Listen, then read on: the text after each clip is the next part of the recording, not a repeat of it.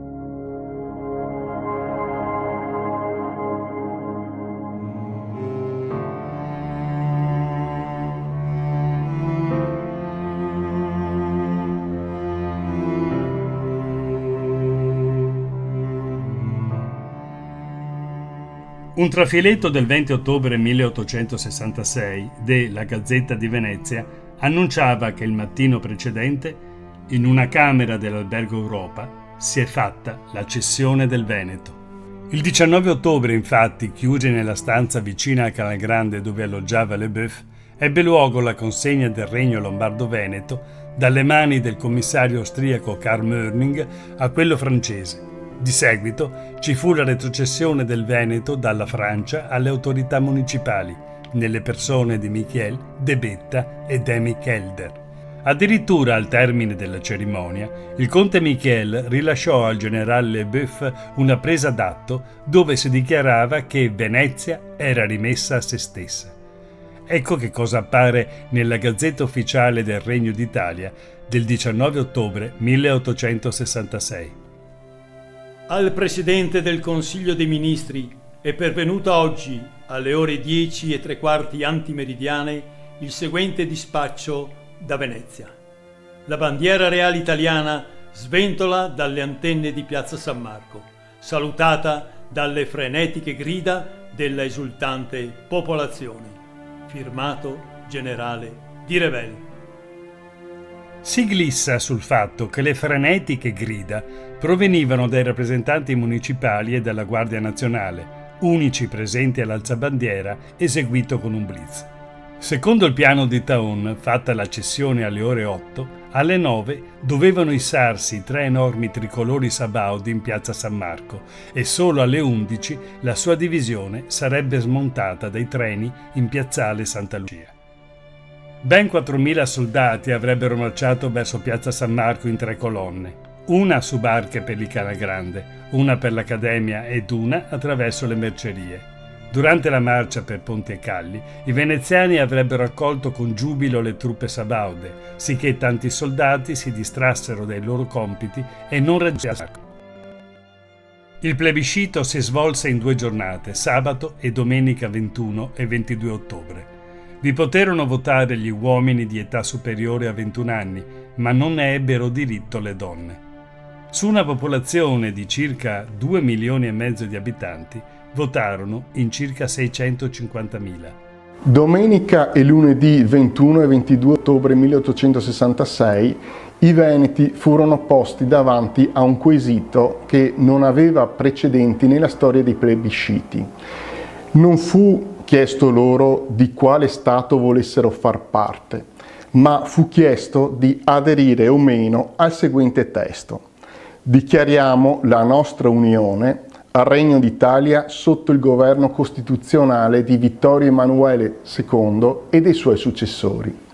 Una spiegazione per tale stranezza può venire da discorsi dell'epoca, riportati nel libro dato sul plebiscito. Il comunicato del Consiglio Bettino Rasoli, datato 16 ottobre, poneva la seguente questione: ma i Veneti non hanno già scelto un re ed un governo proprio fin dal 1848, con solenne e spontaneo plebiscito? Gli emissari di Carlo Alberto, infatti, tra il 30 maggio e il 5 giugno 1848 avevano chiamato al voto le sole città di Treviso, Padova, Vicenza e Rovigo, che avevano il nemico alle porte.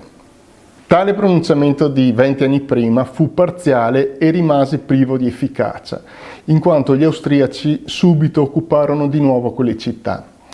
Proprio il 1848 aveva infatti dimostrato che i Veneti volevano rifondare la Serenissima.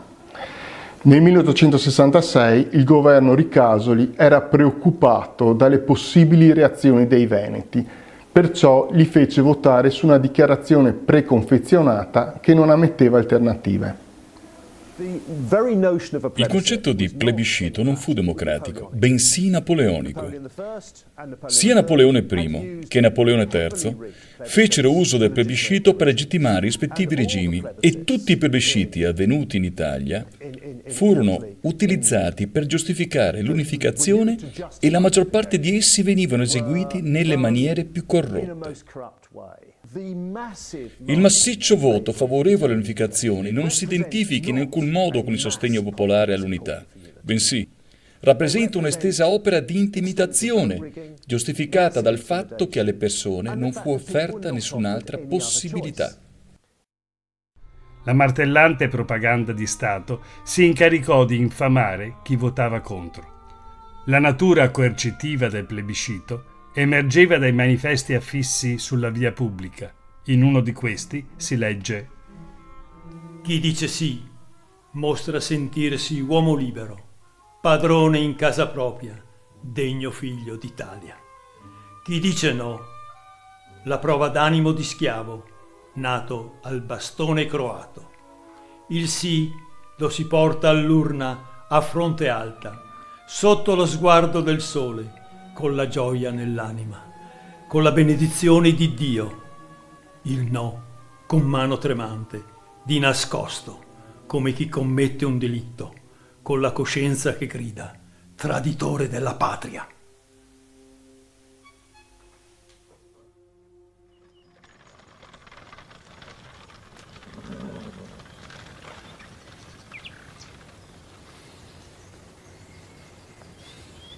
Insomma, cos'è questa storia? Non viene nessuno qua. Eccellenza, finché a non venire sono i contrari è meglio, no? La Gazzetta di Verona, il 17 ottobre 1866, annunciando il plebiscito, scrisse: Sì vuol dire essere italiano ed adempiere al voto dell'Italia. No vuol dire restare veneto e contraddire al voto dell'Italia. L'espressione restare veneto dice tutto. Il clero cattolico fu reso oggetto di minacce, con frasi di questo tenore: ricordino i parroci che ove in alcune parrocchie questo voto non fosse sì aperto, sì pieno, quale lo esige l'onore delle Venezie e dell'Italia, sarebbe assai difficile non farne mallevadrice la suddetta influenza clericale e contenere l'offeso sentimento nazionale dal prendere contro i preti qualche pubblica e dolorosa soddisfazione. Queste cautele, adatte ad una terra da sottomettere a forza, facevano a pugni con l'unanimità di consensi che fu sbandierata. L'occupazione militare era in corso a Venezia dal 19 ottobre. Il sì era già un dato di fatto, che nulla poteva mutare. Generalità. Angelo Pavan fu Giuseppe e Agnese Mazzon, 22 settembre 1803. Intenzione di voto? No. Che cosa? Ci prendi in giro? Abbiamo forse un anti-italiano qui? Io veramente... Ignorante! Ecco che cosa sei. Ci farai vergognare di fronte a tutti i seggi della provincia. Rideranno di noi! Sì! Va bene. Mi scusi, Ser Gradinigo, mi scusi. Scrisse Taon di Revel. Le autorità comunali avevano preparato e distribuito dei biglietti col sì e col no, di colore diverso. Inoltre, ogni elettore, presentandosi ai componenti del seggio, pronunciava il proprio nome e consegnava il biglietto al presidente, che lo depositava nell'urna. Il fatto che ci fossero urne separate nelle quali venissero inserite le schede dimostra quanto tutto ciò rese più facile identificare chi fosse contrario. La gente percepì di non aver scelta e alla fine non ebbe scelta perché erano presenti anche soldati armati di baionetta. Qualcuno doveva pur consegnare il biglietto da votare e ciò permetteva ai funzionari di segnalare quello più gradito. Verso i tanti analfabeti di allora, la procedura negava sia ogni margine di scelta che segretezza nel voto. Altre istruzioni recitavano: Vi devono essere 2 urne separate sopra un tavolo. Sopra una sarà scritto ben chiaro il sì, sopra l'altra il no. I protocolli sono 2, uno per i votanti che presentano il biglietto del sì, l'altro dei votanti che presentano il biglietto del no. Così i dissidenti restavano schedati. Per non farsi mancare nulla, le istruzioni di un commissario del Veronese disponevano che la commissione quindi conclude il presente protocollo gridando: Viva l'Italia unita sotto lo scettro della Casa di Savoia. il giorno 27 ottobre 1866 il presidente della Corte d'Appello di Venezia, Tecchio, dichiarò al mondo i seguenti risultati: votanti 647.495, favorevoli 647.426, contrari 69 e voti annullati 567. Il plebiscito del 1866 fu chiaramente fasullo, fu organizzato in maniera molto maldestra e di fatto il risultato era già noto in anticipo. Non si può dar credito ai risultati ufficiali. Però è interessante che quel voto abbia avuto luogo. Ed ebbe luogo perché le potenze riunite a Vienna il 3 ottobre decisero che il passaggio del Veneto all'Italia dovesse trovare una sua legittimazione nella volontà del popolo veneto. Anche allora le diplomazie decedevano, ma avevano bisogno di un sostegno appunto popolare, di una legittimazione. È interessante tutto questo perché 150 anni dopo siamo messi in un certo senso peggio. Una legge decisa dal Consiglio regionale Veneto che indiceva un referendum perfino solo consultivo è stata prima rigettata dal governo nazionale e poi addirittura bocciata dalla Corte Costituzionale. In altri termini, nel 1866 fu tenuto un referendum fasullo, ma almeno si finse di chiedere alle popolazioni venete se volevano stare in Italia oppure no. Oggi siamo in una situazione perfino più illiberale. Il 4 novembre 1866 a Torino, le rappresentanze municipali consegnarono a Sua Maestà il riscontro del plebiscito. Fu emesso allora l'imperioso decreto regio numero 3300 che così disponeva: Le province di Venezia e quella di Mantova fanno parte integrante del Regno d'Italia. Una ironia spareò dalle battute finali del discorso tenuto dal podestà di Venezia, Giustiniani, nella Sala del Trono. Sire, quei 641.757 sì raccolti nelle nostre province offrono all'Europa tutta una novella testimonianza della concordia italiana e danno alla nazione la certezza che l'era dei sacrifici è chiusa per sempre ed incomincia quella di uno sviluppo progressivo di tutte le nostre forze. Furono le classiche ultime parole famose, prima di lacrime e sangue. Alcuni storici importanti sono arrivati a giustificare le falsità, gli imbrogli del referendum del 1866 sulla base di una sorta di contestualizzazione, cioè dicendo che in fondo era normale nell'Ottocento che fossero le diplomazie soltanto a decidere, che fossero i poteri e che le popolazioni fossero consultate così in maniera puramente formale. Non credo che questo sia vero. Non stiamo parlando di quale età strana, stiamo parlando del 1800, cioè di un'età nella quale il principio di nazionalità stava affermando e le idee democratiche da molto tempo circolavano ovunque. Se il 3 ottobre a Vienna fu deciso di far votare i veneti è perché nello spirito del tempo non c'era in realtà possibilità di ignorare questo passaggio. Era importante per l'Italia e per altre potenze che ci fosse davvero l'appoggio dei veneti, un appoggio, come dire, che fu allora puramente formale, ma che era ritenuto fondamentale per legittimare l'italianizzazione del Veneto. Il 7 novembre faceva trionfale ingresso per un grande colloquio, quale seguì l'immancabile Te Deum in Basilica di San Marco e un discorso dalla balconata. Furono elargite 100.000 lire alle famiglie povere dei patrioti che avevano fiancheggiato il nuovo ordine, ma non furono disimpegnati i beni dei poveri presso il Monte di Pietà, che coprivano debiti ammontanti a 765.128 fiorini. Era arrivata l'Italia.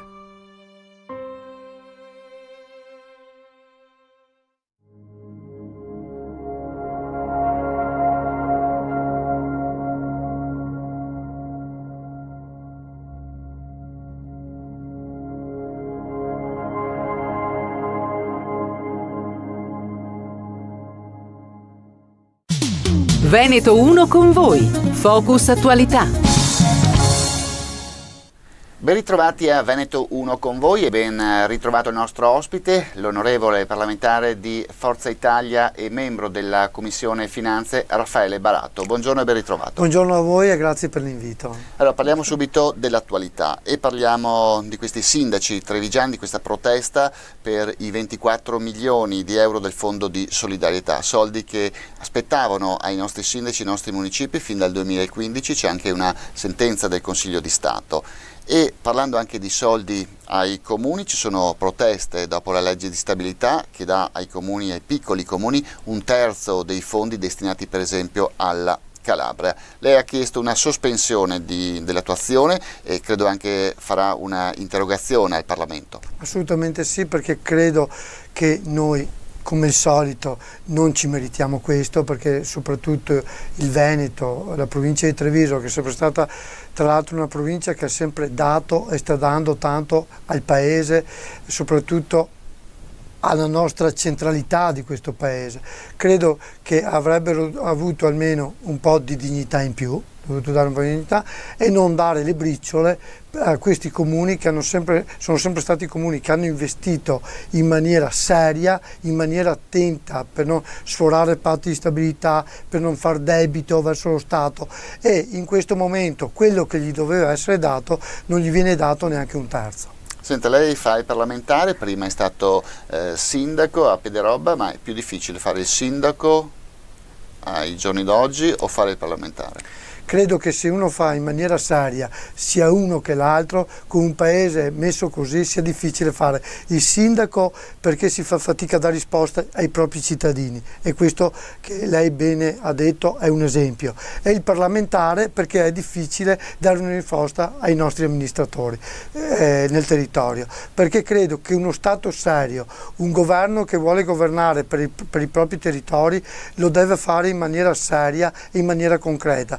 Quando parliamo concreta e seria vuol dire dare a ogni territorio quel che gli aspetta, non si chiede nient'altro di più, e in questo momento viene tradito questo territorio.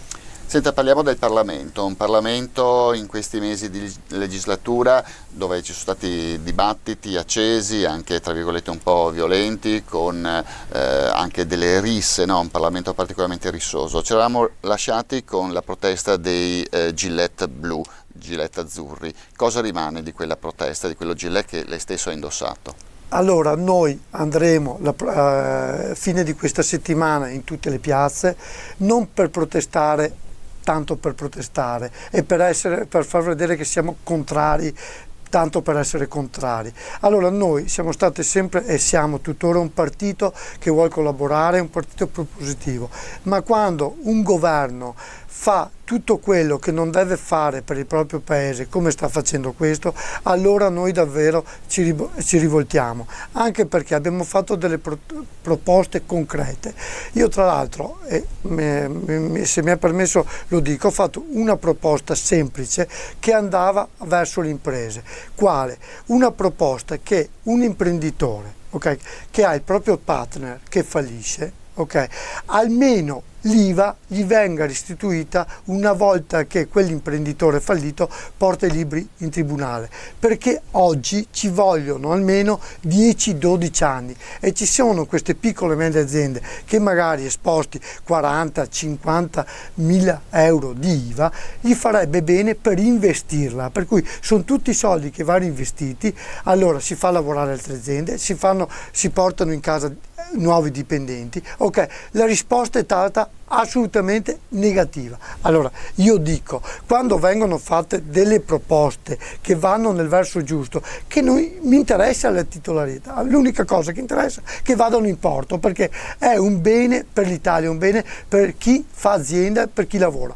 Allora quando su una proposta che con 400-500 milioni di euro poteva portare nel territorio almeno 1 miliardo di euro, io credo, in territorio italiano, io credo che una proposta come questa venga detto no, credo che vuol dire che non si guarda proprio per chi vuole investire. Allora, se prima non guardiamo le imprese, chi vuole investire nel territorio, non possiamo essere e dire di parlare di sviluppo. E però stiamo parlando di un governo, almeno il 50% è un governo amico, tra virgolette, di Forza Italia. Sappiamo che lei nel suo collegio è stato eletto e mandato a Roma anche con i voti ovviamente della Lega. Assolutamente sì, ma io dico agli amici della Lega, e l'ho detto più volte, noi dobbiamo lavorare per il territorio, dobbiamo lavorare essere trasversali, come fanno al sud, come fanno in tutti i posti dove interessa il territorio. Con queste leggi che sta facendo questo governo, reddito di cittadinanza, credo che non stiamo lavorando per un territorio come il nostro, perché il miglior reddito di cittadinanza, come io ho sempre detto, è creare posti di lavoro. Credo che quello sia il più bel reddito di cittadinanza, per cui cosa bisogna fare? Dare una mano alle nostre imprese che investino nel territorio e non far sì che le imprese scappino. Noi dobbiamo far sì che le imprese rimangano qui, che investano qui, e credo che quello è il più bel reddito di cittadinanza, perché creare redditi di cittadinanza per creare bei divani, credo che non facciamo sicuramente niente per questo paese.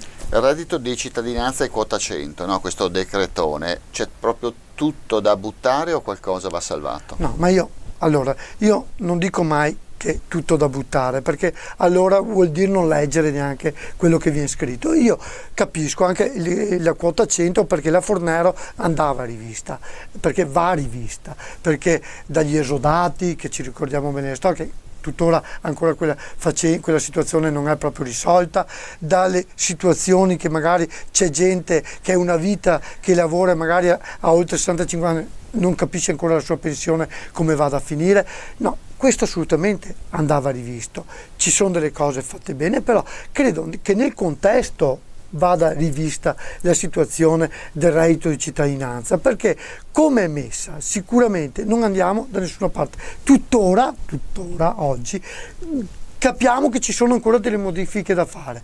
Inutile che vogliamo copiare la Germania, che sono decenni che portano questo. Lì ci sono una situazione totalmente diversa. Noi non dobbiamo dire faremo come la Germania, perché è la situazione diversa che ha la Germania, che oggi non è l'Italia. Allora noi dobbiamo fare le cose in maniera concreta, e in concreta vuol dire farle subito.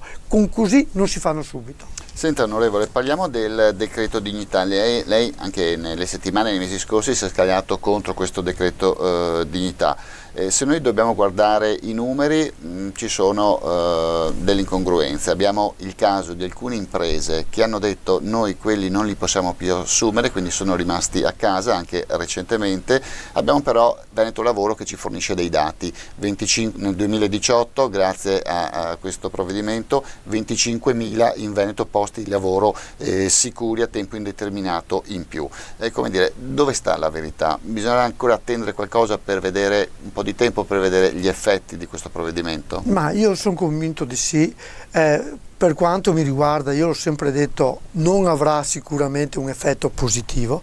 Io sono contento che ci siano dei dati come ha dato Veneto Sviluppo, perché credo che quando il lavoro per uno diventa una cosa sicura, sicuramente dobbiamo esserne tutti contenti. Però io sono convinto di un'altra cosa, che la flessibilità sia il futuro per questo Paese, anche nel lavoro.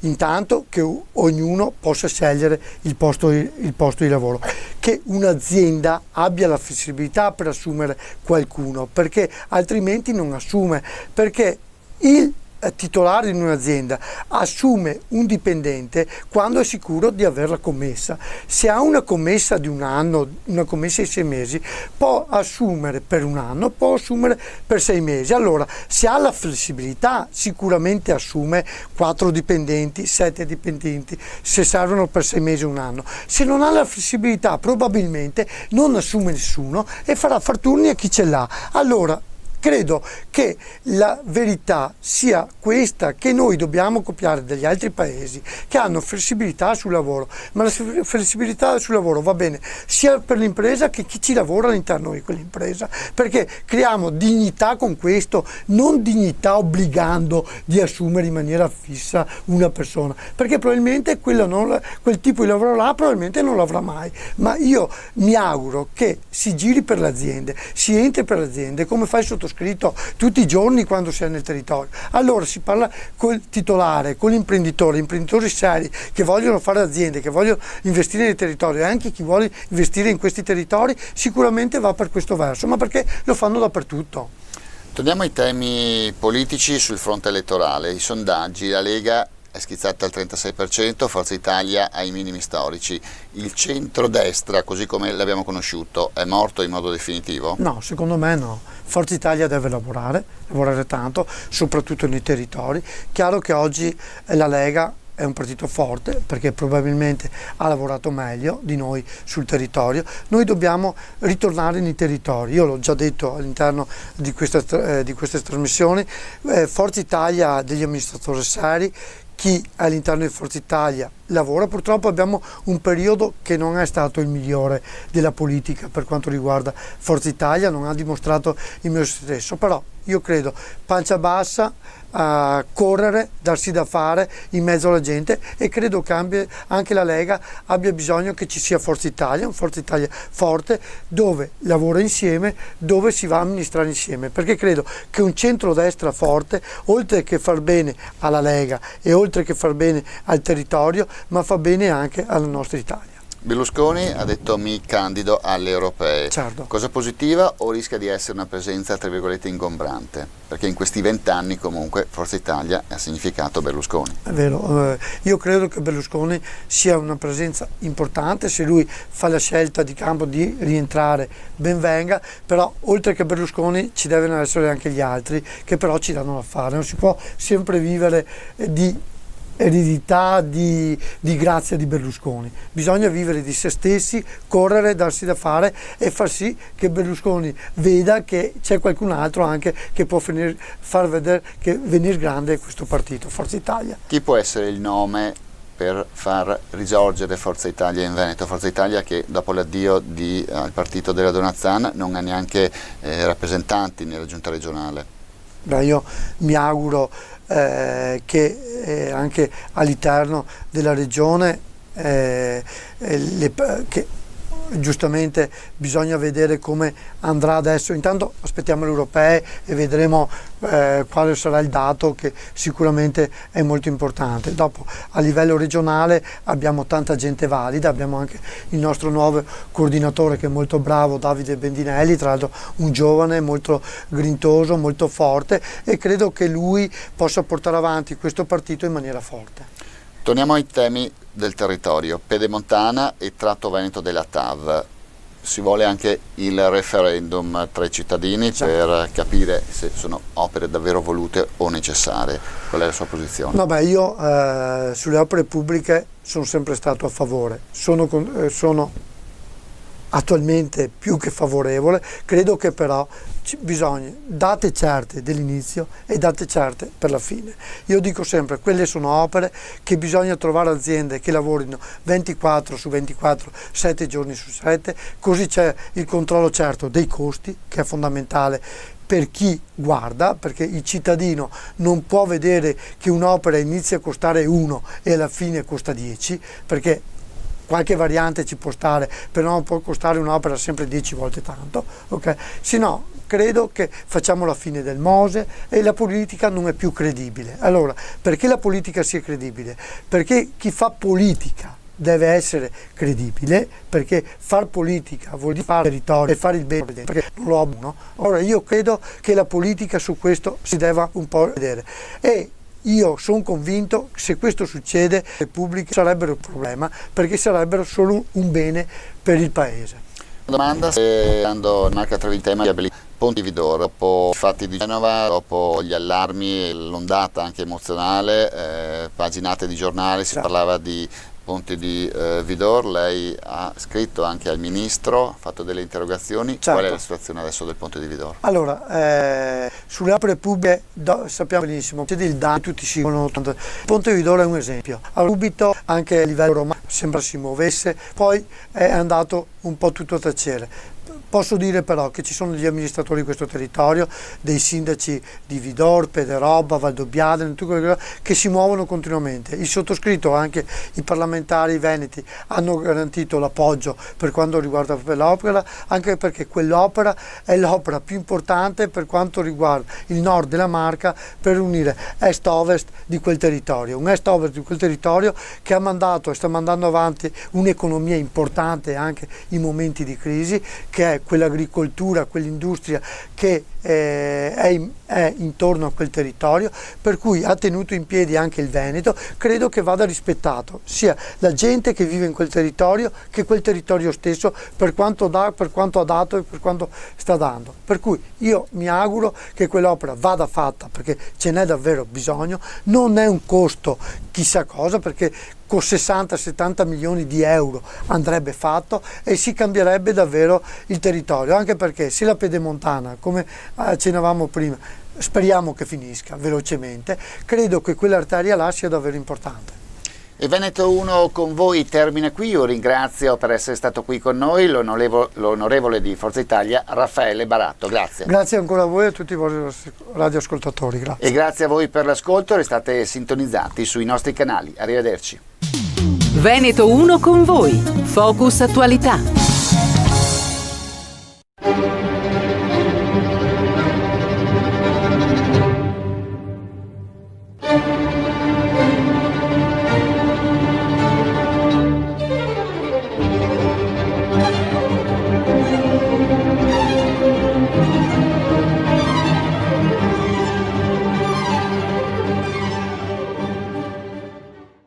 Cari ascoltatori, benvenuti nella puntata di Veneto 1 Classica.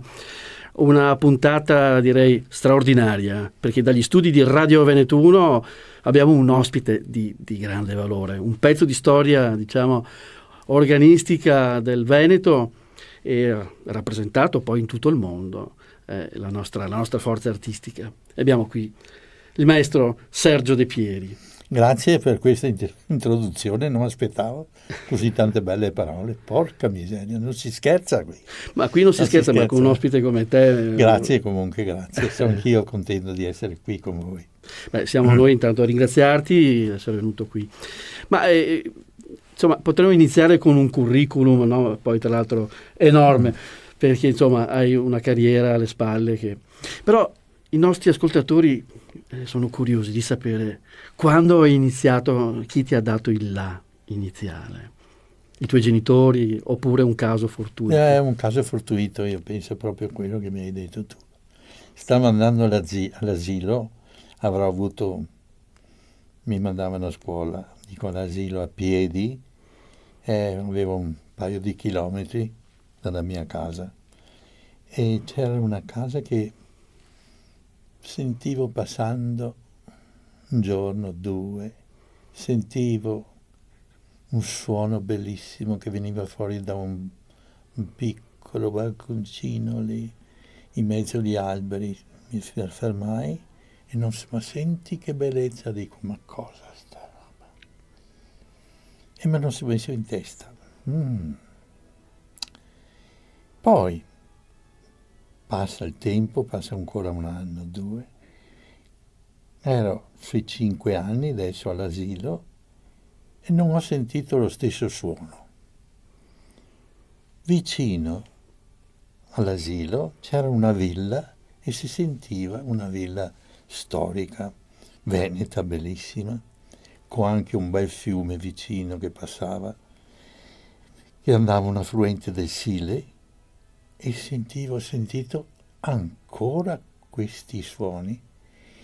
E poi mi dicevano che c'era una ragazza che studiava il pianoforte e quello sarebbe stato il pianoforte per me. Era il pianoforte che ancora non riuscivo a immaginare lo strumento. Da lì sono partito con la musica. Bellissimo questo inizio, questa poi fantasia che ci poi fa... siccome dopo io ero anche chierichetto nella chiesa, avevo anche una voce abbastanza bella di soprano e cantavo con il coretto della chiesa mia, no? E lì ho avuto un altro colpo. Il primo vespero di pomeriggio, di domenica pomeriggio, ho sentito l'organo. Vedevo queste canne, questo organone, ma non avevo mai sentito, e di colpo ho sentito l'organo.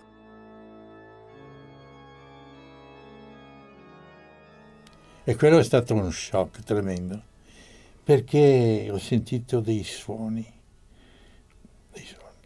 non ti dico stupendi, ma la continuità del suono, no? Questi accordi che si ripetevano, era una cadenza, uno che sa la musica un po', facevamo la cadenza perfetta, primo, quinto, cioè la tonica e la dominante, e andava giù sulla tonica. Era dominante do, sol, ma con l'armonia grossa. E questo qui era perché non erano tutti attaccati i suoni, mentre il pianoforte, che mi ricordo, si sentiva la percussione, invece qua, e stava fermi. E questo, caro mio, ma dico, questo è lo strumento che voglio suonare anch'io. E allora tra questo e quello ho cominciato. Quindi tu sei conosciuto in tutto il mondo come insomma un organista straordinario, eccetera. Però la mia passione era il pianoforte, capisci? Perché prima di tutto i primi suoni l'ho avuti. Poi un altro shock l'ho avuto sempre passando vicino a questa casetta. Ho sentito l'orchestra, mamma mia, dico, non riuscivo a capire questi suonerini del violino così acuti, ma cosa sono? Mi sembrava i fischi di un venticello, ma cosa, non riuscivo a immaginare. Finalmente mi hanno detto che erano i violini. forse il violino, e dopo che l'ho sentito ho capito cos'era il violino che avevo sentito. Anche lì è stato un colpo tremendo, no? Sentire l'orchestra. E così è stato il mio inizio alla musica. Cioè un colpo, ma diciamo un amore, Sì, a prima sì, vista, con la musica, sì. perché come racconti Sì, sì, sì. si sente che hai questa... Sì, non volevo fare più niente, volevo solo imparare a suonare.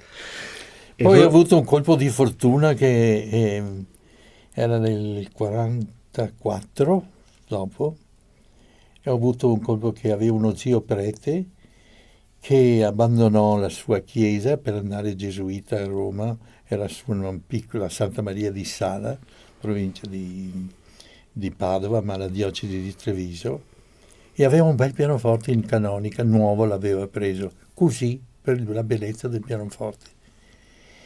E andò gesuita, mio papà ha dovuto portarsi a casa il pianoforte, ma non sapevamo dove metterlo perché la casa non era abbastanza grande, l'abbiamo portato da un altro zio, proprio nel mio paesetto, abbiamo portato questo pianoforte, però quando ho visto il pianoforte dico, quello è proprio un miracolo.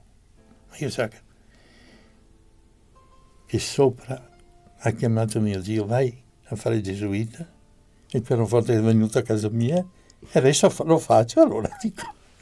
E allora ho detto, adesso suono il pianoforte. E quindi i miei erano... No, non sapevano niente di piano, no? Avevamo una piccola campagna, bellissima.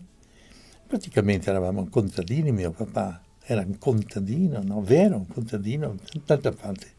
Anche Giuseppe Verdi, venuto fuori da una famiglia di contadini. E quando ho sentito che volevo suonare il pianoforte, mi dico, ma è matto questo qui. Nessuno ha mai studiato il pianoforte in campagna. E io dico, non vado più a scuola se non voglio imparare. Fortunatamente c'era una maestra sfolata da Treviso, che era una pianista, in un'altra casa di contadini. Erano due sorelle, una violinista e una pianista.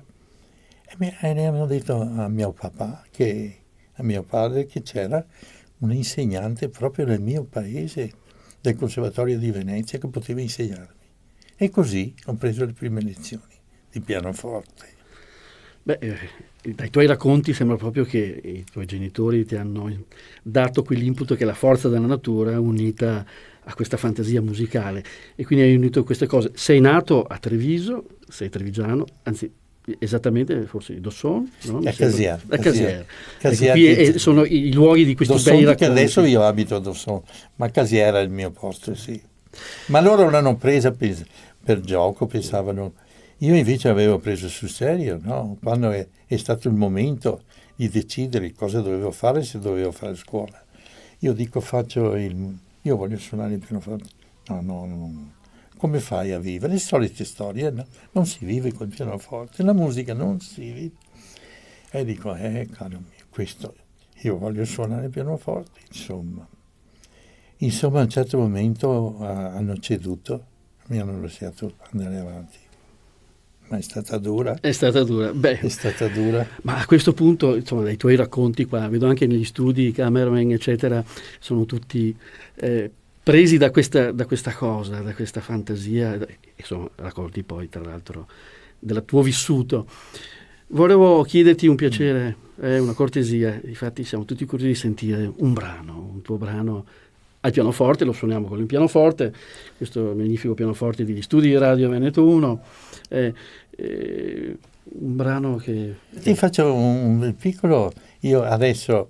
A proposito, io sono ritornato dopo tanti anni, sono forte e ho fatto un disco anche, lo farò in giro fra poco. Ma anche Federico Chopin suoni? Sì. Adesso ritornato, qui è un'altra storia, un'altra volta racconto.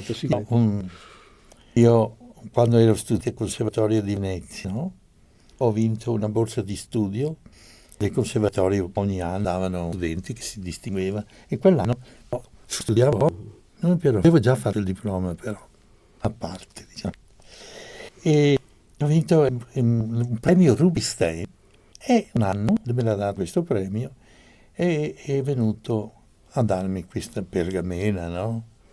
Era un inverno freddo, mi ricordo nel salone del conservatorio, questo uomo con i capelli bianchi, mi sembrava ti moriva, talmente maestoso, no?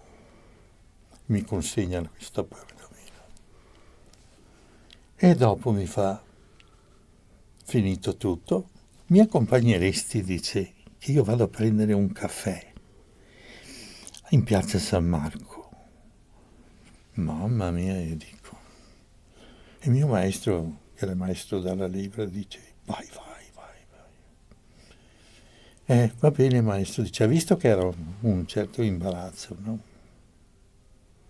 Camminiamo, dice, ma io ho letto qua su che tu studiavi il pianoforte e avevi, come mai sei passato all'organo? E dico, maestro, e poi sono andato, ho fatto il militare, avevo 19 anni e ho perso un anno, e fa un anno. Io dico, ho perso la tecnica, adesso come faccio io a diventare pianista? Ho perso un anno, ma io ero troppo. Dice, stai, Rubinstein mi fa, ma stai scherzando? Dice, un amico mio, dice, ha cominciato a suonare il pianoforte a 38 anni, adesso ne ha 45, famoso pianista, e tu a quell'età lì hai perso la tecnica. Ma peccato, però, dice, tu ce l'hai dentro il pianoforte. Dice, un giorno, magari quando avrai 80 anni, ritornerai al pianoforte. Ma non è stato vero, che adesso io ho 83 anni. Ho 83 anni. Ho cominciato il pianoforte. Non è mai troppo tardi. Bene, allora, Sergio De Pieri ci fa ascoltare il preludio dal clavicembalo ben temperato, il numero 1, in do maggiore. In do maggiore? Sì. Buon ascolto.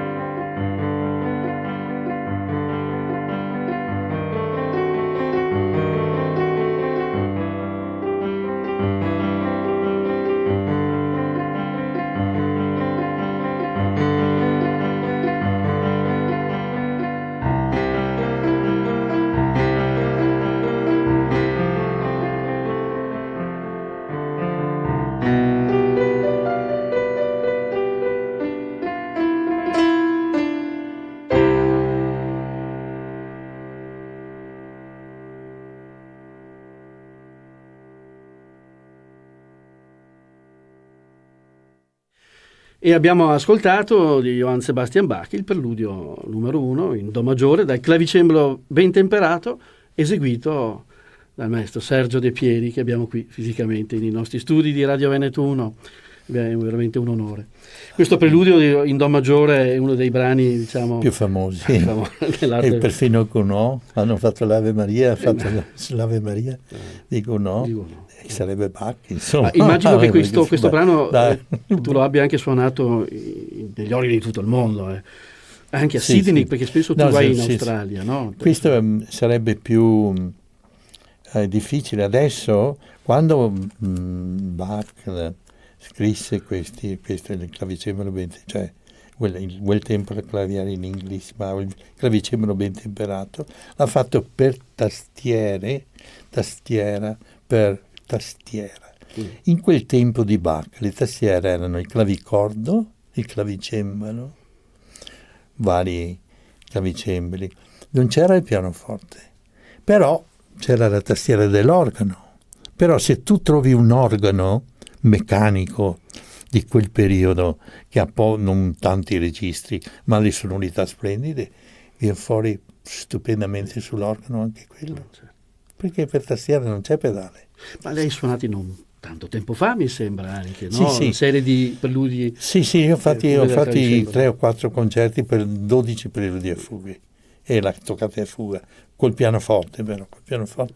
È stato un divertimento perché passare dall'organo al pianoforte sembra, però dà molta soddisfazione anche il pianoforte. La tua scuola viene dalla scuola di Germania, di quella tradizione, diciamo, organistica di virtuosi organisti di grande fama internazionale. Sì, proprio è il primo mio maestro. Cominciamo con i miei maestri prima. Io ho avuto qui a Treviso, io mi sono diplomato con un maestro, guarda, che era una meraviglia, era un uomo stupendo. Mi sono diplomato col maestro Luigi Pavan, privatamente. Prima di entrare in Trevigiano. Sì. È stato il maestro di tutti i musicisti di quel periodo lì nostro. Quanti ne ha insegnati? Quanti diplomi ha fatto il maestro Pavan? Non hai neanche l'idea. Perfino Pasut, il maestro Pasut. Dopo tutti quanti sono stati allievi nella sua scuola. E dopo io sono passato all'organo. No? Poi ha insegnato per molti anni invece nel nostro Conservatorio Benedetto Marcello. 20 anni. Hai fatto 20 anni al conservatorio. Sì. E lì hai sfornato tantissimi grandi, bravissimi allievi. Sì. Penso che ne hai. Ma mi sembra che avevo avuto un allievo che si chiamava Giorgio Sini. Diciamo, abbiamo scoperto, sì, sono stato tuo sei stato il mio maestro. Eri tu quando mi hai detto io adesso devo continuare a suonare il pianoforte, perché io avevo in mente anch'io il pianoforte, ti ho lasciato andare. Eri nella mia scuola d'organo. Era un po' discolo però. Ma tu eri pianista proprio, non volevi sapere delle canne dell'organo. L'amore per Chopin me l'hai dato tu. Almeno quello. No? Maestro Sergio De Pieri, tu hai sfornato tanti allievi, eccetera, però tra l'altro sei anche artefice, oltretutto, anche di festival anche importanti, tra cui anche questo importantissimo internazionale che è in Australia. Sì, so che sei più in Australia che a volte qui in Italia, metà sei in Australia. Quasi 9 mesi adesso, ho cominciato con 3 mesi, poi 4, poi 5, poi 6, adesso sono arrivato a 9 mesi, no, 7 mesi vado in Australia, 7-8 mesi. E quindi è un mondo io ho un anche... festival, però mi sono rifatto col pianoforte anche, perché ho un festival, ho inventato il mio festival. Che si chiama, scusa, diciamo Beethoven Festival a Melbourne. Oh. A 15 anni, ma il grande mio festival di tutta la musica, diciamo, qualsiasi genere, orchestre, cori, tutto, dal 1200 fino ai tempi nostri. È il festival di Ballarat. Di Ballarat. Sì. Che mi dicevi addirittura si fanno 2 concerti al giorno, 3? 3 concerti al giorno, mattina, pomeriggio e cucina la sera. E cucina. Io vorrei anche informare... 30 concerti in 10 giorni. I nostri ascoltatori che sei tra l'altro anche appassionati di cucina. Sì, no? ma 25 anni l'anno prossimo. 25 anni ha fatto questo festival. L'anno prossimo sarà il 25esimo. Quindi sarà un grande... Perché tutti dicevano, il festival di musica classica dura 10 anni e poi... 25 anni. Dopo 10 anni cresceva, dico no, il mio festival non finisce adesso. Chissà quando finirà, siamo arrivati a 25 anni adesso. 25 anni, quindi con programmi poi vastissimi. Sì, sono aperti anche con i concerti d'organo, c'è il pianoforte, organo, orchestra, passioni di Bach, tutto. Gli organi in Australia sono degli organi che hanno una buona sonorità, come sono? Certo, sono organi inglesi naturalmente, ma però abbiamo avuto anche un organaro a Melbourne nel 1850-60, dove ho ucciso anche io un disco lì, e questo organaro studiò in quel tempo lì in Francia proprio l'organaria e ha fatto dei bellissimi organi con la timbrica francese un po', e ne ha uno speciale, proprio l'organo di César Franck, bellissimo. Però proprio faceva organi meccanici con impronta un po' di sonorità tipiche inglesi, no? Ispirate un po' anche a qualche organo italiano antico di Ma quel è tempo. in Australia che c'è anche l'organo più grande del mondo, mi sembra? Sì, uno A dei più Sydney? grandi del mondo, a Sydney. Sì. Quante canne ha? Avrà, non so, di 20.000. 20-30.000 canne. E questo sono organi, tra l'altro, che hanno una Lui ha 64 piedi, la canna più grossa. 64 piedi? È grosso, un tubo così grande. Alto, 60. E lì andrebbe bene sicuramente potrebbe suonare la famosa passacaglia, che poi è un tuo cavallo di battaglia, la passacaglia di Bach. Solo gli ultimi accordi, sino butti giù lontano. Si butta giù Melbourne, credo.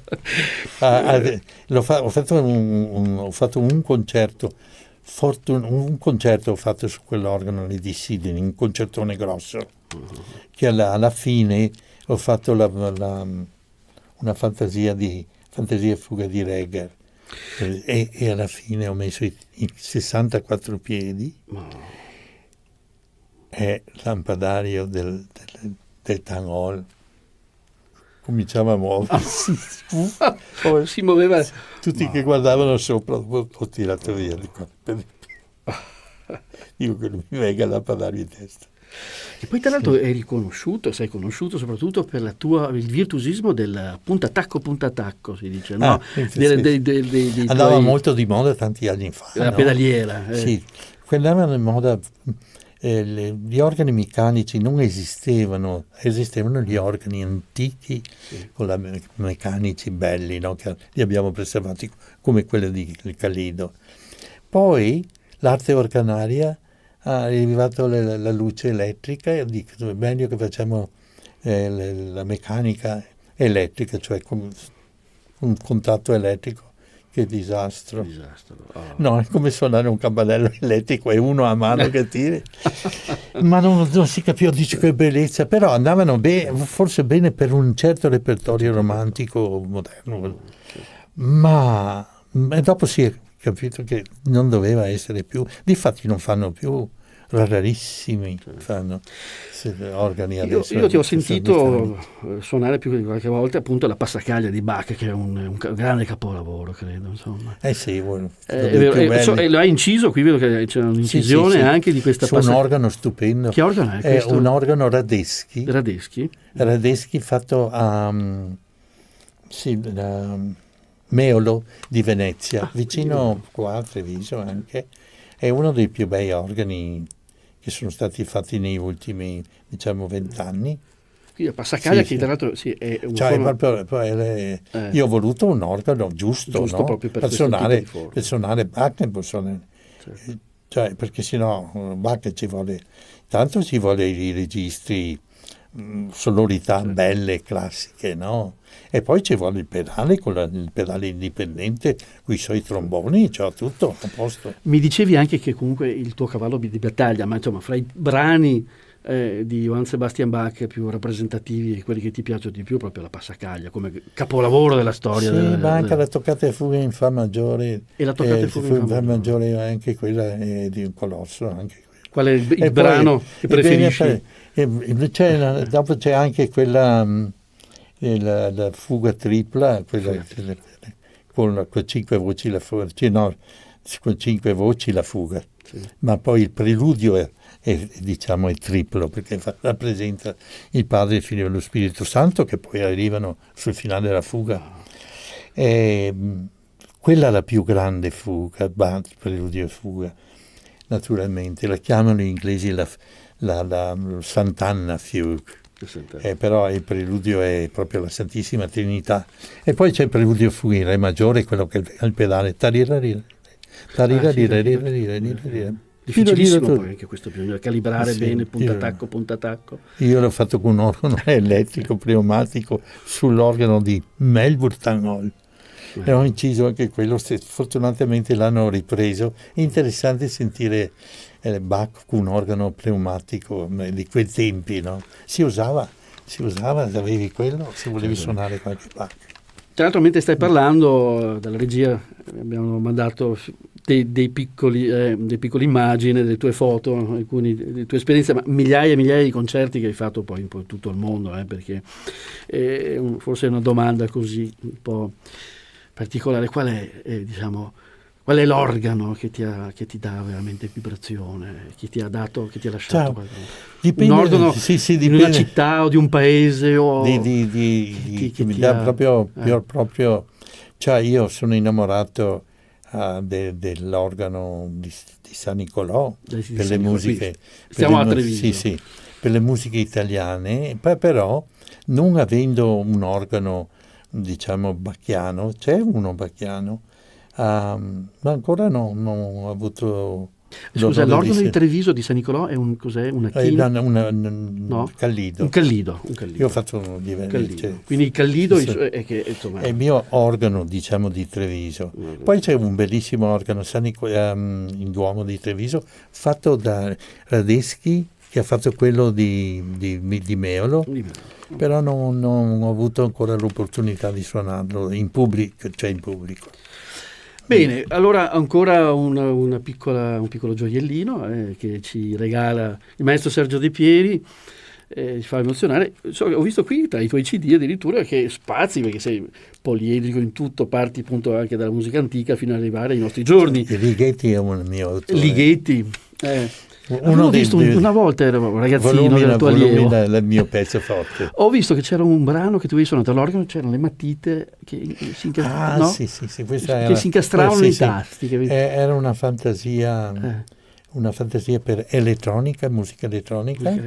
Sì, c'era la synthesizer, si chiamava. Synthesizer. Ho visto una matita che avevi collocato era i colori, nell'organo. Era una fantasia di colori. Sei sempre stato aperto, voglio dire, a ogni. Sì, a me piace molto. Ma qui vedo tra l'altro Sergio De Pieri suona Morricone al pianoforte, naturalmente. Sì, perché quando sono ritornato, un mio amico che suona la chitarra e che aveva famoso Massimo Scatulin, chitarrista, abbiamo avuto ospite anche qui. Mi mette sopra il pianoforte un giorno, viene lì, mi mette sopra il pianoforte dei spartiti di Morricone, degli arrangiamenti di Morricone, e dice: guarda un po' se ti interessa sta roba. E io ho provato, dice: ma mi sono ricordato tutti i film che ho visto, no, di Sergio Leone. Mamma mia, l'armonica, quello che suona l'armonica, e tutto, sì. Mi metto a suonare, mamma, mi sono immagato subito. Col col mi, la diesis, mi, la diesis. E col pianoforte facevo un certo, poi tiravo via il pedale, mi sembrava di suonarlo io, no? Mi sembrava quello che. Mi è venuto in mente, ma dico, guarda, mi sono informato, non c'è nessun disco per pianoforte, perché tutti gli arrangiamenti sono con l'orchestra, capisci? Non hanno i pezzi, nessuno che sappia io. Mi sono informato, ho guardato anche su YouTube, non c'è niente. Qui vedo appunto una decina di brani che tu hai registrato di Morricone. Senti, allora ci fai questo di ascoltare? Sì, un brano al pianoforte. Sì, una volta c'era in America. Io pianoforte posso farti questo pezzo. E quindi Sergio De Pieri c'era una volta all'America. C'era una volta all'America al pianoforte. È un film di Morricone, di Morricone si chiama, uno dei film sui in America. Buon ascolto.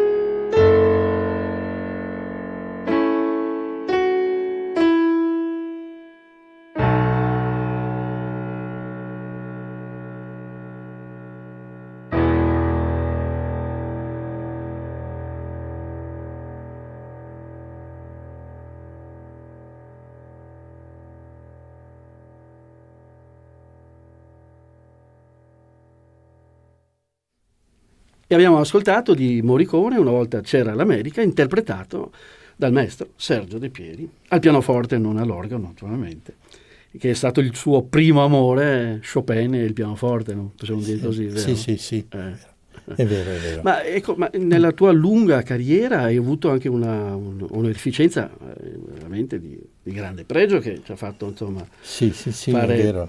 È vero, nel 2005. Nel 2005. Sì. È proprio la regina. Ci puoi raccontare questo? Sì, è un racconto anche sì, interessante, no. mi sembra. Si chiama, allora, in quel tempo era questa onorificenza, no? Non aveva un nome, era Sir in England, nell'Inghilterra. Eri in Inghilterra in quel periodo, no? In Inghilterra, perché questa questa onorificenza dall'Australia, ma l'Australia, la nostra, è la regina d'Inghilterra. Capisci? Noi eravamo... La regina d'Inghilterra dava questa onorificenza, e in Australia un suddito dell'Inghilterra, era Sir.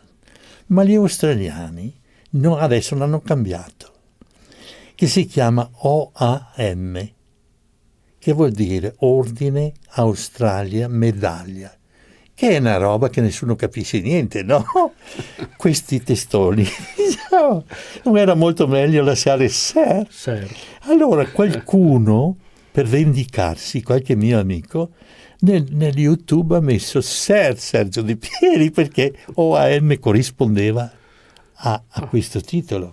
E quando io ho visto, forse qualcuno si ricorda di quei tempi, perché è stato pochissime, cioè è stato, io credo che non credo che ci sia un altro italiano in Australia, forse sono l'unico che ha avuto questo. L'unico che ha avuto questo. Che io sappia, può darsi che dopo che ne salta data fuori. Data mano dalla regina. Sì. Ecco, naturalmente è stata una non festa. È cosa da poco, No, una festa, perché ti chiamano quando ti danno questa onorificenza. Ho dovuto andare a Sydney, no? Su un parco stupendo, del governatore, nella casa del governatore. Era una donna in quel periodo, e lì ti fanno una festa, c'è un concerto prima, poi ti chiamano uno per uno, ti raccontano le storie che hai fatto. Me l'ha dato perché ho promosso tanti autori che erano sconosciuti, musicisti italiani, per esempio Frescobaldi, i Gabrieli, Merolo, eccetera. Conoscevano Vivaldi, ma tutti gli altri grandi musicisti del 600, del 500, Monteverdi per esempio. E io li ho fatti conoscere organizzando questi festival. E poi ero insegnante all'università per 10 anni a Melbourne, e ero potuto, attraverso la mia scuola, anche impostare gli esami di questi organisti, nei diplomi, preparandoli anche con la musica veneziana e italiana, soprattutto Frescobaldi, che era il mago dell'organo, Frescobaldi, nel 600, organista a San Pietro in Roma. Aveva in un concerto Frescobaldi 30.000 persone in quel tempo. Adesso ci sono 30.000 persone che ascoltano le grandi Beatles. E questa è una cosa che a volte non sappiamo il motivo, oppure, vabbè, tra virgolette, forse si può anche capire, ma la musica è partita qua, è iniziata quasi dal Veneto, da Venezia. Venezia ha dato i natali a molte forme musicali. Anche. Sì, vuoi vedere la prima toccata per organo l'ho incisa io? E 2 paginette stupende di Andrea Gabrieli. Incisione di Andrea Gabrieli, per tastiera. Meravigliosa. Non esisteva. Nessuna toccata prima, la prima toccata è arrivato e ha messo il nome. Perché Bach ha imparato sicuramente. Anche Bach conosceva tutti, conosceva Frescobaldi, ma Bach anche Vivaldi. Bach e Vivaldi hanno preso poco lo stesso periodo più o meno, ma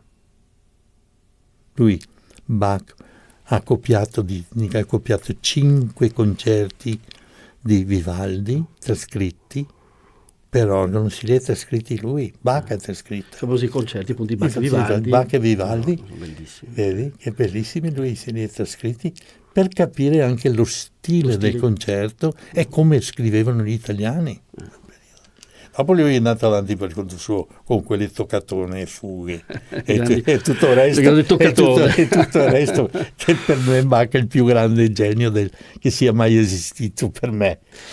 Bene. Per me, va bene. Caro Sergio Di Pieri, il maestro di Farman Internazionale, per noi è stato un onore averti qui, siamo giunti un po' al termine di questa trasmissione.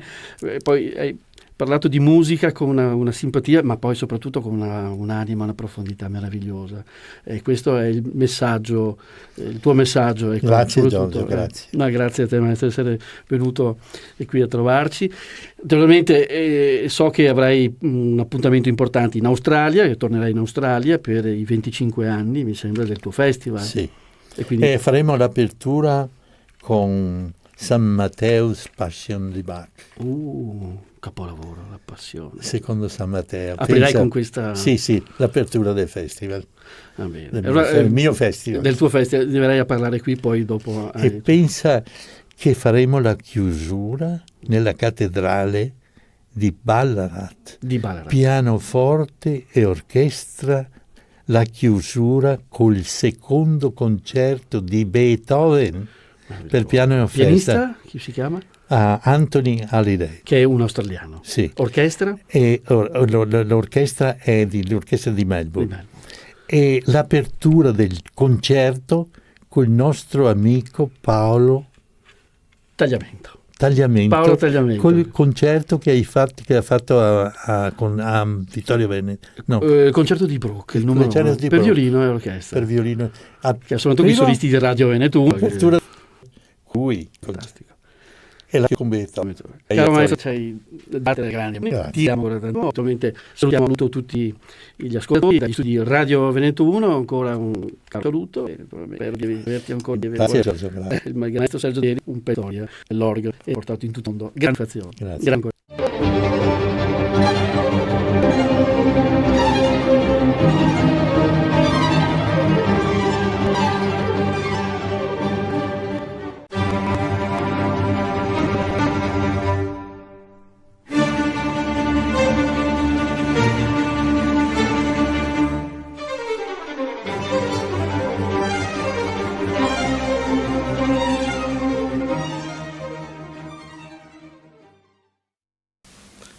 Bentrovati cari amici amanti della cultura.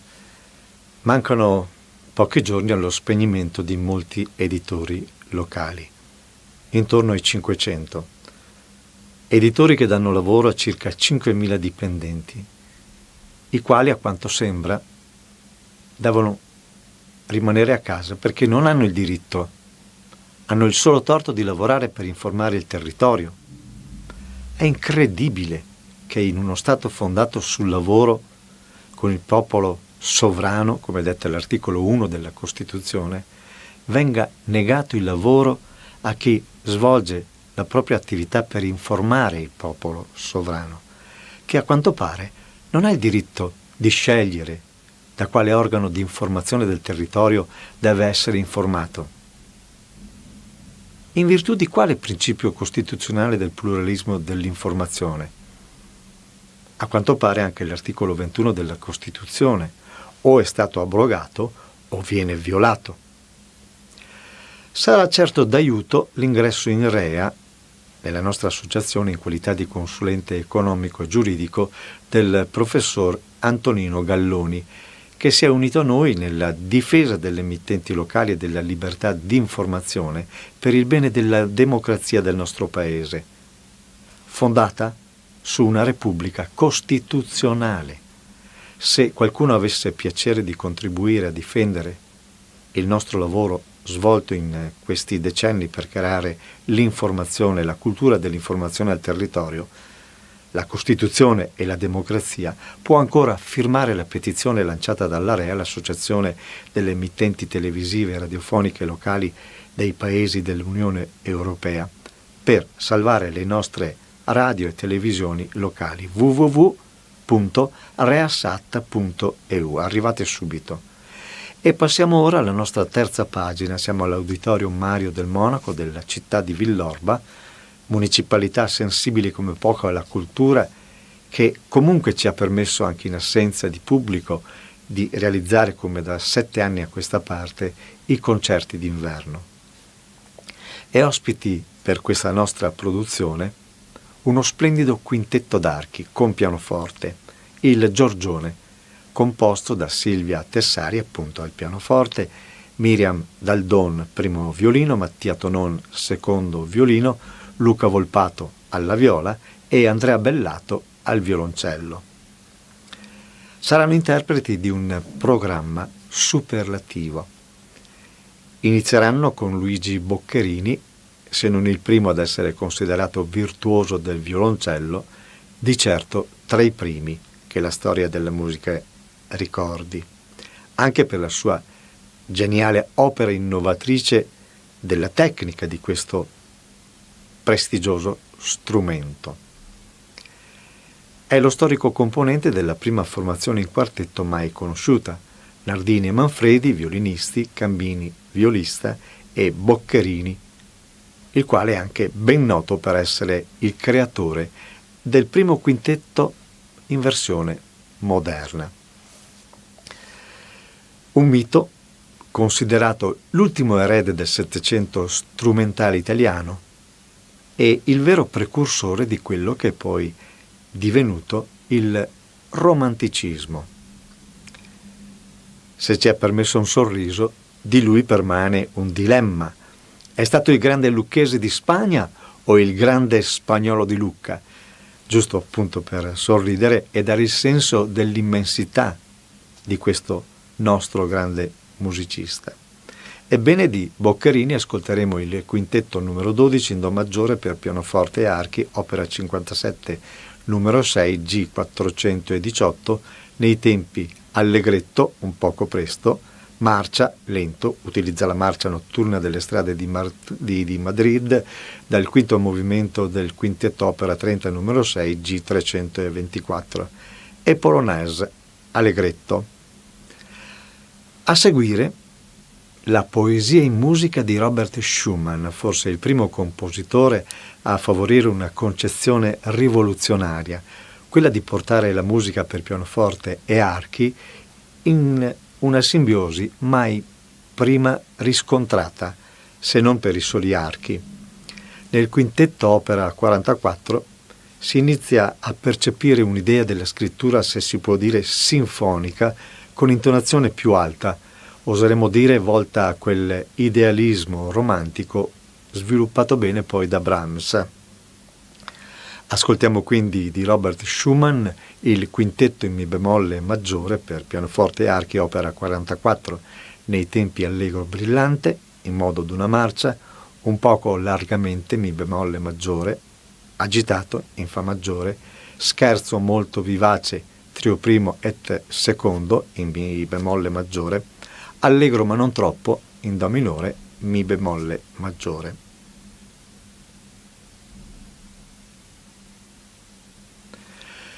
Prima del concerto Andrea Bellato, il violoncellista del quintetto Giorgione, mi aveva confidato che gli sarebbe piaciuto dedicare questo concerto ad una persona di famiglia a lui particolarmente cara. Ascoltando il quintetto durante la registrazione, mi ha colpito la bellezza del primo tempo, l'allegro brillante, un delicato susseguirsi di alternanze e al tempo stesso una dinamica che mi ha fatto pensare agli umori cangianti dello scorrere della vita. A mio modesto modo di vedere, ideale per un tenero, discreto pensiero fatto in musica ad una persona cara e sempre e comunque presente.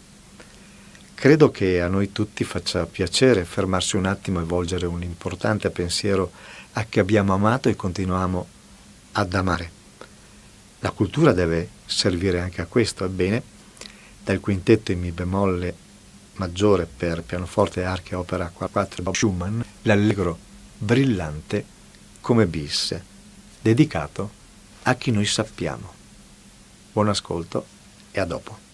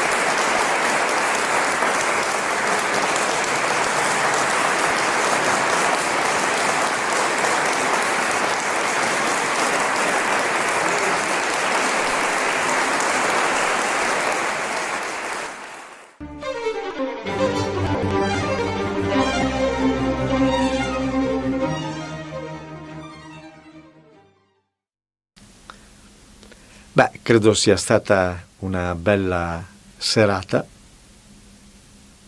meravigliosa, non bella, musica stupenda. Robert Schumann, Luigi Boccherini ci hanno accompagnato in un sogno fatto in musica. Bene, grazie. L'appuntamento è per la settimana prossima, il 5. Sabato 5 saremo in presenza, ritorniamo in presenza grazie alla concessione e al piacere che ha avuto l'amministrazione comunale di Villorba, il sindaco Francesco Soligo e l'assessore alla cultura Eleonora Rosso in prima persona, che hanno voluto incontrare anche il loro pubblico, i loro compaesani. Da 7 anni stanno facendo davvero un gran bel lavoro per la cultura, un esempio un po' per tutti. Permettetemi di ringraziarli e di ringraziare voi. E mi raccomando, pare che ci siamo, speriamo. Teniamo duro, ricordiamo, non dimentichiamoci mai di andare a fare la spesa nei nonni di prossimità, sono tra l'altro quelli che a volte ci portano alla spesa, una comodità unica. Prodotti della nostra terra, nei negozi acquistate lavoro dei nostri dipendenti, aiutiamo la nostra economia, aiutiamo chi crede nel lavoro e crede nel risparmio. Bene, ho detto tutto, grazie e alla prossima.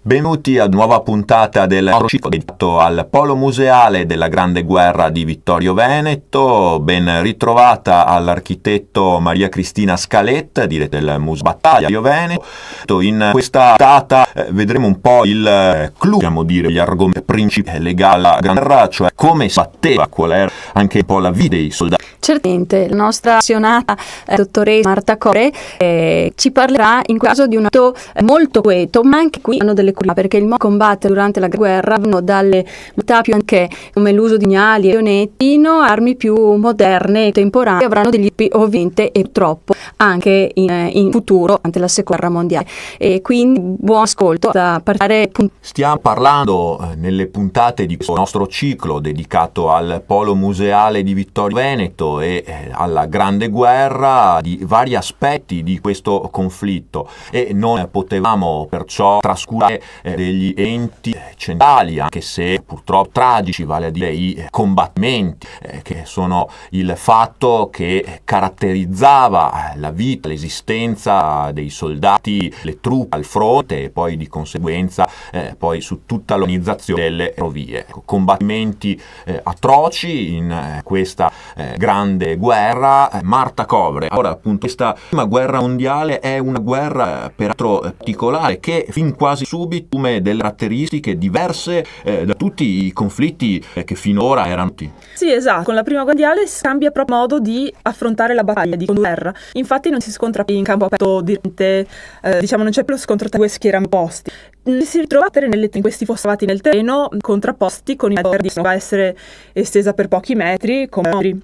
Quindi con l'avanzare del mese di guerra si cercano armi per sbloccare la situazione di stallo, ovviamente. Quella che veniva definita appunto una guerra di posizione, esatto. Che tra l'altro i comandi non prevedevano, poi a un certo punto, ma lo sappiamo un po' tutti, insomma ne vediamo tracce anche sulle nostre montagne, lungo il Piave, sono state recuperate anche proprio in occasione del centenario, questo c'è, e quindi a un certo punto lo scontro, per così dire, si fossizza, come diceva Tacovere, due eserciti contrapposti che si fronteggiano, e l'obiettivo dei comandi è quello in qualche modo di appunto sbloccare questo stallo che alle volte dura per mesi, per anni, persino. Sì, esatto, questo stallo sembra infinito, e quindi nel tentativo di sbloccarlo si introducono nuove armi, come ad esempio i gas tossici.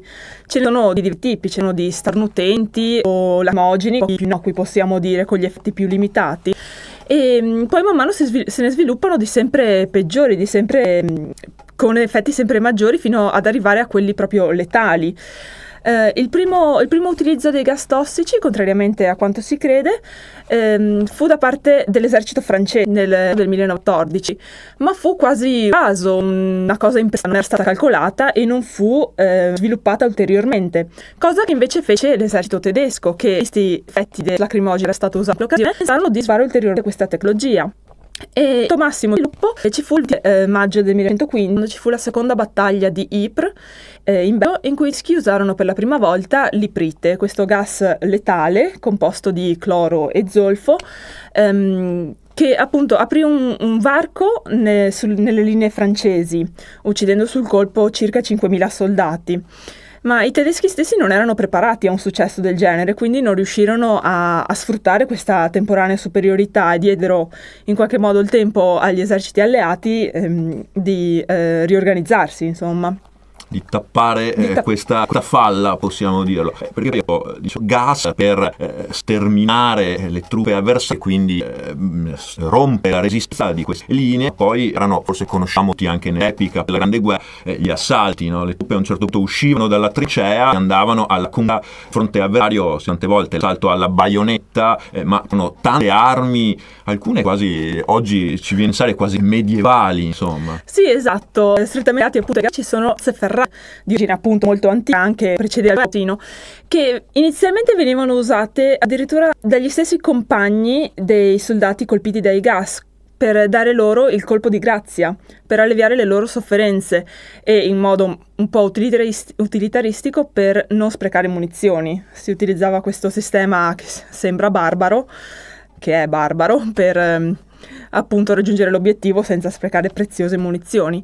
Ma ovviamente queste armi erano usate anche durante gli attacchi. Infatti dopo il lancio dei gas, una volta disperso l'effetto diciamo più immediato, e gli Dotkeranti, per proteggersi dai residui, andavano all'attacco, come è successo effettivamente a Caporetto, una cosa che riguarda l'Italia, un attacco ai gas che riguarda proprio l'Italia. Infatti nell'ottobre del 1917 la Conca di Arezzo venne lanciati circa 2000 proiettili alfosgene, che è un tipo di gas composto da acido di carbonio, anch'esso letale, e che riportò un grande successo per i tedeschi, che appunto riuscirono a sfondare la linea italiana e, come sappiamo, poi a invadere il territorio italiano fino al Piave. sì, deve essere anche delle scene davvero raccapriccianti, insomma, le trince con questi gas che allavano, questi cadaveri, questi assalti per riuscire a sfare le linee. E la guerra, come sempre, è anche fonte di innovazione tecnologica. Proprio nella guerra mondiale viene, per così dire, usata su larga scala, utilizzata su larga scala, possiamo dire un'invenzione avvenuta pochi anni prima, l'aereo. Nella Grande Guerra butta l'aviazione militare, proprio muove i suoi passi. Sì, esatto, al mondiale già stati gli esperimenti con l'aviazione. All'Italia, nella Italo-Ca, aveva già utilizzato l'aviazione, però a scopi di osservazione, non di attacco, ed effettivamente questo valse anche per i primi anni di guerra. Si usava l'aviazione come supporto all'artiglieria per formazioni precise sui dettagli. Infatti gli aviatori e gli osservatori proprio che salivano sugli aerei erano dotati di macchine fotografiche per scattare fotografie delle linee nemiche, oppure le macchine venivano attaccate sotto la carlinga dell'aereo in modo da poter prendere verticalmente lo sviluppo delle linee nemiche. Appunto, per fornire un po' all'artiglieria. Solo successivamente si pensò di utilizzare gli aerei come mezzo di bombardamento o anche per intraprendere duelli aerei con gli osservatori nemici. Il Museo della Battaglia conserva numerosi reperti legati all'aviazione, numerose parti di aerei sia italiani che austro-ungarici, e la particolarità è la placca dello Spad 13 del maggiore Baracca, la placca a cui si aggregano le cinture di sicurezza del pilota, che venne recuperata sul Montello all'indomani della sua caduta nel giugno del 1918. Sì, che poi questo è il periodo degli assi dell'aviazione, come ho citato Francesco Baracca, c'erano molti altri con questi combattimenti forse appunto differenti alla trincea con solo tedesco in qualche modo. Anche gli avionisti erano spesso nobili, tali ovviamente piloti, insomma l'aviazione era un'arma d'élite in tutti i sensi. Sì, esatto. C'era ancora una concezione di duello ottocentesco quando si parla di aviazione, lo scontro tra due eroi dell'aria. Infatti quando un pilota veniva abbattuto gli avversari buttavano onori militari della struttura, proprio per rendere coraggio alle prese eroiche proprio di questi aviatori. Accompagnati anche da una grande fama appunto come i cavalieri propri. Il museo della Battaglia naturalmente conserva parecchi reperti, soprattutto anche riguardo alle armi, da quelle ad curiose, molto particolari. Sì, esatto, al Museo della Battaglia è presente un oggetto particolare, un valvola mismo siluri dirigibile l'U-20 a largo di Orle. Sono attrazioni di grandi sviluppi, direi, della Grande Guerra, in particolare grazie alla Germania. La Germania è stata un po' il pioniere sempre di questi sviluppi.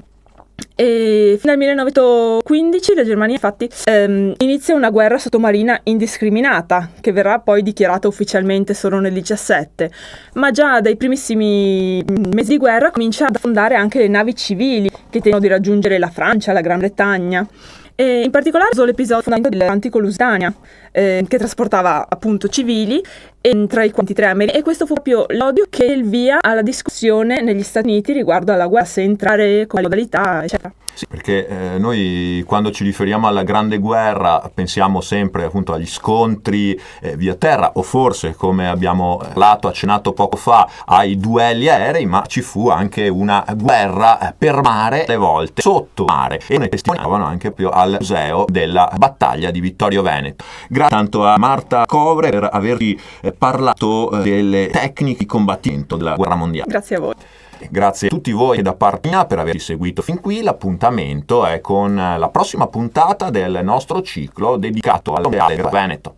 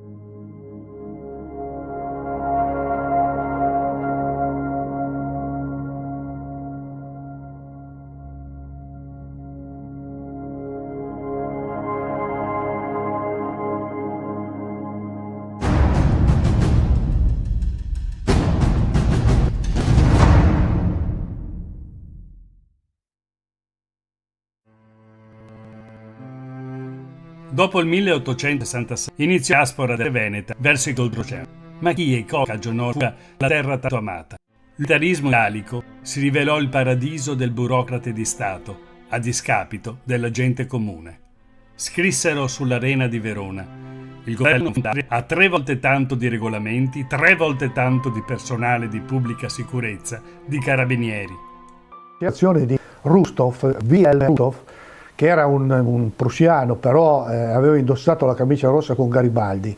E quando gli hanno chiesto un commento su Custodia, dà una dichiarazione in qualche modo interessa anche l'Italia. La dichiarazione è praticamente questa: l'amministrazione è il forte dell'esercito e non è il forte dell'Italia. È enorme, lui sottolinea, il numero delle persone assunte, ma la quantità non si traduce in efficienza. Ora, questo 1866 che se vale anche oggi. In Italia, nota ancora, è tedesca la quantità di persone che desiderano campare a spese dello Stato, ma senza restituirgli i servigi per cui percepiscono uno stipendio. L'amministrazione militare e sociale cade facilmente nella confusione e nel disordine. Detto qualcosa? Iniziò il cario della gente veneta, segnato da un'esorbitante pressione fiscale, lunghissimi servizi militari obbligatori, fame, miseria, disperazione. Sotto il nuovo Stato italiano, la tassazione divenne molto, ma molto più pesante in Veneto da precedentemente. Altre semplici pratiche per avvalorare il tutto. Quando l'Italia divenne un paese unito, il governo fece fronte a costanti spese per cercare di costruire nuove infrastrutture, come ad esempio le ferrovie per unire le diverse parti d'Italia. Spessimo per le armi e la flotta e spese enormi soldi di denaro per reprimere coloro che ancora resistevano in queste parti d'Italia. La guerra del 1866 fu estremamente costosa, quindi quando il territorio veneto divenne parte del nuovo Stato italiano, divenne parte in realtà di uno Stato in bancarotta.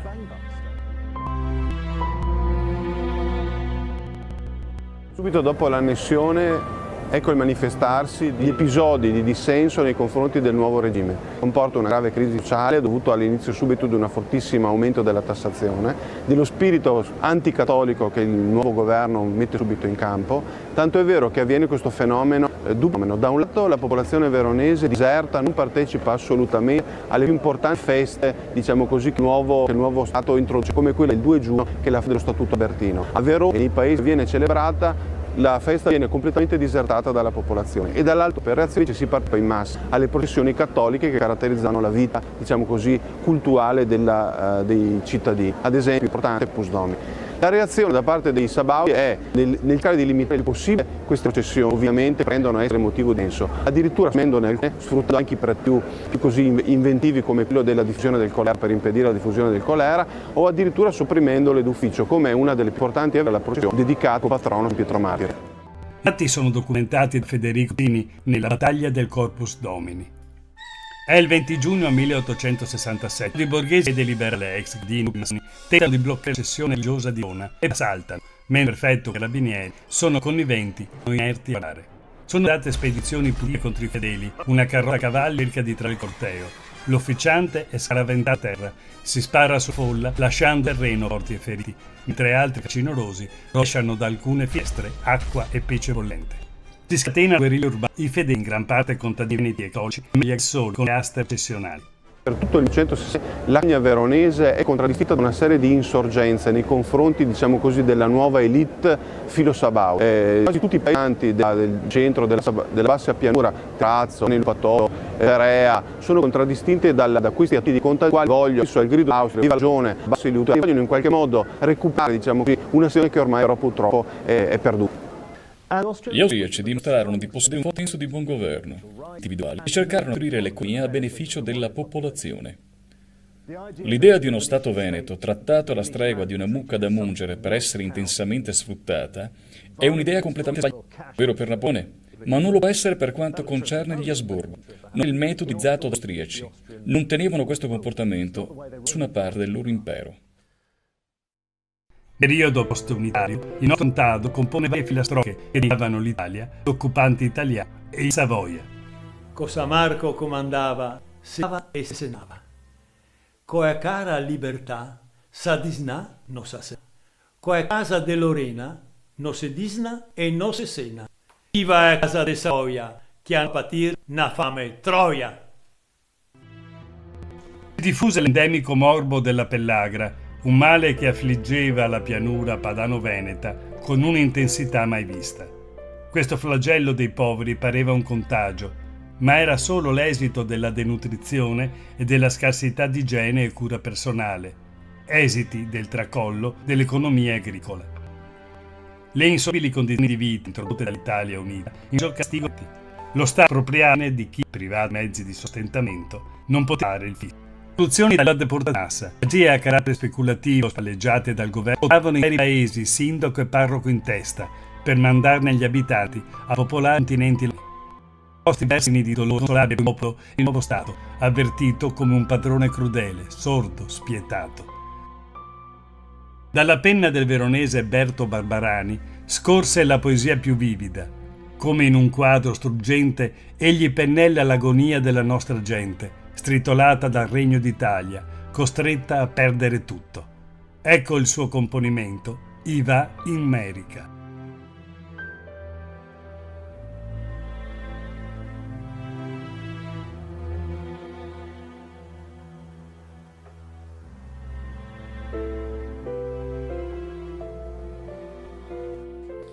Fulminati da un fraco de tempeste, le barriere parna a metà sia, usa le vita la malattia che non sa i villani mai di pesta. Il peccato, tutto quel che rega, col fomento che va alla carestia, ogni paese ga e a sua agonia. Le famiglie un pelagroso a testa, prepara la vacca che la da de formaggio, morta donna a partorir una fiola, proteste cambiale dal notaro, una festa serati in osteria. Con gran pugno battuso alla tola, porcaia, onde via! E se conta fra tutti, in quanti sia, appena 10 che vuol fare strapasso. Il resto, donne coi putini in brasso, e il resto veci coi puteletti ad rio, ma star qua no se magna no, pardio. Bisognerà pur far sto gran passo. Se l'inverno e ne capita sasso, porino altri, e ne fa un deso.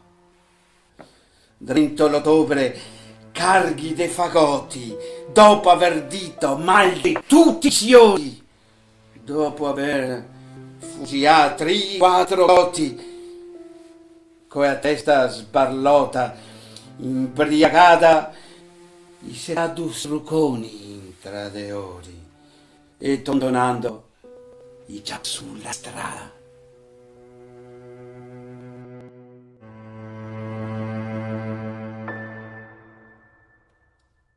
Una pulizia etnica chiamata Una cosa da sottolineare è il fatto che ci siano anche milioni di surlanveni, questo dialetto, molte volte erroneamente denominato italiano, in Brasile, che a quanto sia stato il numero di persone che lasciano l'Italia per cercare vita nuova e migliore nel mondo. Credo che sia uno che non possiamo tralasciare, perché queste persone non lasciarono netto per cercare una brillante prospettiva di vita, ma ben strette a prendere questa decisione a causa dell'incredibile povertà che si trovava. Questa povertà ci porta direttamente all'unificazione. Gli storici ne parlano di Champagne, che prima dell'unificazione non ci fosse stato alcun fenomeno di immigrazione, e penso che con le chiare ragioni da questo semplice fatto. La nostra regione spetta un triste primato, quello dell'alta percentuale di emigranti tra territori che in quel torno di anni ebbero la sventura di vegetare all'ombra del tricolore.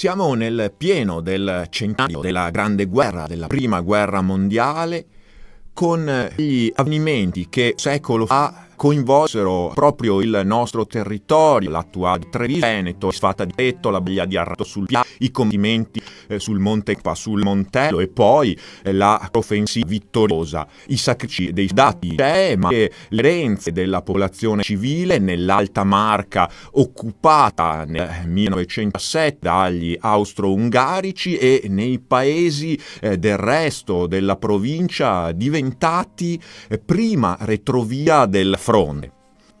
Vogliamo raccontarvi questa pagina di storia, le sue conseguenze, attraverso il racconto di una delle prime e più importanti, più prestigiose strutture espositive dedicate a questi eventi, il Polo Museale della Grande di Vittorio Veneto.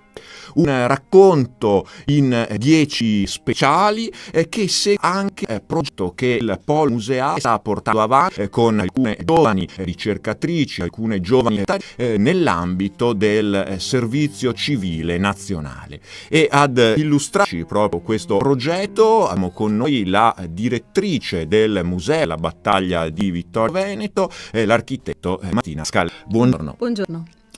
Allora, direttrice, abbiamo detto un progetto che unisce il polo museale della guerra di Vittorio Veneto ai giovani. Certo, è stato un po' un tentativo vittorioso. Per fortuna siamo classificati 10ª nella regione per un progetto culturale legato al servizio civile nazionale. Il bando è partito nel 2015 con l'elaborazione della cooperativa Insieme si può e ovviamente l'ufficio del comune di Vittorio Veneto, con l'assessore Barbara Denardi come capofila di questo progetto, per costruire un progetto legato al polo museale della Grande Guerra di Vittorio Veneto, che comprende non solo il territorio ma soprattutto le due grandi sedi museali del Museo della Battaglia di Vittorio Veneto e un meno noto ma straordinario edificio, Palazzo Minucci De Carlo, che è una fondazione musealizzata dove ci sono contenuti non solo opere d'arte ma i ricordi di un eroe della Grande Guerra, un medaglia d'oro militare di cui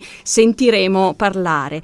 Questo progetto è stato inviato per l'applicazione del servizio civile nazionale, appunto si è classificato 10° nella regione del Veneto, e noi abbiamo previsto la possibilità di avere al nostro servizio per un anno 3 volontari del servizio civile che sono stati selezionati, e abbiamo avuto veramente la fortuna di trovare 3 persone di grandissima volontà e qualità, che stanno lavorando all'interno del museo con diverse tematiche, perché una parte è quella legata alla promozione del e la sua visione del polo museale attraverso la parte appunto Fondazione Minucci, sia con Radio Veneto, che ci dà gli spazi, ci con possibilità di promuovere il progetto. Poi dietro le quinte, in qualche modo, anche un lavoro molto interessante e importante, catalogazione, ricchissimo documentario fotografico e testimoniale che è custodito all'interno del Museo della Battaglia e anche all'interno di Palacci. Quindi un'opera di valorizzazione e di conservazione dei tanti materiali di cui il Museo d'Italia e l'intero polo museale dispongono. Certamente, perché se una parte è esposta, visibile attraverso gli orari sia del museo che Palazzo Minucci, tantissimo è dietro le quinte, cioè quello che è custodito in CD. E la volontà del museo, del polo museale, è proprio quello di poterlo mettere a disposizione sia attraverso una riscoperta e una pubblicità attraverso questi canali, ma anche attraverso la loro ansiosa digitalizzazione e pubblicazione sui siti istituzionali.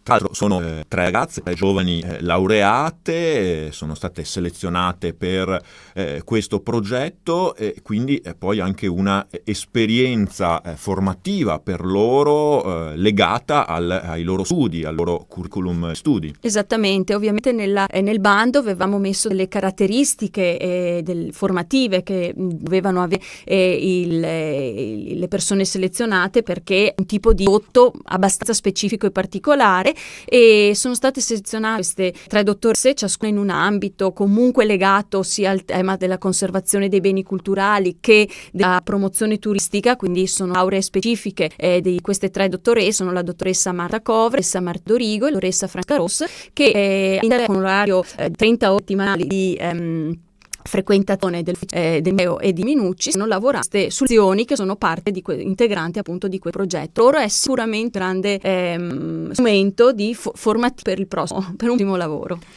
E conosceremo poi nel corso di questi nostri speciali che sarà proprio loro a raccontarci alcuni aspetti del polo museale, ma anche le vicende che i musei vittoriesi presentano e illustrano al pubblico. Un'esperienza di Lucio Scaletta che magari potrebbe sappiamo bene anche delle amministrazioni locali e delle strutture che da loro dipendono, anche con il personale, quindi un progetto che si potrebbe rinnovare. Assolutamente, sarebbe auspicabile.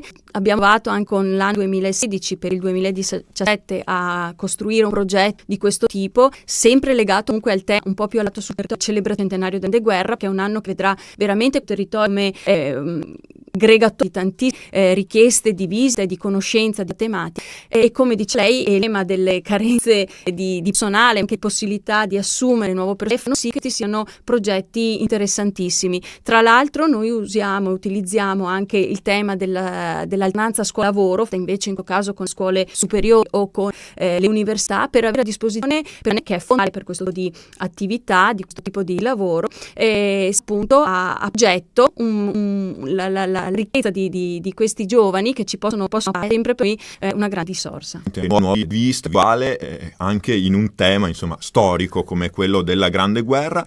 Peraltro il Museo della Battaglia, il polo museale della Grande Guerra di Vittorio Veneto hanno svariate iniziative proprio legate al centenario. Insomma, questo non è l'unico problema che avete in Chiere. No, abbiamo fin da subito, dall'apertura del museo, sapete appunto che ha subito un importante intervento di restauro, dalla riapertura ha proprio dato un programma non solo e non tanto importante di visita al museo stesso, dove abbiamo veramente una grandissima risposta delle scuole in particolare, anche parallelamente, visto che è stato restaurato e recuperato anche una grande aula affrescata all'interno del museo per convegni e conferenze legate al tema della Grande Guerra. Abbiamo un ciclo di eventi che abbiamo calcolato l'anno scorso in una 50, quindi quasi uno alla settimana di media, di promozione del tema, della tematica, attraverso spettacoli, conferenze, presentazioni di libri, qualsiasi cosa che potesse declinare il tema della Grande Guerra. E allora andiamo a conoscere un po' meglio, un po' più di dentro, il polo museale della Grande Guerra di Vittorio Veneto e le sue ricchezze. Grazie intanto alla direttrice del Museo della Battaglia di Vittorio Veneto, l'architetto Maria Cristina Scaletta. Grazie.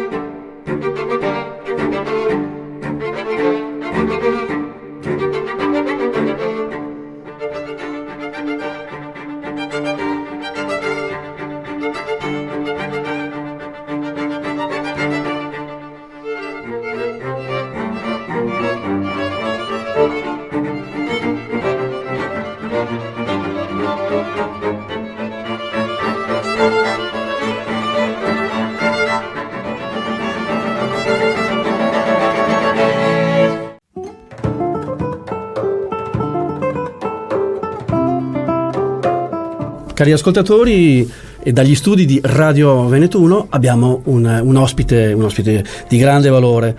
Andrea Vettoretti, chitarrista, compositore, e nel panorama, tra l'altro, non solo italiano ma europeo, anche nel mondo, ormai è un personaggio consolidato. Quindi un vero onore, caro Andrea Vettoretti, averti qui negli studi di Radio Veneto 1. So che ci porti delle notizie interessanti, non solo dall'Italia, ma soprattutto perché torni da una tournée fantastica, addirittura a Londra, in tutta Europa, no? Sì, abbiamo svolto questo tour, Wonderland Tour, in Europa. Abbiamo fatto alcune tappe sia in Spagna, in Francia, in Inghilterra, come dicevi, a Londra. È stato bellissimo suonare al King's Place, quindi un auditorio molto importante a livello europeo, e poi siamo rientrati in Italia. Abbiamo suonato a Modena, a Torino, in alcune città italiane, per poi ritornare a Treviso, dove faremo questo primo concerto dell'anno proprio venerdì prossimo alle 20:30 all'Auditorium di Silea. Beh, quindi insomma il pubblico trevigiano ti aspetta poi tra l'altro le tue performance, insomma, e con dei grandi successi internazionali, quindi sicuramente sarà numeroso. E ci puoi un attimo spiegare questo concerto esattamente, poi che hai molti anche collaboratori, tra l'altro ti presenti naturalmente come chitarrista ormai di fama internazionale, ma anche come compositore, e tra l'altro mi sembra che questo è un tuo soggetto anche in qualche modo, no? Sì, parte tutto da quello che chiamiamo concept album, ovvero un'idea che parte da un libro, in questo caso, che è un libro di Lewis Carroll, che è un libro che magari l'autore non ce lo ricordiamo tutti, ma il libro sì, che è quello di Alice nel Paese delle Meraviglie. Ed è un libro che tutti più o meno nell'infanzia abbiamo letto, ce lo siamo fatti leggere dai genitori, o abbiamo visto anche nelle rappresentazioni cinematografiche, come ad esempio quella più celebre di Tim Burton, Alice in Wonderland, o quella di Disney che appunto negli anni fu fatta negli anni 70, se non sbaglio. Certo, e da lì parte la storia musicale, cioè un riprendere attraverso la musica l'identità di tutti i personaggi, dal Cappellaio Matto fino ad arrivare alla Regina Rossa, la Regina Bianca, e attraverso un'identità diversa di Alice, cioè un'Alice adulta, un'Alice più underground, un'Alice che è chiusa nel mondo delle meraviglie da troppo tempo, e questo ha causato in qualche maniera una sua pazzia. Quindi è un'Alice diversa da quella che abbiamo nell'immaginario collettivo, e che chiacchiera con il gatto invisibile, ma anche con altri personaggi che magari invisibili non erano nella storia, ma che lo diventano nella testa di Alice, che in qualche maniera si interroga sull'universo e sulla sua identità di personaggio reale o irreale, quindi resta anche questo punto interrogativo. Beh, interessante, poi la fantasia che fa galoppare veramente nei mondi più fantastici, e Andrea Vettoretti ci riesci in pieno, perché sei un grande artista, quindi fai provare queste emozioni così forti. No, poi tra l'altro qui devo dire che hai questa tua produzione che è molto interessante, e vorrei anche far vedere non solo agli ascoltatori che ci ascoltano in via radiofonica, ma anche pensiamo anche in presenza visiva con il canale video, e che è appunto il tuo tra l'altro un LP, quindi ritorniamo un po' ai vecchi tempi, assolutamente, Wonderland, non so, possiamo inquadrarlo, e anche il CD che hai prodotto. Certamente. E queste sono le musiche che in questo concerto che avverrà appunto venerdì. Sì, da qui parte tutto. Beh, l'idea del vinile naturalmente, come sappiamo adesso, c'è stato un grande ritorno al vinile, un po' per riprendersi anche il tempo dell'ascolto, si unisce ovviamente a tutti i canali digitali che conosciamo molto bene, che possiamo trovare facilmente, ma anche per chi appunto vuole riprendersi, come dicevo, il tempo per ascoltare il disco, avere anche un oggetto a casa, un'identità diversa, un modo diverso di ascoltare la musica, che credo sia parallelo al digitale, non è che l'uno toglie l'altro. Io ascolto veramente con grande piacere il vinile, ma anche il digitale quotidianamente. E in questo concerto sono anche dei tuoi collaboratori, artisti? Ci sono degli artisti che io amo molto e con cui abbiamo fatto un percorso artistico importante. C'è Riviera Lazzari, è la mia violoncellista, che ha suonato molto a lungo anche con Ludovico Einaudi, quindi è una grande esperienza internazionale. C'è Fabio Battistelli, un clarinettista che è docente al Conservatorio di Firenze. Abbiamo Max Trabucco alle percussioni, che arriva dal jazz e quindi ha dato anche un tocco diverso ad una tipologia di musica che poi alla fine io ho in qualche maniera incluso in un genere che ho chiamato New Classical World, e questo genere è il frutto di un'idea, se vuoi, che io ritengo abbastanza nuova, che include un nuovo modo di vedere la musica classica con un'identità world, ma quella nella quale nasce il world, cioè parte un po' da un'identità anticonformista, cioè l'idea di non essere incluso in nessun genere, ma attingere da tutti i generi in qualche maniera. Quindi è un'inclusione, non un'esclusione in questo senso, e nella mia musica cerco di farlo. Beh, fantastico, perché Andrea Vettoretti proprio è un vulcano, lì fuori proprio lava vulcanica infinita, e energia veramente pura, anche perché sai, insomma, hai idee così proprio a profusione, che tra l'altro tu porti il mondo della chitarra classica appunto del futuro, lo proietti nel futuro. Tra l'altro mi dicevi che la tua chitarra hai anche inventato qualcosa di, cioè una novità, insomma. Sì, se vuoi spiegare un attimo sì, anche lì si parte sempre da un'idea tradizionale dove cerchiamo di metterci dell'innovazione, e questa è una cosa che mi piace molto. Sappiamo infatti i limiti anche acustici, no, della chitarra.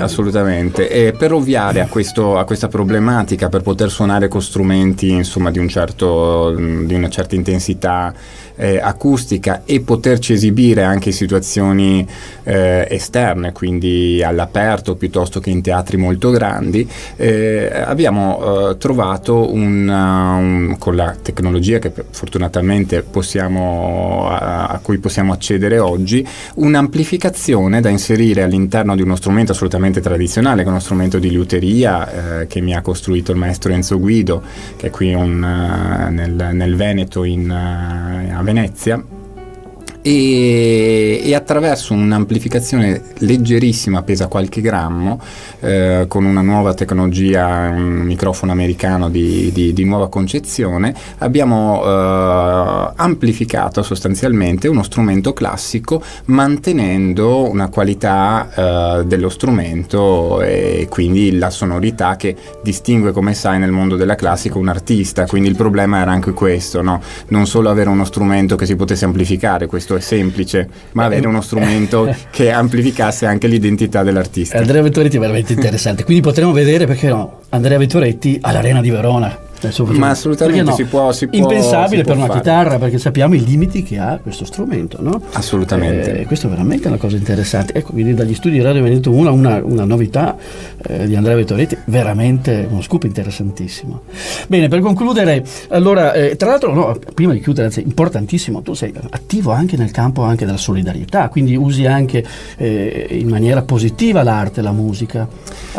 Cerco di farlo questa notizia per quanto sia possibile. Che è uscita anche alla Repubblica, mi sembra. Sì, è uscita un po' ovunque la notizia di una campagna di cui io sono testimonial, di un'associazione, di un onlus anzi, che si chiama Dokita, che opera in 12 paesi nel mondo, e questa campagna si chiama Tutti Uguali ed si caratterizza per l'aiuto ai bambini disabili, e quindi è veramente una situazione che io sto portando avanti da alcuni anni, in questo caso sulla disabilità dei bambini, ma anche sull'educazione musicale, che ovviamente mi sta molto a cuore. Quindi abbiamo 2 progetti. Il primo si chiama Music Care, che è basato appunto sul far studiare i bambini che non potrebbero farlo altrimenti, e quindi diciamo anche fargli vivere un sogno che noi magari facciamo quotidianamente, fare ai nostri figli e ai nostri bambini, ma che in altri paesi non è possibile, e quello ovviamente più delicato, importantissimo, della disabilità dei bambini, e l'aiuto per questi bimbi, che è fondamentale. Si può fare un piccolissimo gesto, un SMS. Diamo difatti il numero. Diamo il numero, chi fa il numero 45582 è un numero che possiamo fare con un qualsiasi telefono, e ci saranno appunto addebitati un paio di euro che andranno a beneficio di questa onlus, che è serissima e su cui metto la faccia, perché sono andato a visitare dove appunto operano questi favolosi addetti di Docita. Bene, complimenti. Bravissimo. Andrea Vettoretti, è un onore averti qui, e ci hai portato veramente delle notizie di grande rilievo e importante.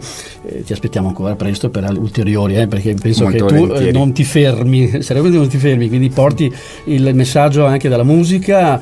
C'è un artista nostrano, trevigiano, che sta portando e fa onore in tutto il mondo, e quindi vediamo ancora un attimo l'annuncio del concerto. Certamente, ci vediamo venerdì 18 gennaio alle ore 20:30 all'auditorium di Silea. Noi saremo lì con Wonderland e vi aspettiamo. E concludo anche dicendo che stiamo anche sottofondo ascoltando la musica di Andrea Vettoretti, che sono tue composizioni. Vedo qui sono 12 brani che hai scritto 12 tu. brani originali. Originali, quindi ecco, le ascolterete qualche pezzo. Naturalmente, se poi andate al concerto venerdì, ecco, sentirete dal vivo la produzione di Andrea Vettoretti. Bene, grazie ancora Andrea di essere stato qui negli studi di Radio Veneto 1. Grazie a voi. È un onore e ci sentiamo presto con altre Grazie. notizie importanti. Assolutamente. Grazie ancora a tutti.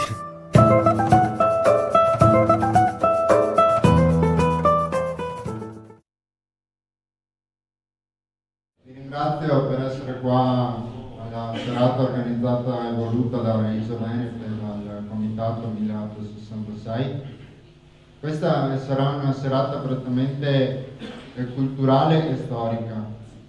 Vogliamo cercare di fare un po' di chiarezza su una pagina di storia molto importante, determinante per noi veneti, che è appunto l'annessione del Veneto all'Italia avvenuta nel 1866 grazie a un referendum.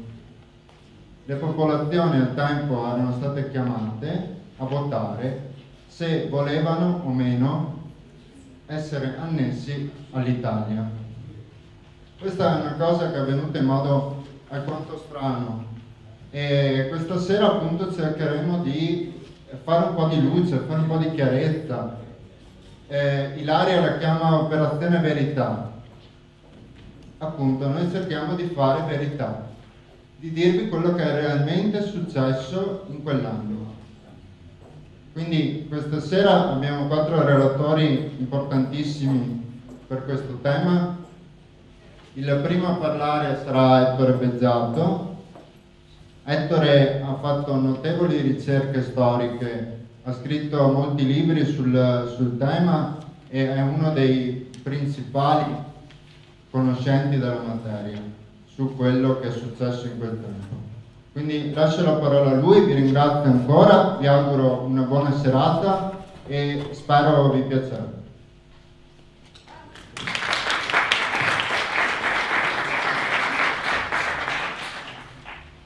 Sì, buonasera a tutti e un grazie veramente di cuore agli amici di Raise Venete e in particolare all'amico Mattia per l'organizzazione di questa serata.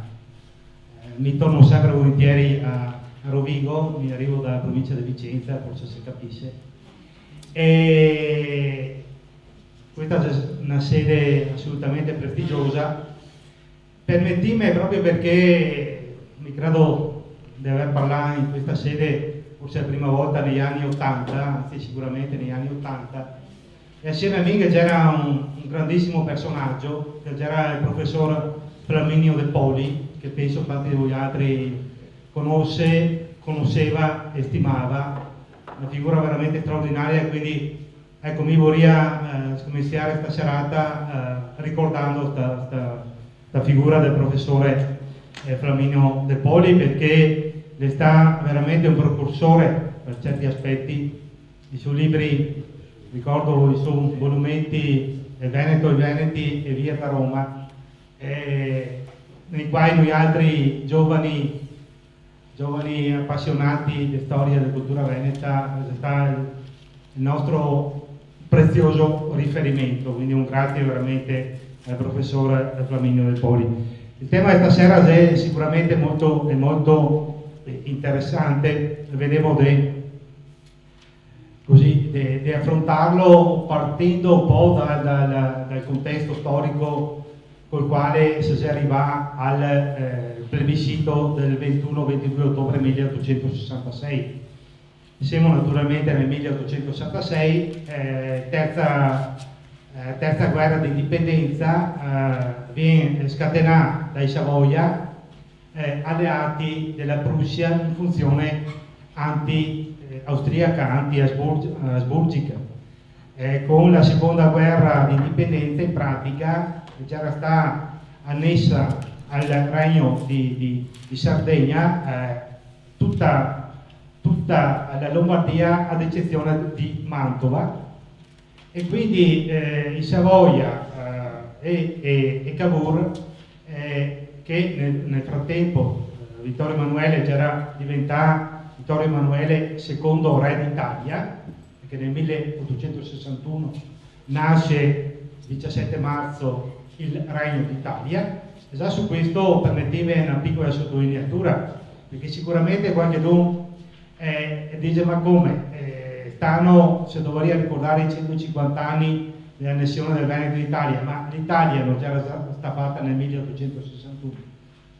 Certo che sì, però non era stata fatta coinvolgendo i Veneti, quindi l'unità d'Italia è stata fatta non nel nostro nome. E quando in occasione del 150° anniversario è stato fatto tutte quelle manifestazioni sui quali sarebbe interessante sapere quanti soldi che già stati spesi nel 2011, fondamentalmente c'è un falso storico, o meglio, è assolutamente un falso storico, perché nel 1861 nasce il Regno d'Italia, però i Veneti non c'è, e non c'è neanche tanta altra brava gente, non c'è i Trentini, non c'è i Tirolesi. Mancava perfino Roma, pensate un po'. Nel 1861 Roma non fa parte del Regno d'Italia.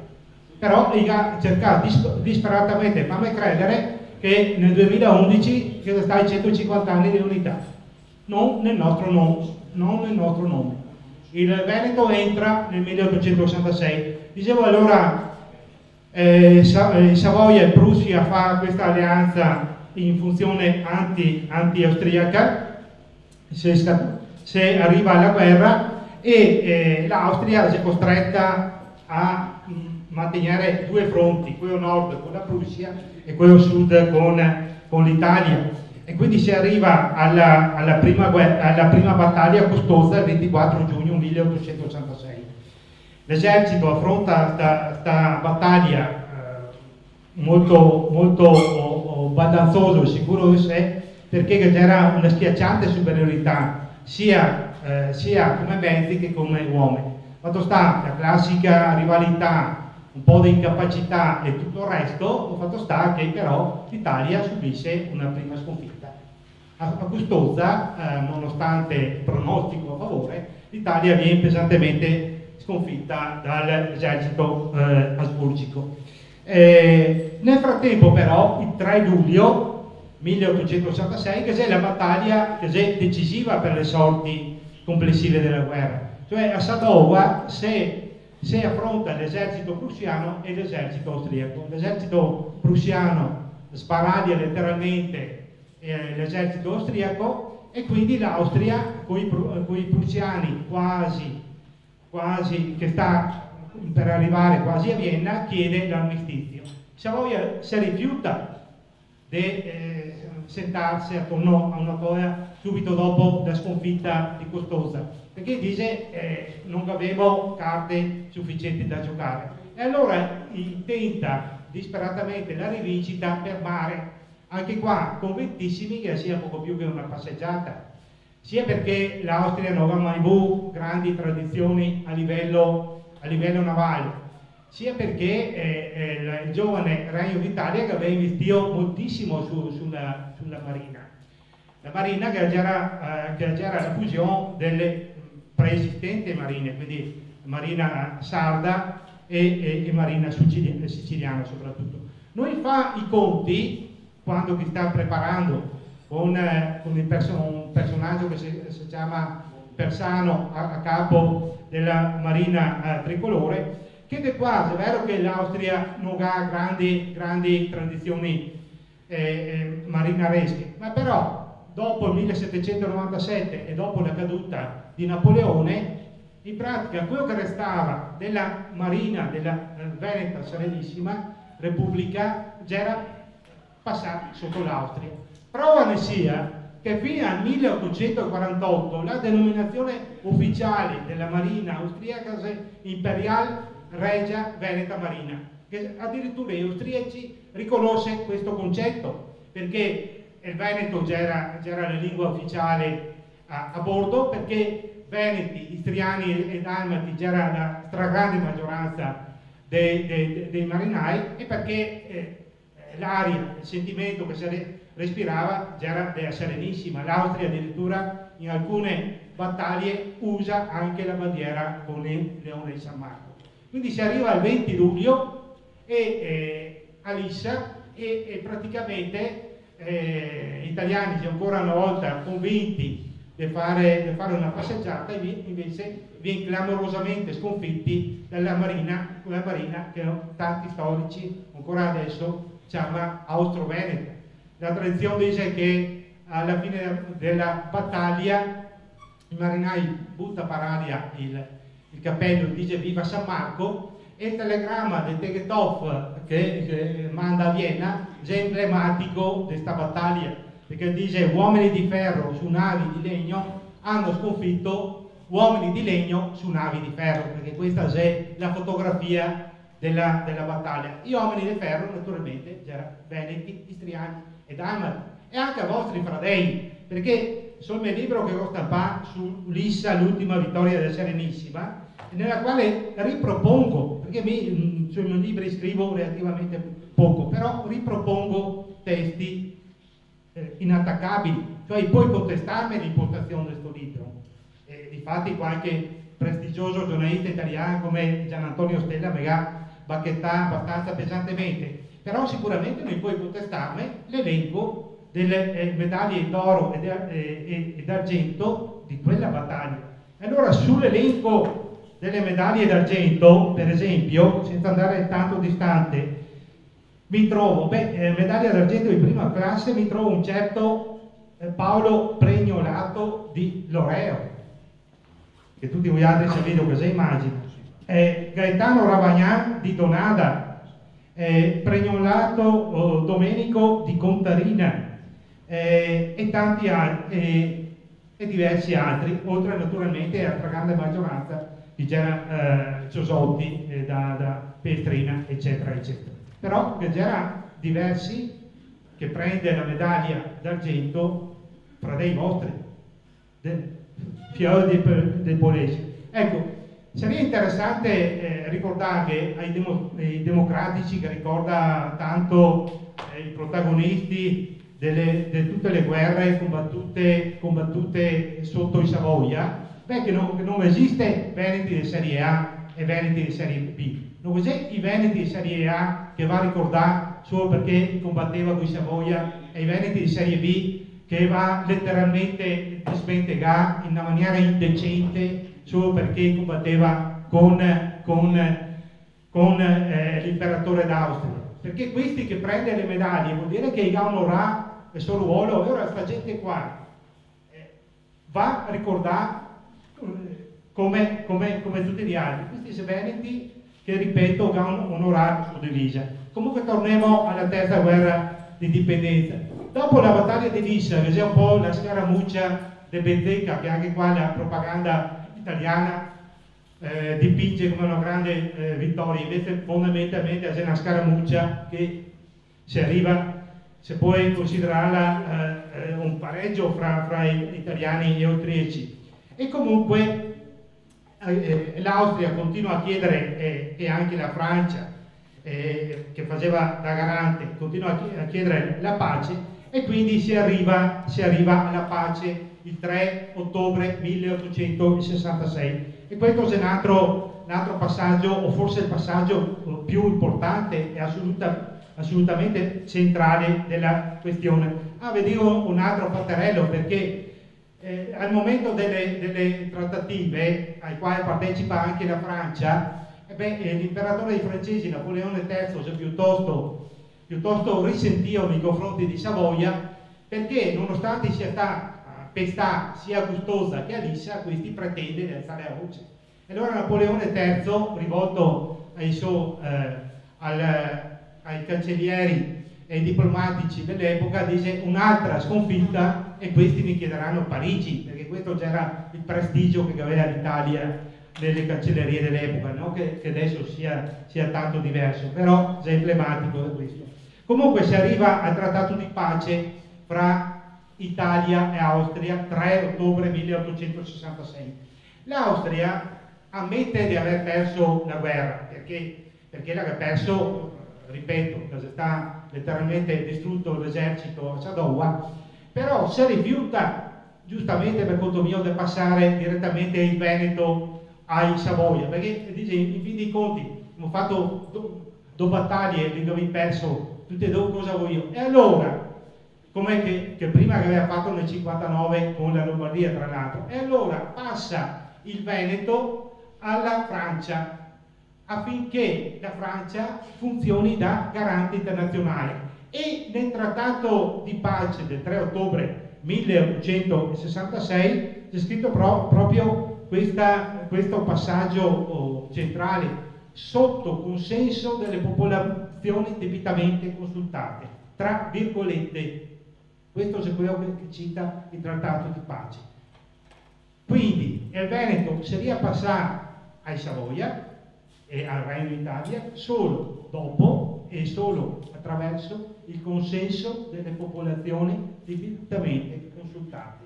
La Francia diventa garante internazionale, la Francia deve fare il ruolo che ai giorni nostri fa l'ONU, i caschi blu. Sapete che quando dei territori contesi arriva i caschi blu, gli arrivano in Kosovo, gli arrivano nel Montenegro, gli arrivano a Timor-Est, gli arrivano nel sud del Sudan, in modo che quando ripeto, territori contesi, giustamente per garantire la correttezza del voto, la partecipazione, che non vi sia brogli e tutto il resto, che vuoi un agente terzo, e questo, un garante, questo doveva essere la Francia. Infatti che se documenti e lettere del generale Lefebvre, plenipotenziario di Napoleone III, che da buon militare prende subito possesso di questo, però dopo una settimana e dopo 15 giorni, secondo il 3 ottobre, il che scrive sconsolato all'imperatore, a Napoleone III, dice: guarda che qua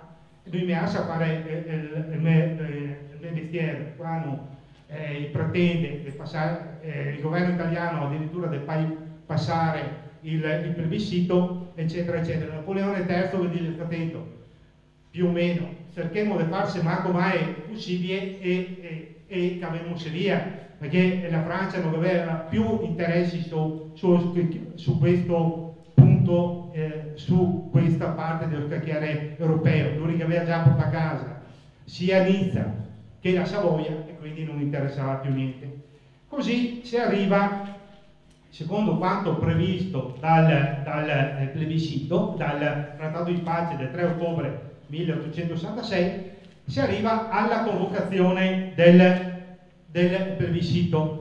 Questo è un manifesto, questa è una copia che vi ho trovato l'originale, che vi ho 2 o 3 dei diversi soggetti, con il quale vi dico che vengo effettivamente convocando il plebiscito. Il plebiscito è fissato per i giorni 21 e 22 del corrente mese. Vedi però una cosa, che praticamente se dice solo guarda Moretti che Gavina votare sì e basta, però qua non si è messo che c'è la possibilità di votare sì, di votare no, di attenervi, no? Siccome che le prossime elezioni dicesse viene convocato i comizi e guarda che Gavina votare tutti i parenti, no? Che si è votato distante, però eccolo qua, sì e basta in pratica. Questo è il manifesto ufficiale di convocazione.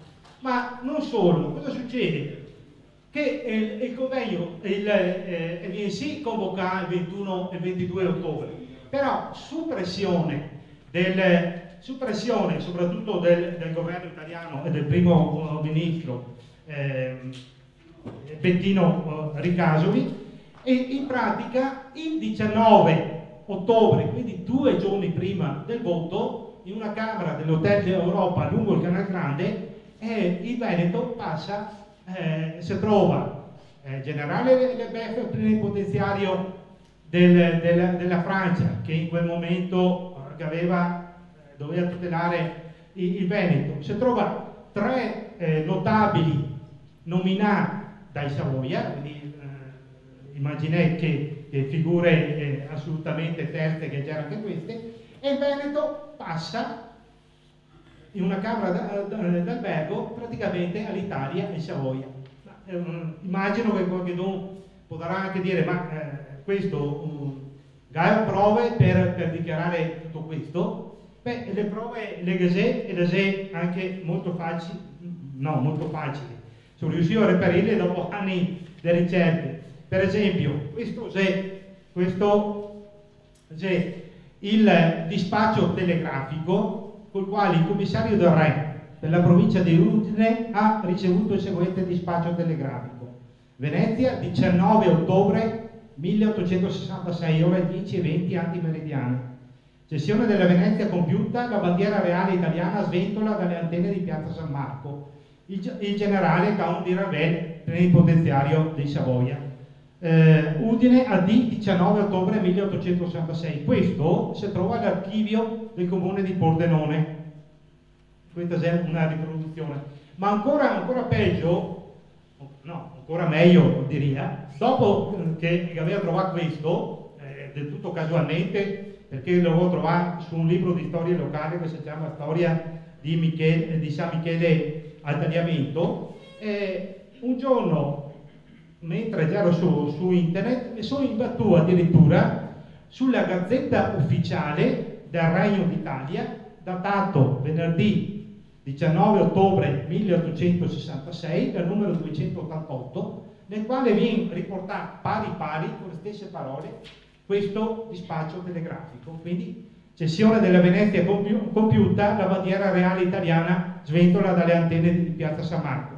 Se non vi fidate del me, voi altri, quando questa sera andate a casa, accendi il vostro computer, adesso Google, e batti Gazzetta Ufficiale del Regno d'Italia, 19 ottobre 1866, e vi viene fuori questa Gazzetta Ufficiale, e a pagina 3 che è il passaggio col quale tutti i trionfanti, eccolo qua, questa è la riproduzione che ho, in modo da essere, come al solito, cerco di essere sempre molto preciso. Questa è la Gazzetta Ufficiale, le 4 pagine della Gazzetta Ufficiale.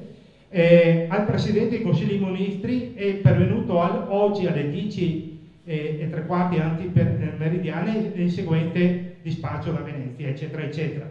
Il Presidente risponde, il governo del Re, adesso è scritto anche piccolo, comunque ringrazia e soprattutto ricorda il fatto che Venezia ritorna all'Italia. Quando che fosse stata Venezia all'Italia prima del 1866 c'è comunque un mistero per tutti noi altri.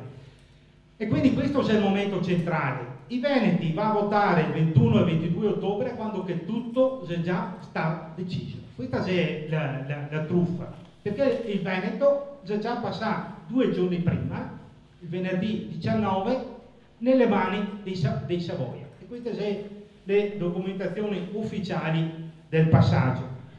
Se potrebbe far note per raccontarvi come che sta gestito il voto, perché schede di colore diverse, perché c'era 2 urne, una per il sì e una per il no, e uno doveva dichiarare le proprie generalità al momento del voto, e quindi c'era chiarissimo chi votava per il sì e chi votava per il no, e quindi il risultato del voto c'è il 99,99% del sì e lo 0,1% voti contrari, che anche questo è un altro dato importante, nel senso che oltre all'aspetto storico-culturale che c'è anche un altro tipo di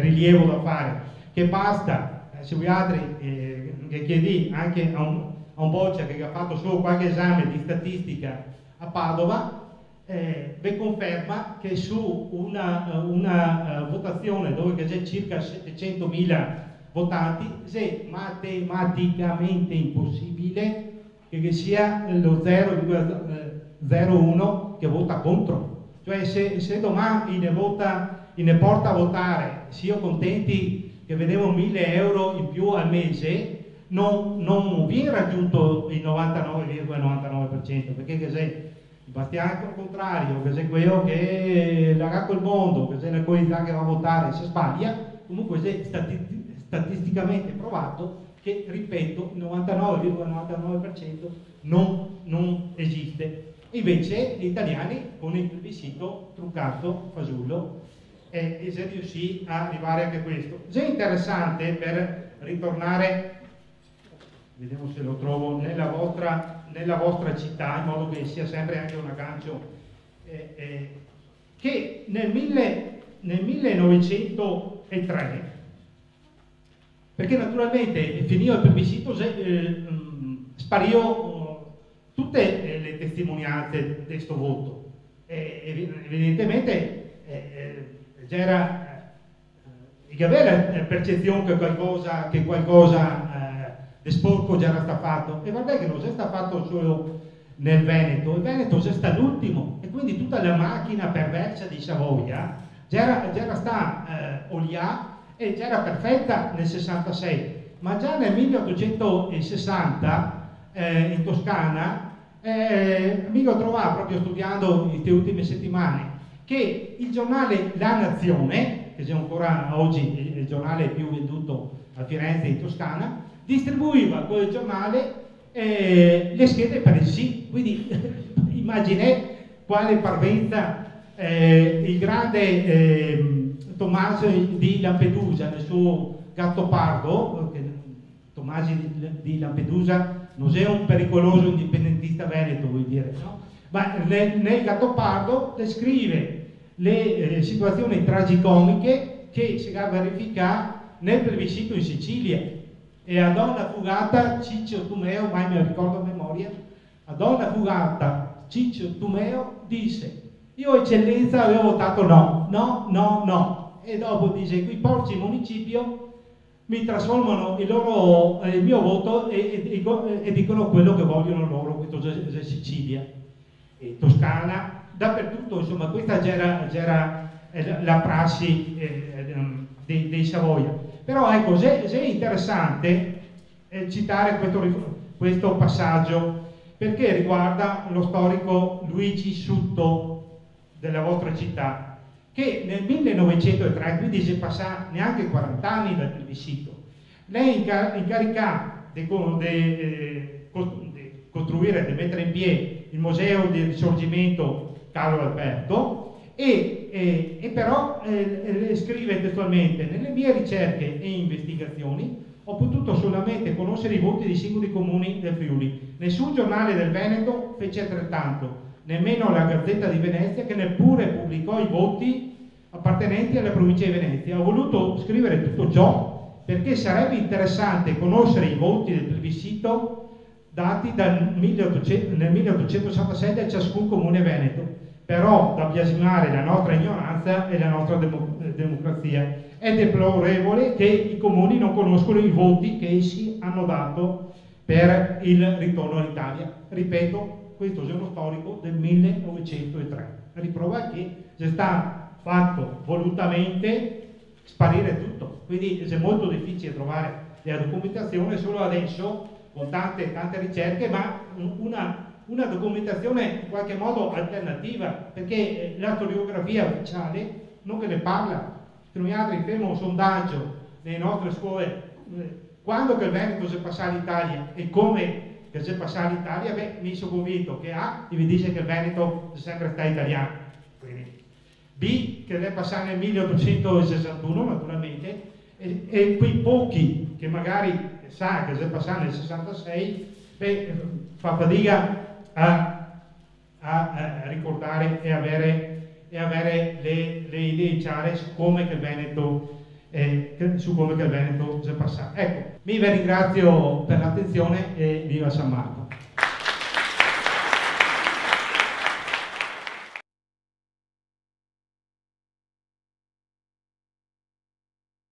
Uno degli scopi di Raíces Veneta è proprio quello di fare luce sulla pagina di storia veneta, che troppo spesso nei libri di storia correnti non sono citati, non sono raccontati, non sono minimamente presi in considerazione. Eppure noi abbiamo quest'obbligo morale, quest'obbligo nei confronti dei veneti di far conoscere la loro storia, una storia gloriosa, una storia fatta di cose importantissime. Questa è una pagina che ci riguarda purtroppo nel suo finire della sua epoca gloriosa. Abbiamo visto i tocchi di democrazia di cui l'Italia è stata capace allora e più o meno abbiamo anche ben capito che non è che sia cambiata poi così tanto la faccenda. Ora andiamo appunto a trattare il tema delle conseguenze di questa unità d'Italia avvenuta in questo modo per i veneti, vista dai veneti, raccontata da Lorenzo Fogliata, avvocato del Foro di Venezia, estremo conoscitore della storia veneta. È un piacere presentarvelo.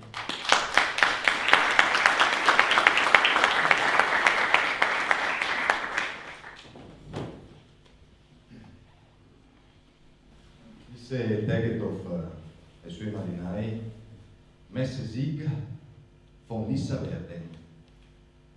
Dobbiamo vincere la battaglia di Lissa. Lissa deve essere una vittoria. E questo, guardate, nonostante che, questo va sottolineato, le due flotte avessero una disparità spaventosa. Voglio ricordare alcuni dati. La flotta italiana Lissa aveva 28 navi, delle quali 12 corazzate.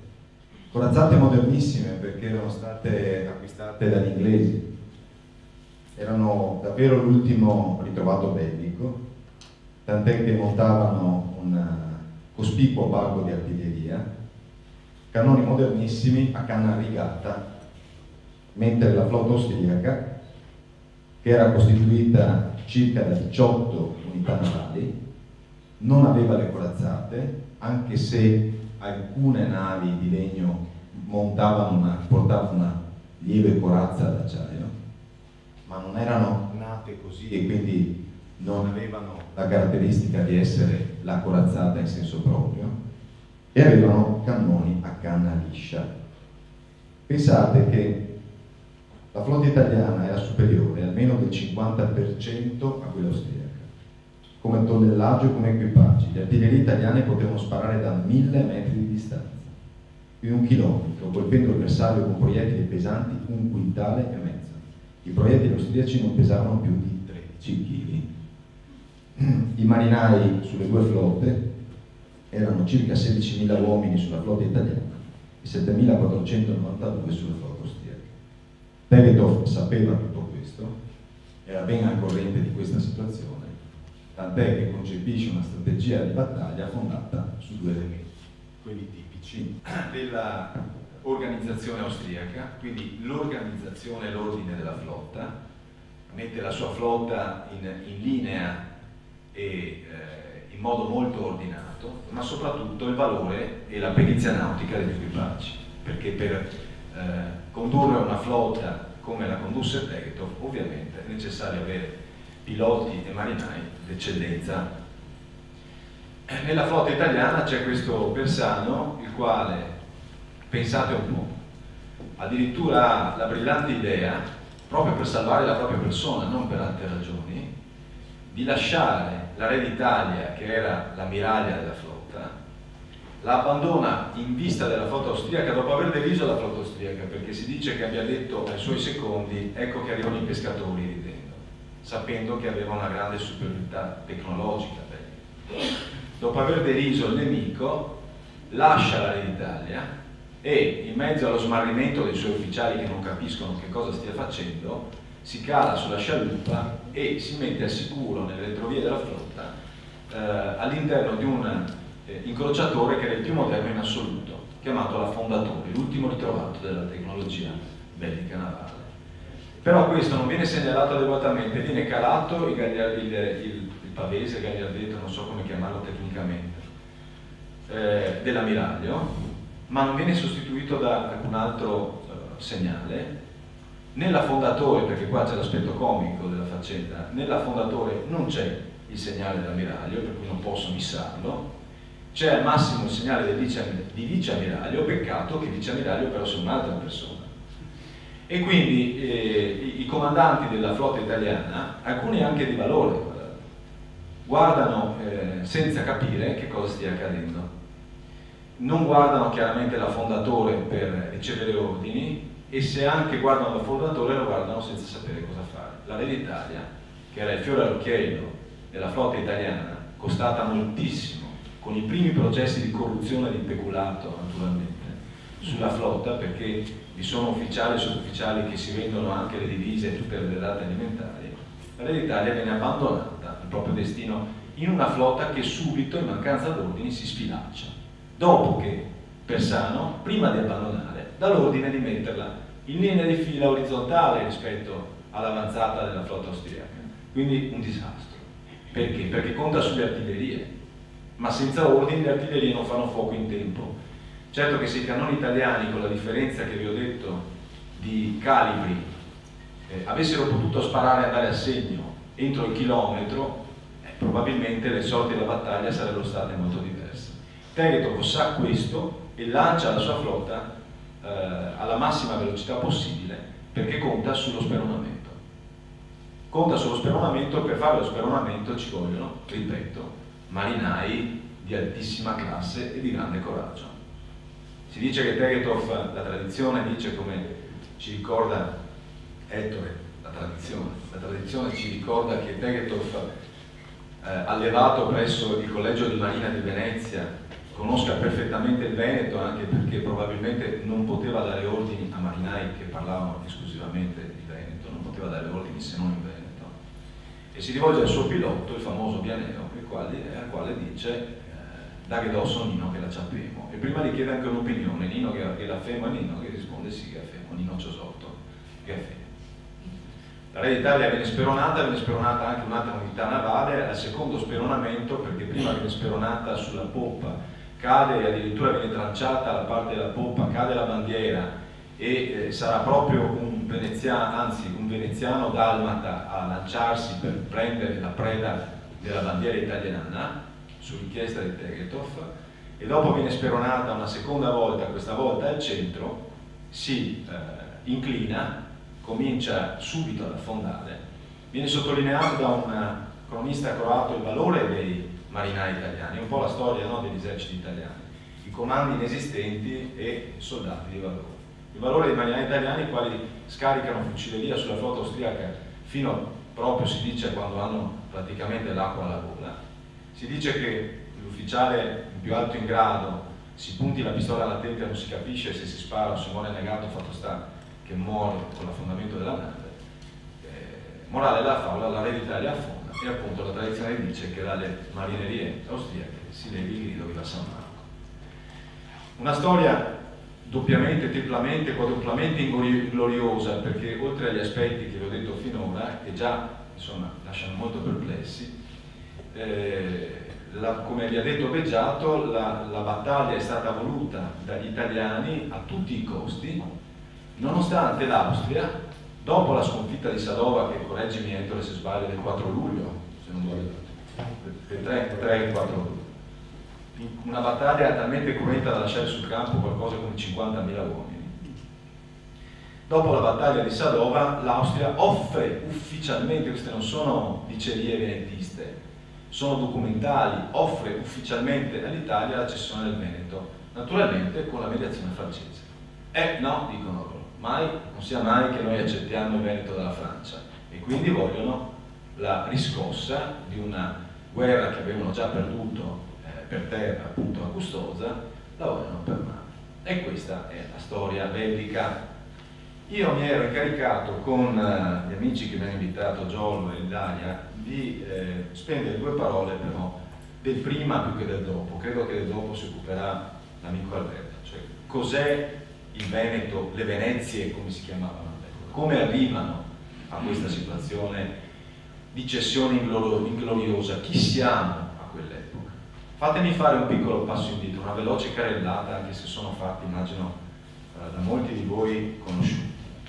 La Repubblica Veneta nel 1790 conta 2.800.000 abitanti circa, ha un tessuto imprenditoriale vivacissimo per l'epoca. Ecco, non ci stupiamo oggi se il Veneto ha 500.000 imprese. Non c'è soluzione di continuità nel metodo, nella mentalità di queste genti. Per queste genti non intendo solo i veneti proprio come siamo abituati a con la regione Veneto, ma i veneti di allora, cioè i bresciani e i bergamaschi. Pensate che Brescia era la provincia più ricca dello Stato da terra, era quella che dava più introiti allo Stato Veneto. È una quindi regione d'Europa particolarmente florida, particolarmente piacevole, particolarmente bella, amena da vivere e ricca già all'epoca. Tutte balle quelle della decadenza, sapete? Non perché, attenzione, le balle sono sempre relative, no? Bisogna vedere a che punto di vista le si prende.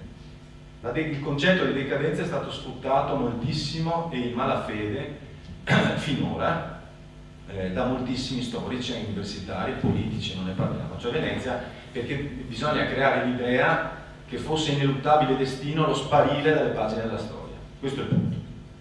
Non ha importanza il governo aristocratico. Separiamo, dico io invece, la questione della vita del governo aristocratico da un popolo che in un modo o in un altro era vivo da 14 secoli in forma moderna, ma aveva una tradizione millenaria, perché ne parla Omero, no? Bene. Questo popolo si trova in questa forma ed è un popolo ancora ricco per l'epoca. Gli storici, Gullino riprende gli studi di Frederick Lane degli anni 70, l'americano che ha scritto una trilogia serissima sulla storia di Venezia, professore universitario negli Stati Uniti, che ha scritto Le navi di Venezia, Il mercante di Venezia, La storia di Venezia, 3 volumi. E lui ricorda, dati alla mano, che i traffici della Serenissima, l'anno della caduta, 1797, sono più o meno gli stessi di quando Tommaso Mocenigo, nella prima metà del 400, nel suo testamento ricorda il volume dei traffici della Repubblica Veneta e sconsiglia l'elezione di Francesco Foscari perché lo considera un guerrafondaio e che quindi, secondo lui, rischierà di portare lo Stato alla rovina con le sue guerre. Siamo nel periodo della massima espansione della Repubblica Veneta, della massima potenza.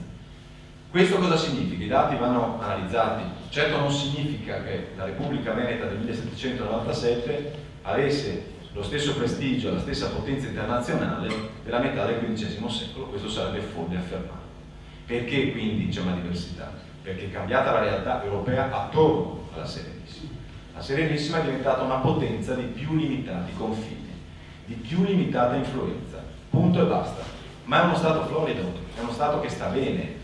L'aristocrazia comincia a ritirarsi lentamente non dalla politica, ma dalla mercatura, e come in tutta Europa, perché Venezia non faceva, scusate, quando parlo di Venezia naturalmente intendo lo Stato Veneto, quindi anche voi, i vostri confini, le vostre terre, non faceva eccezione, vede l'avanzata della borghesia, anche la borghesia ebraica, tutte queste balle sul ghetto di Venezia, balle nel senso che si parla del ghetto come fosse stata una violazione dei diritti umani e una carcerazione degli ebrei, sono veramente da sfatare. Calimani stesso nei suoi libri sul ghetto di Venezia dà atto di un sacco di cose diverse da quelle che vengono diffuse. Pensate che gli ebrei alla fine della Repubblica erano armatori di navi e avevano la licenza e il permesso di navigare con il padiglione veneto, lo chiamavano, cioè con l'Eone di San Marco. E moltissime navi erano per esempio dei Treves, quelli che poi faranno fortuna proprio in epoca napoleonica e così via. D'altronde, dicevamo prima con Ettore, non dimentichiamo che Daniele Manin è ebreo, è figlio di ebrei, quindi colui che volle la rivolta del 48-49 e che impose come grido viva San Marco contro l'opinione di tutti i suoi corrivoluzionari e che impose il nome di Repubblica di San Marco. E che il più grande storico della storia di Venezia, il più grande in assoluto, cioè non c'è discussione, i 10 volumi della storia documentata di Venezia sono insuperati, è Samuele Romanin, ebreo, triestino, che scrive questo libro 2 secoli dopo, ma questi libri tra gli anni 30 e gli anni 50 del XIX secolo, quindi vicino per generazione alla caduta della Repubblica, un ebreo praticante che se avesse avuto notizia che il suo popolo era stato maltrattato da Venezia si sarebbe ben guardato da fare una cosa del genere. Chiusa parentesi. Quindi uno Stato vitale, vivo. Che cos'è che è meno vivo? La forma di governo probabilmente, il governo va cambiato, non è un fenomeno veneto, è un fenomeno europeo. La rivoluzione francese si esplode per questo, L'Inghilterra e l'Austria hanno un ricambio di classe dirigente naturale che prima si affianca all'aristocrazia, poi man mano la sostituisce senza ghigliottine. In Francia avviene invece con centinaia di migliaia di teste che rotolano. Negli altri paesi europei no. Venezia con calma seguiva questa evoluzione. I borghesi erano già importanti, leggete Goldoni e ne avete la prova. Goldoni deride l'aristocrazia nelle sue commedie e mostra questo conflitto pacifico, sociale, questo confronto politico tra il borghese e l'aristocratico. D'altronde, guardate, quando parliamo del popolo, di cui parla poi la Francia rivoluzionaria Napoleone, non si parla mai del ciabattino, Quando si parla del popolo si parla del ricco mercante, la classe che va al governo con la municipalità provvisoria alla caduta della Repubblica e che verrà poi insediata da Napoleone. È una classe di ricchi, è una classe di censo, quello è il popolo di cui si parla. Del popolino non si occupa nessuno, tantomeno i rivoluzionari di origine francese, se ne occupava molto di più la Repubblica Veneta, che aveva una struttura sociale e di welfare, si direbbe oggi, molto ramificata e importante. Bene, velocemente perché il tempo scorre. Quando cade la Repubblica, insomma, c'è un terremoto impressionante, voi sapete com'è andata, viene illusa una classe di rivoluzionari di piccolo cabotaggio, piccoli personaggi, piccoli avvocati, medici, qualche patrizio traditore, tutti alle logge massoniche, tutti. E guarda caso alle logge massoniche saranno iscritti poi tutti i protagonisti del Risorgimento. Garibaldi è un capologgia, stiamo scherzando, stiamo dicendo sciocchezze. Tutti massoni. Questi sono 4 gatti rispetto al popolo, ma hanno una carta fondamentale, l'armata francese dalla loro parte, che non è proprio un dettaglio. L'armata d'Italia, la quale ha già sovvertito il Piemonte, ha già sovvertito la Repubblica Ligure, ha già sconfitto ripetutamente gli eserciti austriaci e si è presentata nel modo che sappiamo a Venezia, dichiarando guerra proditoriamente all'ultimo momento, il 1° maggio del 97, dopo aver stracciato un trattato di neutralità tra la Repubblica Veneta e la Repubblica Francese che non era mai venuto meno. Bene, un tracollo dovuto alla velocità del succedersi degli eventi. I francesi lasciano agli austriaci alla fine del 1797, i primi del 98 entrano gli austriaci, le lasciano una città devastata. Da subito ha imposto Napoleone il pagamento di 3 milioni di lire tornesi, che è una cifra immensa, ha messo in ginocchio proprio i suoi amici della municipalità provvisoria per il pagamento di queste cifre, quindi vanno a requisire a destra e a manca, vanno a grattare il fondo della pentola, vanno a chiedere proprio, vanno a spremere proprio la comunità ebraica, vanno a spremere gli artigiani, vanno a spremere i patrizi che non avevano aderito alla loro impostazione, insomma un disastro. Distruggono l'arsenale, fanno fuori completamente per non lasciare nulla di integro, ma integralmente vuol dire integralmente il cordame, la pece, cioè fanno fuori, rubano i chiodi, capito? Lasciamo perdere le navi che scompaiono dagli arsili, anche quelli in costruzione, che poi andranno a costituire il nervo della flotta francese ad Aboukir, cioè, lasciamo stare che quel pazzo di Napoleone decida perché c'è un nucleo paranoideo, anche qui mi assumo la responsabilità di quello che dico, ascoltate bene, uno psichiatra avrebbe da divertirsi. Cosa fa questo? Fa bruciare il Bucintoro, anzi, non fa bruciare il Bucintoro, fa bruciare le dorature del Bucintoro, tutte le sculture dei Corradini, quindi la parte artistica. Raccoglie l'oro, si dice, le ceneri se le fa portare in cassa a Milano, e di fin qui dice, vabbè, sei un conquistatore all'antica, sei un dominatore, un distruttore, paziente. Ma la cosa bella è che nel 1805 a Trafalgar, quando Nelson fa una manovra come quella che farà Tegetto Falissa, una manovra che nessuno si aspettava, quando le flotte franco-ispanica e inglese si affrontano in linea di fila, come sempre si era combattuto fino allora nelle battaglie navali dei vascelli, prima con le galere era un'altra storia, Nelson decide di fare una arditissima manovra che gli costerà la vita ma che guadagnerà la vittoria all'Inghilterra, e cioè vira di bordo, taglia la via tra la poppa dell'ammiraglia francese, dell'ammiraglio Villeneuve, e la nave che lo segue. Sapete come si chiamava quell'ammiraglia? L'ammiraglia della flotta francese del 1805, una delle più grandi flotte in quel momento del mondo, si chiamava Bucentaure, il Bucintoro. Allora questa è una cosa che non si legge mai nei libri di storia e che francamente fa molto pensare che Napoleone, che poi a Sant'Elena scriverà moltissimo di noi, si giustificherà del perché ha fatto tutto questo e dice che lui non è stato un protagonista ma un esecutore della storia, che del resto lui, lo dice lui, ipse dixit, attenzione, lui ha creato gli italiani, ha ragione. Infatti andiamo a vedere il seguito velocemente di questi veneti che arrivano alla terza guerra di indipendenza e alla cessione della loro terra in quel modo vergognoso.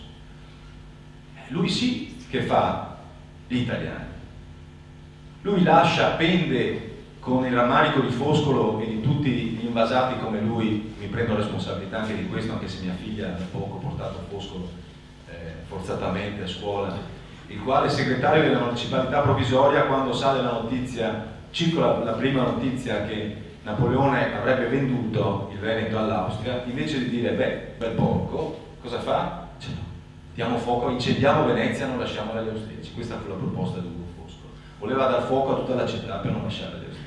E poi tutto il resto, insomma. Ti ha venduto la città, che fai? Scappi nella Repubblica Cisalpina, cioè proprio dove c'è Napoleone Bonaparte. È chiaro che hai paura degli austriaci, è anche chiaro però che vai da quello che ha tradito tutti i tuoi ideali, la tua terra, ma non ti fermi qui, si arruola nell'esercito napoleonico, quindi diventa anche un soldato dell'esercito napoleonico, fino a quasi alla fine. Poi quando scriverà le lettere, le ultime lettere di Jacopo Ortis, un'opera peraltro plagiata dal Werther di Goethe, quindi non è neanche originale, scriverà male di Napoleone, un uomo senza onore, un uomo eccetera, ma è troppo tardi, è troppo tardi. Bene, tornano i francesi nel 1806, dopo la pace di Presburgo, dopo il sole di Austerlitz, una delle luminose vittorie di Napoleone, tornano nel Veneto e lì è la catastrofe.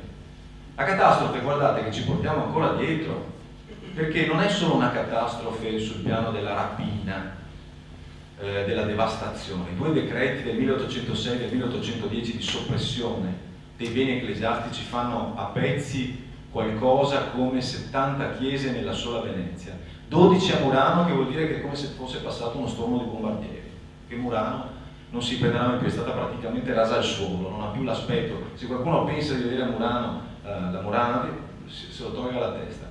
È come Zara, che è stata distrutta dai bombardieri inglesi al 90%, Murano è la stessa cosa. Venezia cambia completamente aspetto, una settantina di chiese, 385 scuole di devozione e di arte, 100 palazzi. Non è che va lì e li piccona, sapete, no, semplicemente con le sue leggi la soppressione dei beni ecclesiastici e dei monasteri fa sì che si chiude, fuori dalle scatole gli ordini minori, maggiori, eccetera, fuori dalle scatole i preti, incameriamo noi all'erario, quindi quadri, distruggiamo le tombe, facciamo fuori i monumenti che non servono, ne facciamo una caserma, o questa ne facciamo una cava per il marmo e per i laterizi, e c'è la distruzione. Praticamente dovete immaginare che intorno al 1811, dice Alise Zorzi, Venezia è cosparsa di macerie.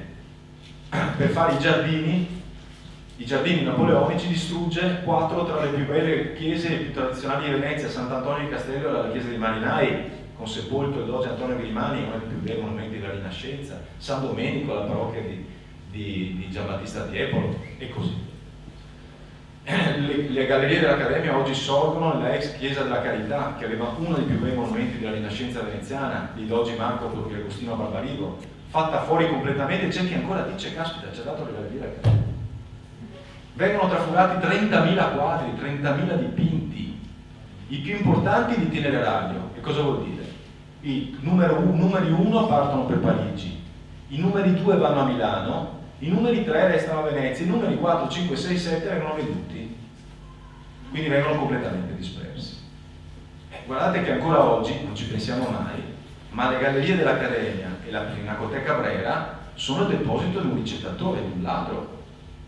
Io quando vado alla Brera non corre andare a Parigi, perché tutti gli italiani molto provinciali non andiamo al Louvre e si scandalizzano. Andate a scandalizzarvi anche alle Pinacoteca Brera. Perché Milano deve avere il ciclo di San Marco quando la scuola di San Marco è stata restaurata di recente e potrebbe ospitare in situ i quadri, e Milano deve tenere nella pinacoteca i quadri rubati da Napoleone e messi lì da Napoleone? Per quale ragione? Perché certi quadri sono nelle gallerie accademiche quando potrebbero tornare al loro posto? Che sono solo il deposito napoleonico, che ha creato la dispersione di tutto il resto, tutti quei grandi capolavori che qualche cretino di professore universitario dice ancora ma lui ha creato i musei pubblici. No, esistevano già i musei pubblici, la Repubblica aveva già i suoi musei, uno scoop. Il museo di archeologia era già un museo pubblico, la collezione Grimani era già un museo pubblico, il Giardino di Ferro all'Arsenale, il museo delle artiglierie erano musei pubblici, le chiese erano musei pubblici all'aperto, i conventi erano musei pubblici all'aperto, le scuole erano musei pubblici all'aperto. Chiusa parentesi. Quanto tempo ho ancora? Quanto? 2 minuti. Quando quindi finisce questa distruzione, c'è la distruzione politica, l'assetto politico, la distribuzione politica del Veneto toglie a Venezia qualsiasi importanza. Venezia è semplicemente una provincia, e infatti Savoia, che ripetono questo modello, non ci pensano neanche minimamente a creare le regioni, che l'Austria con tutti i suoi difetti aveva bene invece in seno, perché era uno stato cosmopolita. Quindi il Lombardo-Veneto, bene o male, è una regione con una sua capitale Milano, una seconda capitale Venezia, è una regione forte, ha il senso del federalismo, ha ragione Ettore, si chiamava Österreichische Venezianische Kriegsmarine, quindi attribuisce, mantiene delle tradizioni con tutti i suoi difetti, perché l'Austria può delle dipinti, draga fiscalmente le risorse veneto-lombarde, ma non importa, ma lascia una tradizione, non è che fa fuori tutto. Quando i francesi invece hanno dominato, hanno distrutto la tradizione di centro di potere, di capitale culturale e di Stato. E Alvise Zorzi registra dai suoi studi non solo una perdita economica, eccetera, che è micidiale, pensate che la città si riempie illecita e questi territori si riempiono di mendicanti, c'è un calo demografico mostruoso, non parliamo delle aziende, delle imprese, a Venezia c'era un sitificio che occupava fino alla caduta 7.000 dipendenti, dopo la caduta ne ha 200, lasciamo stare tutto questo, ma c'è una perdita di identità, una fortissima perdita di identità, cioè subito il Veneto viene stracciato, trattato come una provincia qualsiasi. Ci stavo cascando. All'arrivo degli italiani si ripropone questo modello, esattamente questo modello. Vi consiglio, se posso, per avere un'idea del quadro che sinteticamente vi ha dato Ettore Beggiato, di cosa è stato l'arrivo italiano degli italiani nel Veneto, di come si è svolto, del clima che c'è nei giorni del cosiddetto plebiscito, di leggere Federico Bozzini, che purtroppo mi pare che non sia più tra noi, credo che sia mancato prematuramente. Ecco, mi dispiace molto, non sapevo, l'avevo saputo di recente. E L'Arciprete e il Cavaliere, che della zona racconta l'arrivo degli italiani a Celea, racconta tutta la storia di Celea. Guardate, giorno dopo giorno si legge il clima di intimidazioni, di minacce, di esaltazione, ai danni del prete, ai danni di quelli che erano tranquilli e credevano tutto sommato nel regime austriaco, non perché fossero dei folli filostriaci, ma perché gli andava bene quell'ordine là, e di cosa accade dopo l'arrivo degli italiani.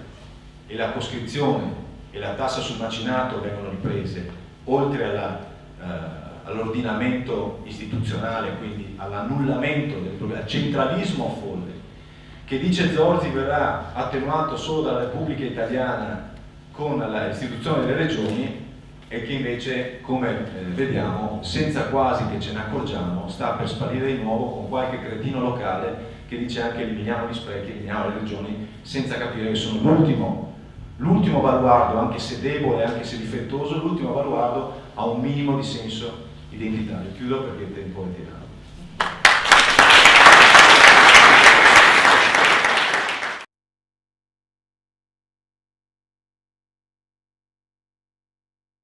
Ora passo la parola al presidente di Raisa Veneto che abbiamo qua con noi, Alberto Montagnier, che eccolo.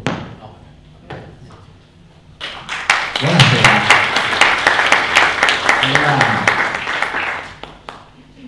parlare dopo quei eccellenti interventi, insomma, di Ettore e di Lorenzo mi dà una grande responsabilità per tenere alto il livello della serata. Me devo occupare purtroppo della parte più triste, una parentesi sul dopo. Siamo nel 1866 e è stato già citato Zorzi, l'avvocato Fogliata. Erano passati solo 70 anni, ma era come se fossero passati 7 secoli. 1797, facevi il conto, 1866, ma purtroppo dopo le devastazioni materiali, però c'era stata anche una grandissima devastazione morale, interiore, di popolo e di identità. Una brevissima carrellata sugli effetti più immediati.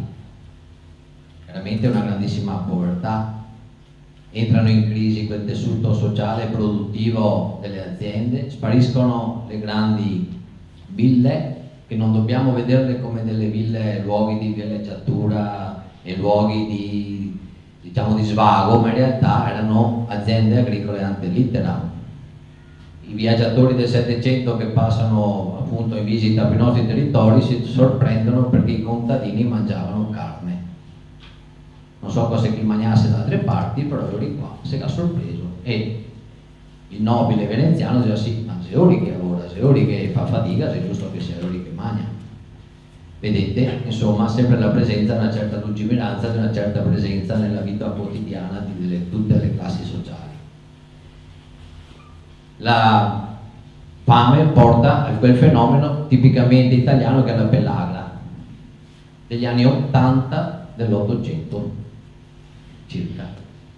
Dico questo perché dagli anni 80 è la costituzione del Costante Cris a Mogliano, ora casa di cura per malati di mente, ma nasce come istituto per pellagrosi. Poi la grande immigrazione, qua mi è maestro Ettore, per cui la nostra, mi tocca dire adesso la nostra regione, allora la nostra nazione subisce il più grande esodo. È giusto chiamarlo questo perché i numeri sono da esodo, i numeri non sono solo qualcuno che se ne va, se ne vanno paesi interi con il parroco in testa in certi casi, si svuotano comunità intere. Per cui c'è questo depauperamento continuo del nostro territorio. Venezia rimane un porto, ma sappiamo benissimo che dopo la perdita del Veneto, a parte dell'Austria-Ungheria, viene maggiormente favorita Trieste e Fiume, per cui una parte dei traffici se ne vanno anche lì. Padova, che aveva gli studenti le migliori menti dei mitteleuropee, perde anche lì gioventù e menti brillanti, perché chiaramente tutto il centro Europa, la Mitteleuropa va a Innsbruck o a Vienna. Vi butto là degli episodi un po' così proprio per farvi ragionare, più che altro poi per approfondire, però sono delle piccole provocazioni, dei piccoli fatti che magari nessuno ci ha mai ragionato sopra. Questo chiaramente dopo questi danni materiali si ripercuote, come diceva chi mi aveva eccellentemente preceduto, anche in questo tessuto morale e identitario, e si ripercuote fino ad oggi, perché anche oggi il contesto in cui noi dobbiamo operare per difendere la nostra identità e la nostra cultura deve tener conto di 4 cose basilari: scuola, inferiore, superiore, università, i media, giornali, stampa, televisioni, radio, le istituzioni e poi il mondo culturale. Scuola, lo sapete benissimo che purtroppo nei programmi ministeriali la nostra storia non è che sia tanto ben inserita, saltata a pie pari, 4 righette quando va bene. La Repubblica di Venezia era una delle 4 repubbliche marinare. Come dire, considerate la produzione di automobili in Germania in questo momento qua, la Germania c'è una repubblica automobilistica. Negli anni 60, dopo il volo di Yuri Gagarin, molto probabilmente l'Unione delle Repubbliche Sovietiche erano repubbliche spaziali. e chi più ne ha più ne metta, perché ora se devo mettermi a livello di chi che ha coniato questo termine, e ne teniamo fuori anche neanche quanti che vogliamo. Ci sarebbe anche la possibilità adesso con la riforma dell'ultima della scuola di dedicare qualche ora facoltativa a materie diciamo non inserite nei programmi ministeriali, però purtroppo finché ci portiamo avanti questo retaggio non c'è la storia veneta a fare le materie facoltative, magari fa giardinaggio, fa culture estere, culture straniere, si inventa qualcosa, ma neanche restiamo sempre fuori dalla porta. Non parliamo poi di quello che può essere il mondo accademico, il mondo dell'università, che ogni volta che tira fuori certi discorsi, addirittura che questi docenti universitari, questi cattedratici, si strappa i vesti, addirittura scrive lettere sui gazzettini, sui giornali locali, qua sui giornali nostri, di una pesantezza che sembra quasi che queste persone che sia sta, non so, copà un fio, che va bene, cioè sembra quasi che si muovono a comando addirittura, cioè appena esce qualcosa da parte nostra ti gasta un mondo accademico che ti spara addosso delle portate incredibili. E questo diciamo è il mondo della scuola. Non so che vada meglio tanto nel mondo dei media. La televisione, se sape benissimo, non mi sembra che venga tanto dedica spazio alla nostra cultura. I giornali addirittura, quando anche noi nel nostro piccolo facciamo qualcosa di decoroso, diciamo, ecco, non voglio incensarmi molto, ma insomma facciamo qualcosa di un certo livello, fica sempre il giornalista del turno che viene fuori con nostalgici, folcloristici e tutti questi epiteti qua che insomma cerca di derubricare, sminuire, rendere un qualcosa di grande che avevamo un qualcosa di piccolo. Per cui anche qua vedete che non abbiamo tanto da stare allegri. Istituzioni, vabbè, è chiaro, istituzioni non sono da parte nostra e a pensa in maniera completamente, diametralmente opposta, si portano avanti chiaramente tutta la retorica patriottarda che nasce dall'Unità d'Italia, passa attraverso chiaramente il Risorgimento, poi in mezzo alle due guerre mondiali, e ha dei voli pindarici di trasformare le cose, perché l'Italia è l'unico paese che nella sua storia recente della seconda guerra mondiale riesce a presentarti come 2 vittorie e 2 sconfitte, e con tutto il rispetto per le vittime, per chi che ha sofferto e per chi che c'era purtroppo in quel momento, è che è brutto dirlo, però se parliamo della ritirata di Russia e dell'Alamein. La retorica è arrivata fino a quel punto che quasi te festeggia, quasi te fa passare come 2 grandi vittorie, come 2 grandi mosse strategiche. Per cui vedete cosa dobbiamo chiamare calice dobbiamo bere. Alla fine forse ci viene un po' in aiuto il mondo culturale, già citato dai miei precedenti relatori. Qualche libro è stato scritto con enfasi e che ci rende finalmente giustizia, grazie a Dio, anche da autori che non erano veneziani o veneti, così potrebbero essere accusati di partigianeria, ma abbiamo appunto l'americano Lane, il tedesco Eickhoff, un siciliano di Stefano, ecco, per cui persone che non erano delle nostre terre che però almeno ci rendono giustizia. Rimane però un prodotto di nicchia, un prodotto da appassionati, non tutti vanno a prendersi un libro, purtroppo, e si appassionano se non fra di noi e sulla nostra sollecitazione ad addentrarsi nell'argomento. Mentre purtroppo in altri casi, e anche qui questo retaggio iniziato con Napoleone, viene portato avanti da una certa tradizione, perché Napoleone, tanto per riagganciarmi ai discorsi dei colleghi, fa riscrivere la storia di Venezia da un suo generale amico, che erano cresciuti assieme all'Accademia, un certo Daru, la riscrive come la vuole lui. Purtroppo diventa terreno dove una certa cultura, una certa storiografia va anche ad attingere, e anche una certa, romanzesco, c'è una parte di letteratura va ad attingere da queste cose, dove purtroppo invece è tutto falso perché è stato stravolto.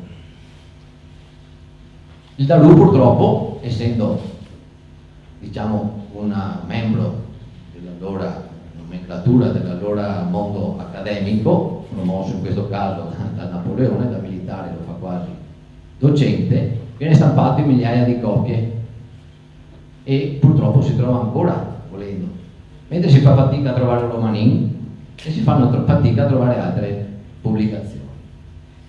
In questo contesto così triste ci siamo noi delle associazioni culturali e gli appassionati ricercatori che con i nostri mezzi e con le nostre passioni, con la nostra passione cerchiamo quantomeno di contrastare questo mondo che ci vomita addosso, scusa il termine, delle bugie, delle falsità, che stravolge la nostra storia, la nostra cultura e che continua a voler cancellare la nostra identità, continua a nascondere la verità e continua, diciamo, a volerci cancellare come popolo. Ma forse perché? Sta benissimo quello che abbiamo detto fino adesso, un discorso che si è affermata una nuova nazione, una nuova patria, che avevano bisogno anche loro di dare un fondamento storico, inventarsi qualcosa, perché è un po' quel nazionalismo che viene sempre quando nasce uno Stato, specialmente all'inizio, che cercano il più possibile di cementare la mente dei propri cittadini. Purtroppo questo è successo anche recentemente in Croazia, dopo che si è dissolta l'Unione, la Jugoslavia, anche lì purtroppo ci siamo finiti di mezzo anche noi, perché la nostra storia dell'Istria e della Dalmazia, dopo essere stata italianizzata, dopo aver preso la prima mazzata in chiave italiana, se ne prende anche un'altra in chiave appunto croata. Il periodo barocco lo chiamano, non dice più il periodo veneziano, ma ormai si inventa termini un po' così, anche lì per edulcorare. Rimaniamo noi, un Davide contro Golia purtroppo, però almeno speriamo che tutte le persone che ne ascoltano questa sera se passa bagaglio di queste cose che abbiamo raccontato, perché non ho la pretesa, penso nessuno qua di insegnare, non siamo qua per insegnare, si impara dalla storia, si impara dalle esperienze passate per andare meglio verso il futuro. Noi altri siamo qua a raccontare, almeno mi piace raccontare una bella storia. Fare bagaglio e a vostra volta trasmettere a qualcuno con una certa, diciamo, sano orgoglio, perché bisogna metterlo, una certa voglia di far, raccontare a qualcun altro. E speriamo solo in quello, perché finché non arriverà in aiuto qualcuno che ne dà una mano, qualche stravolgimento geopolitico che ne metta in una posizione favorevole, ma purtroppo questi pie desideri, dobbiamo far conto sugli altri, su chi che ne ascolta e che a sua volta parla con altra persona. E forse quando saremo arrivati all'ultimo dei Veneti, perché contaste robe, forse cambierà. Non so se che sarà quel giorno, se lo vedrò, ma insomma dico cominciare e qualche giorno spero che finirà. Grazie San Marco per tutto.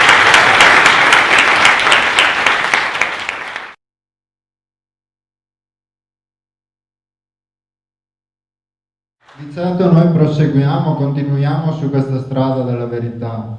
È vero, siamo piccoli, siamo magari anche pochi, ma certamente siamo tosti, siamo determinati comunque ad andare avanti. Una cosa voglio dirvi, se avete dei figli, soprattutto se sono in età delle elementari o delle medie soprattutto, guardate, leggete i loro libri, leggeteli, cercate di capire quanto viene scritto sulla storia locale, su quello che è l'aspetto della cultura locale, cose che realmente gli appartengono, cose che realmente gli vanno a segnare l'esistenza di tutti i giorni.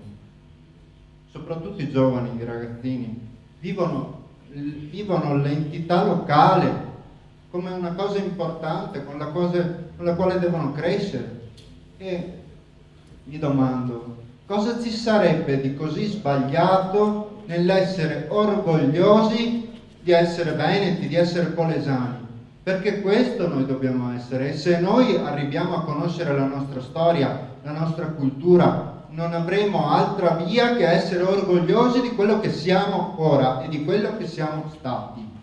Quindi vi invito, Guardateli quei libri, sfogliateli, appassionatevi, guardate con loro, fategli vedere, fategli conoscere altre cose che non vengono insegnate. Se conoscete insegnanti, cercate di ragionare anche con loro. Alla fine stiamo parlando di una cosa sacrosanta. Fategli vedere semplicemente Rovigo com'è, fategliela scoprire con occhi diversi. Lì ad esempio abbiamo una piantina di Rovigo del 1700.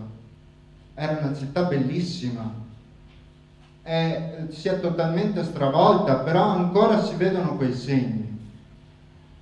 Fategliele scoprire queste cose, appassionateli a quello che è stato e a quello che è cambiato. Riscopriamo il nostro vero sentimento di identità. Questo noi dobbiamo cercare di fare. Dopo le conseguenze non potranno altro che essere positive. Ora, una ragazza qua che ha avuto un'idea brillante per quanto riguarda il 1866 ha fondato un comitato qualche mese fa appunto dedicato a questa operazione verità, a cercare di far conoscere a tutti, per quanto i nostri mezzi siano limitati, far conoscere questo aspetto storico fondamentale che noi dobbiamo per forza conoscere e sapere, per capire cosa siamo oggi e perché siamo trattati così. Ora passo la parola ad Ilaria, che appunto siamo tosti e determinati. Lei è una ragazza che corrisponde pienamente a queste caratteristiche. Grazie.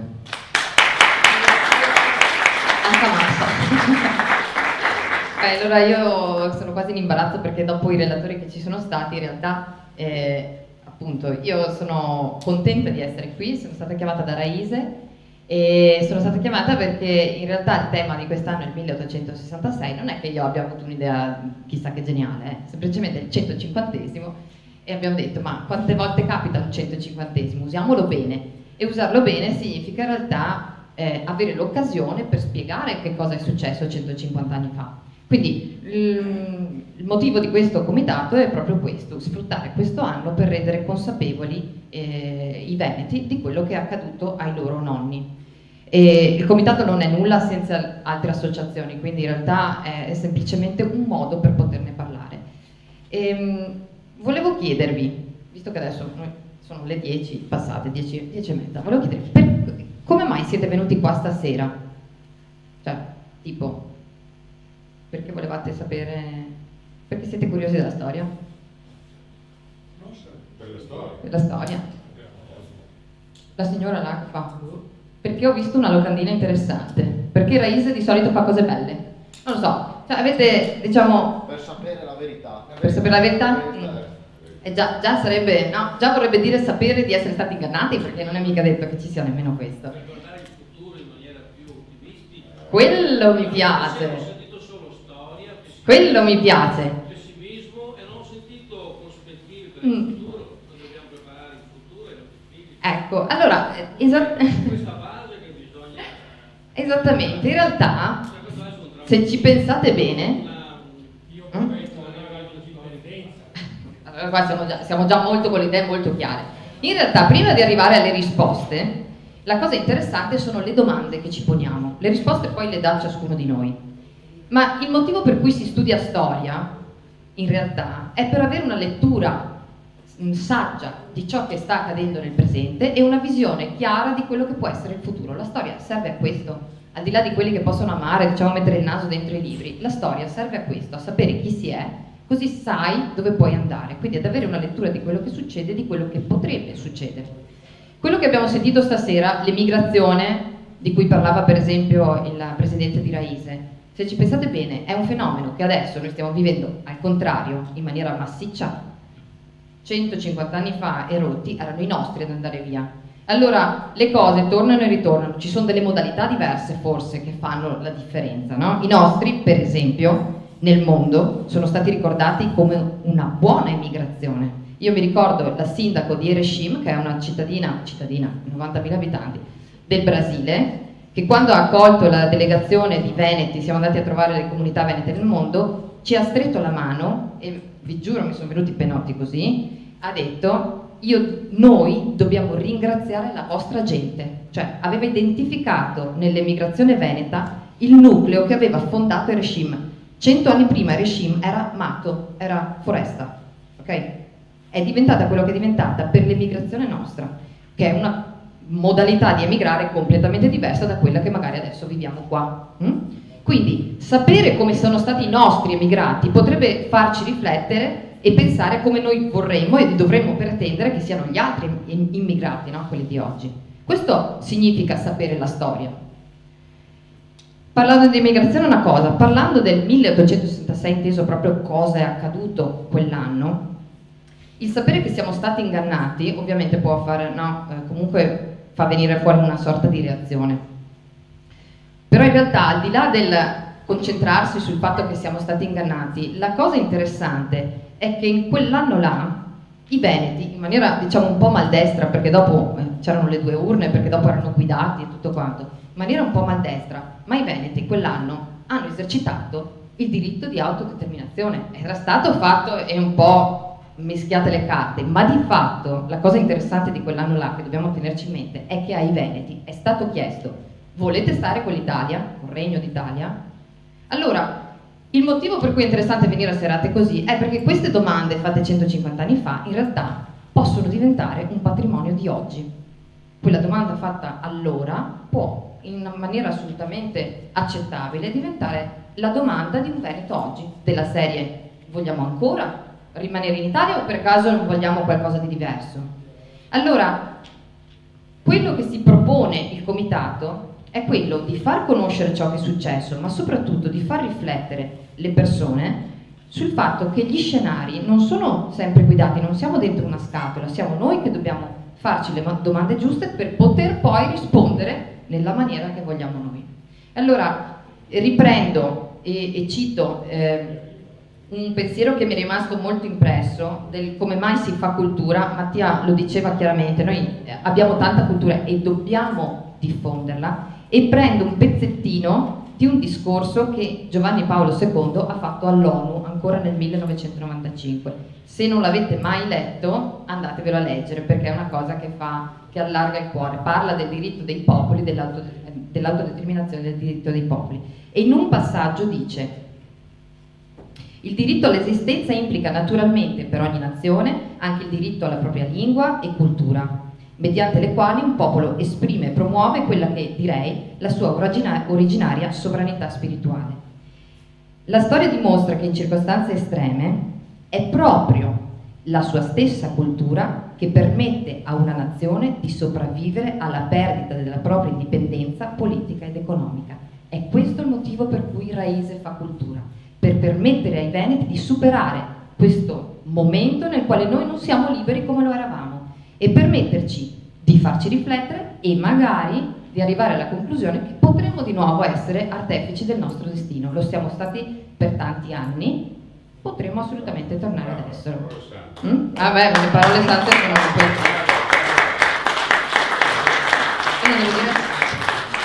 non devo dire più niente. La riflessione arrivava a margine appunto di questi bagni di cultura. Io vi invito a diffondere queste occasioni. Avete con voi un libricino che dice 2 H in croce su quello che è successo, ma l'abbiamo fatto proprio perché si possa perlomeno diffondere un po' di conoscenza di queste cose.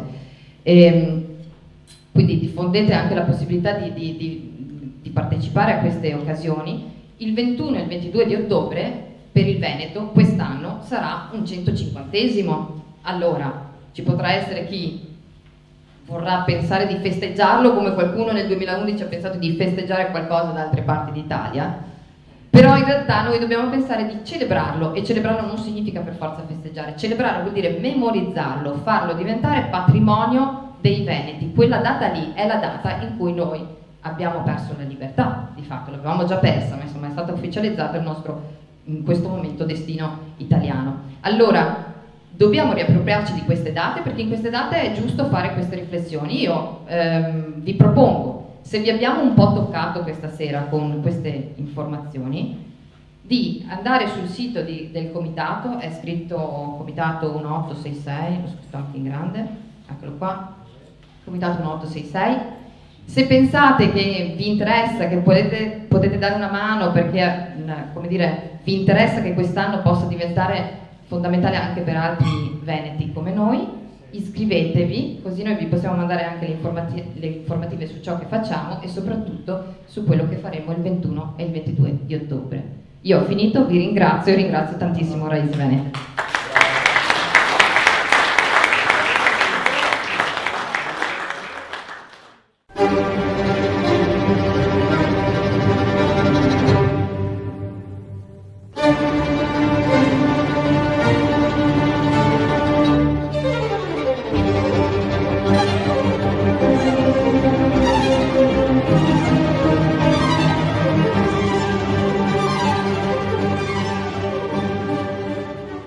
Benvenuti nel nuovo appuntamento di Veneto 1 Classica, l'appuntamento con la grande musica.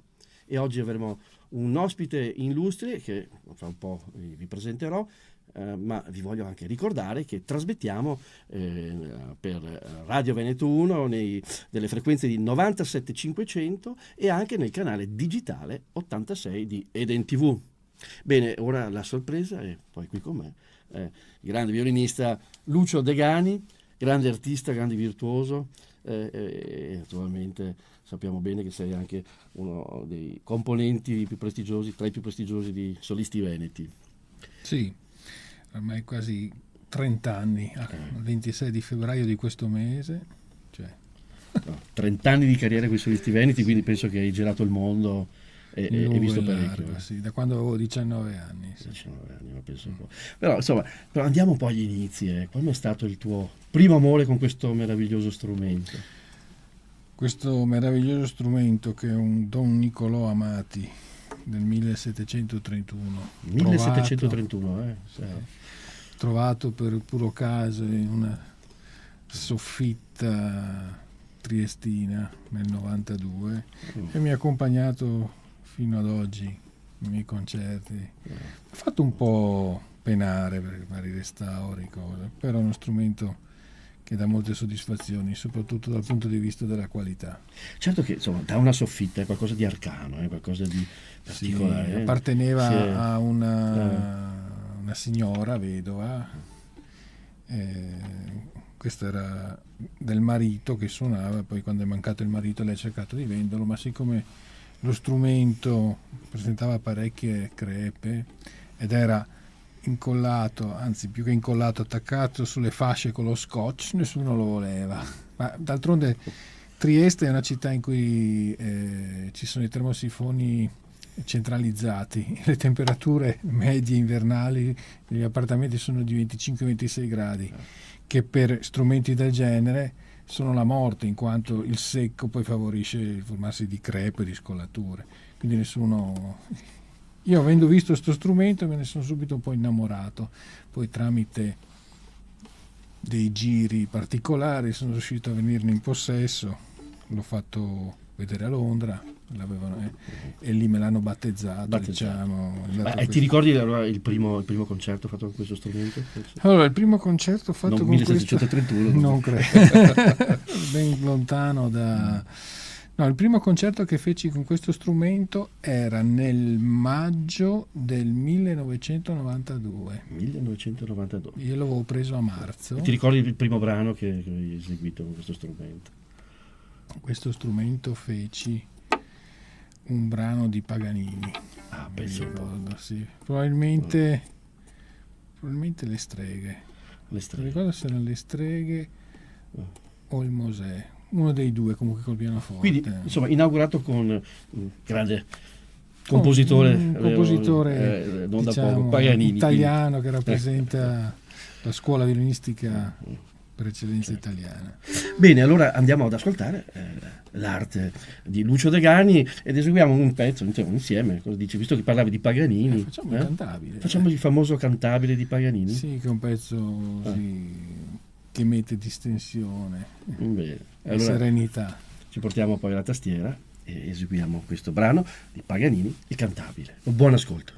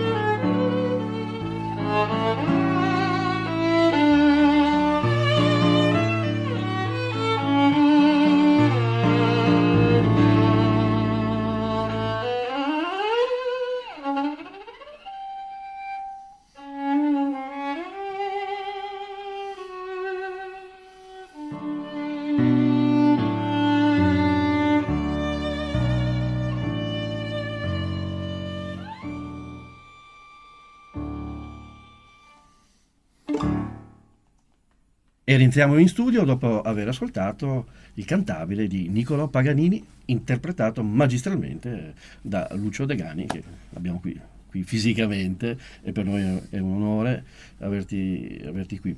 È già anche la seconda trasmissione, mi sembra. Che, sì, l'altra avevamo presentato un tuo CD, so che CD. ne hai anche tra l'altro War Concert, sì. Agli stati parecchi nella tua carriera, vero? Abbastanza. Sì. Senti, io vorrei tornare ancora un passo un po' indietro, no? Certo. Alla tua, al tuo esordi. Abbiamo detto che qui hai un Amati, quindi uno strumento che viene dalla soffitta, che è venuto trovato così in circostanze fortuite. Sì. Ma invece i tuoi primi passi, insomma, anche gli inizi, che è stato papà o la mamma, è stato in famiglia, l'approccio al violino? L'approccio al violino è stato una forzatura di mio padre, nel senso che io mai avrei voluto suonare il violino. Diciamo che io ho seguito le orme di mio fratello che studiava pianoforte, così anche un po' per gelosia volevo studiarlo anch'io, così ho cominciato a suonare il pianoforte, a studiare il pianoforte all'età di 9 anni, quindi un paio d'anni ho studiato il pianoforte. Suonavo alle messe, l'organo, come faceva lui, o anche ai funerali, da piccolo, sì. Poi feci l'esame d'ammissione al pianoforte, però mio padre mi disse no, fallo anche per violino, perché... E io feci l'esame anche violino, d'ammissione per violino, non sapendo suonare il violino ovviamente, però entrai. A che dopo io ho entrato anche in pianoforte, dici no, ma adesso studi pianoforte e basta. E mio padre dice no, devi studiare violino. Allora arrivai a un baratto con mio padre ai tempi, avevo appena compiuto 11 anni, quindi dissi mio padre vabbè, io studierò il violino, però tu mi devi comprare il trenino Lima con tutto il plastico, che ai tempi, nel 78, costava 26.000 lire, era poco, pochissimo. Un bel regalo, Io, convinto che tanto mio padre non me l'avrebbe comprato, ero sicuro che questa cosa, e invece lui me lo comprò, e così dovetti cominciare a studiare violino. Quindi insomma, benedetto quel trenino, in qualche modo. Sì, diciamo che quel trenino, all'inizio il violino è stato appunto frutto di quel trenino. All'inizio giocavo più col trenino e meno col violino. Poi devo dire che passando i mesi, appunto con questo mio primo insegnante di conservatorio, che ai tempi era un allievo di Lipizzer, tra l'altro. Si chiamava? Si chiamava Ernesto Leonardi. Ernesto Leonardi. Sì. Era un ottimo violinista lui. Insegnava appunto a Udine, io ho cominciato il conservatorio con lui. Infatti, ti interrompo, vorrei ricordare che appunto Lucio io Degani, sono friulano udinese, lontani origini ungheresi. Con lontane origini ungheresi, da parte di padre, bisnonni, sì, un nome italianizzato durante il periodo fascista. E comunque volevo dire appunto che cominciai a studiare violino con questo maestro. All'inizio lo feci quasi per gioco, poi invece nel tempo cominciai a appassionarmi a questo strumento e mi appassionai al punto che ascoltavo sempre tutte le lezioni.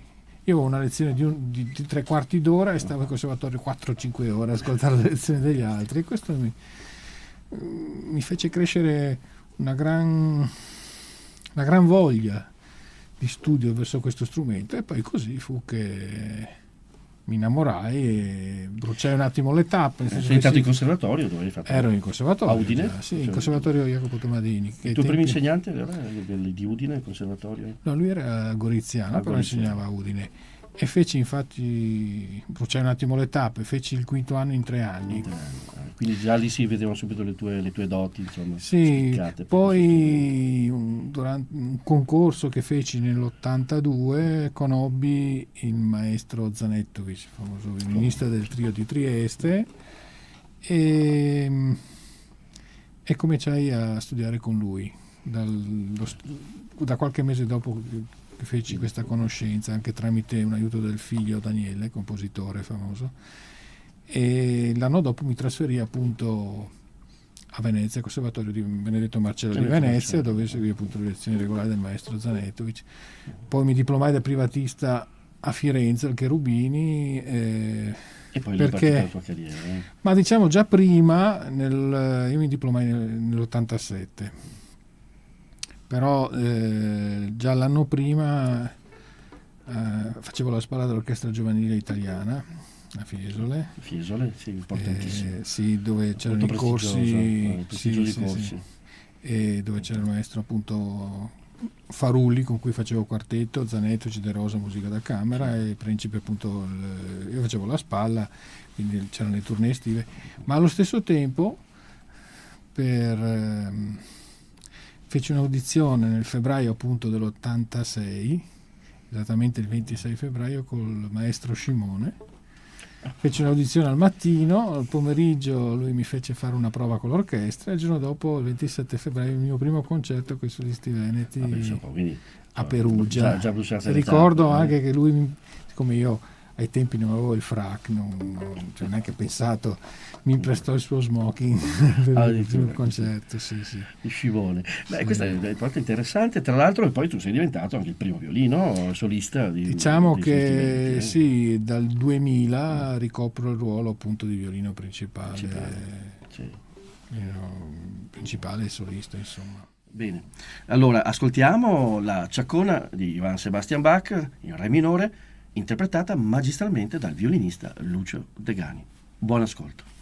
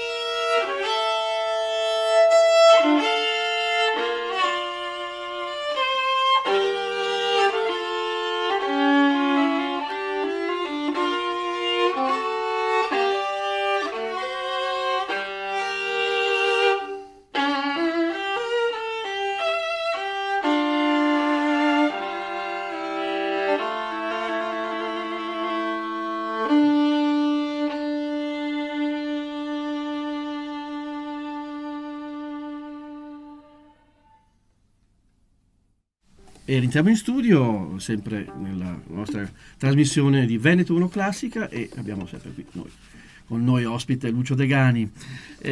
Insomma, tanti racconti, tanti aneddoti, tante cose, però anche tanta carriera, anche a livello insomma discografico. So che tu hai veramente un gran numero di CD registrati. Beh, diciamo recentemente appunto la Bon Giovanni ha pubblicato un mio disco appunto dedicato alle trascrizioni di Jascha Heifetz, e il titolo è A War Concert, concerti di guerra.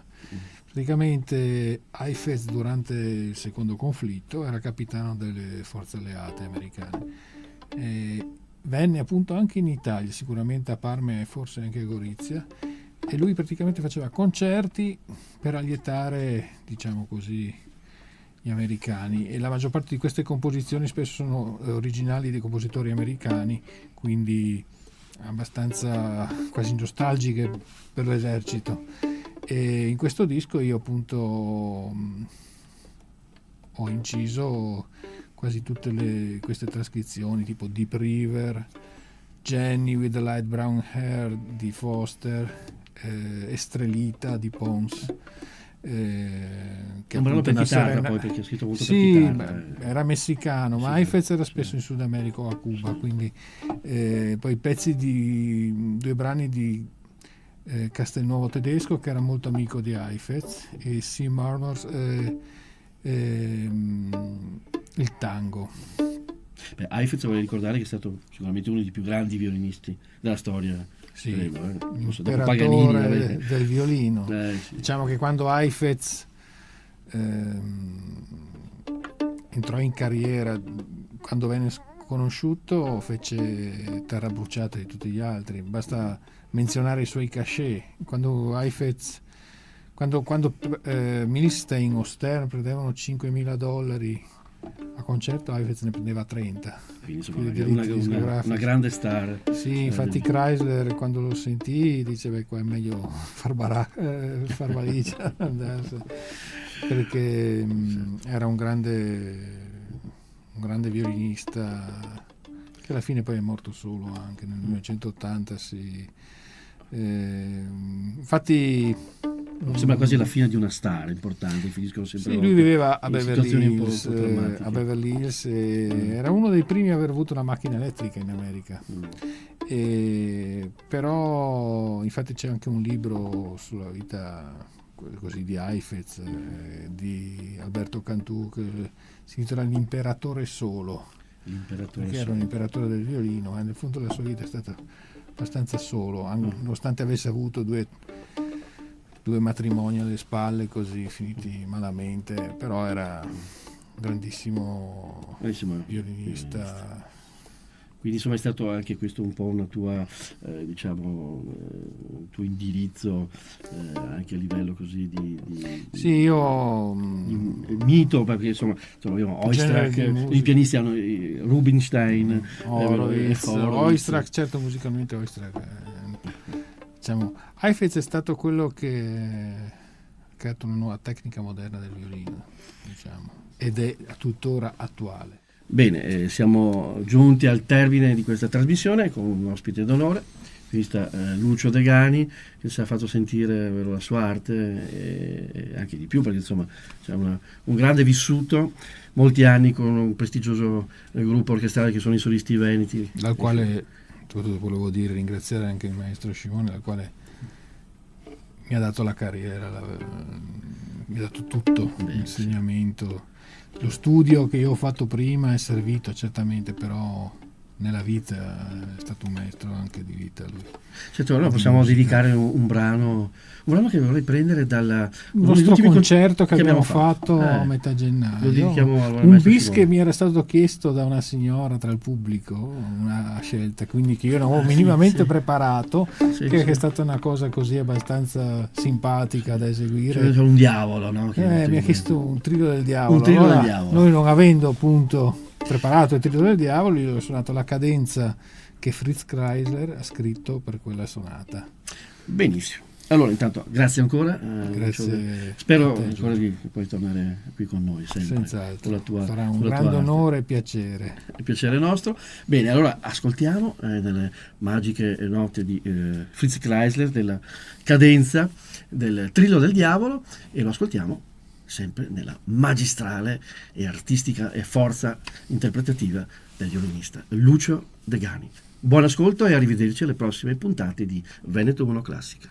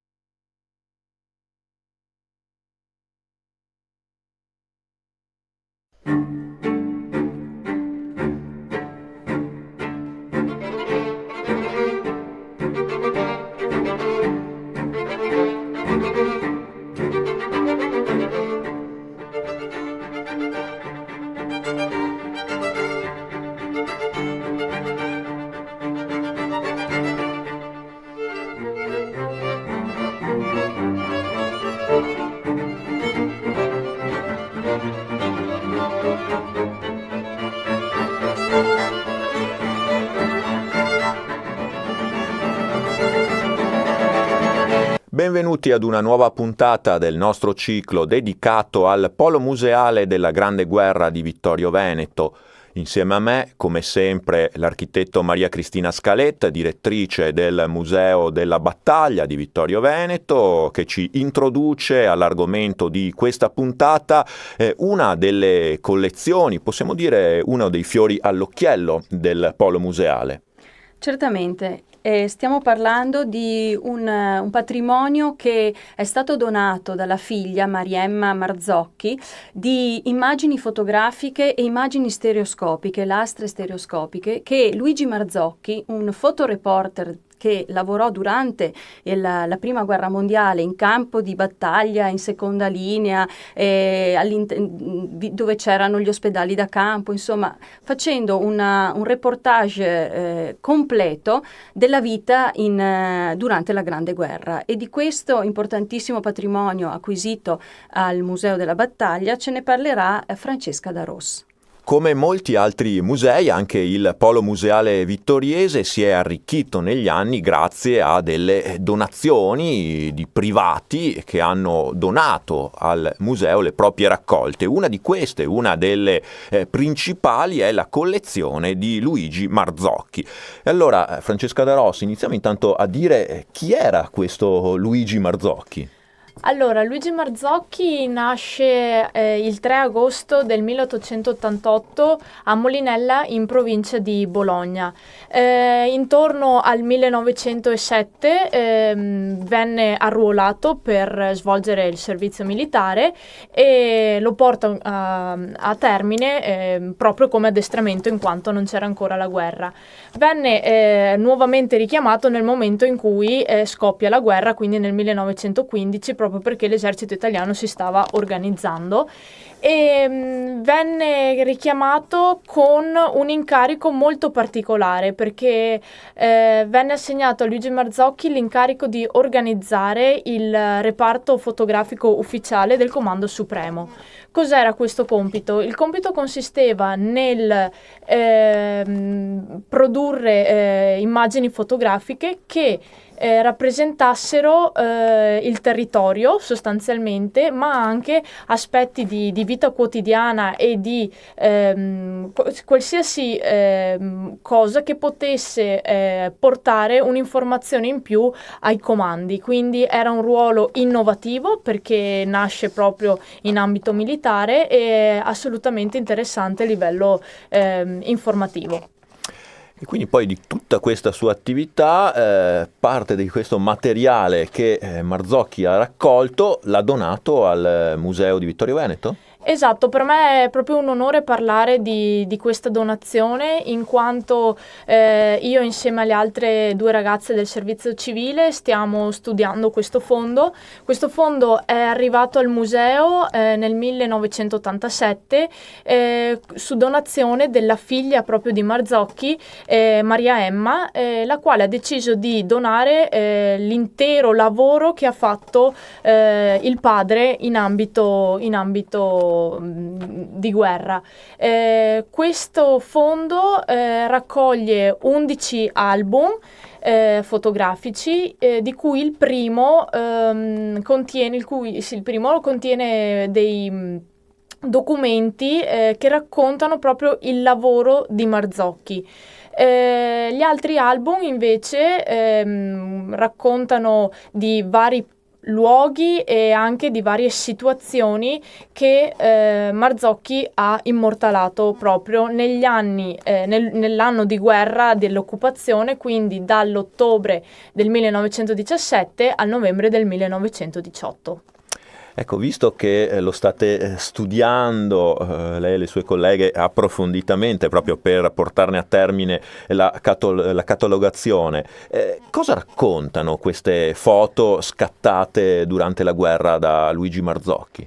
Allora, queste foto, inizialmente c'è da dire una cosa, che oltre ad avere questa funzione a livello militare, c'è da ricordare che la fotografia nasce anche come funzione, aveva la funzione propagandistica.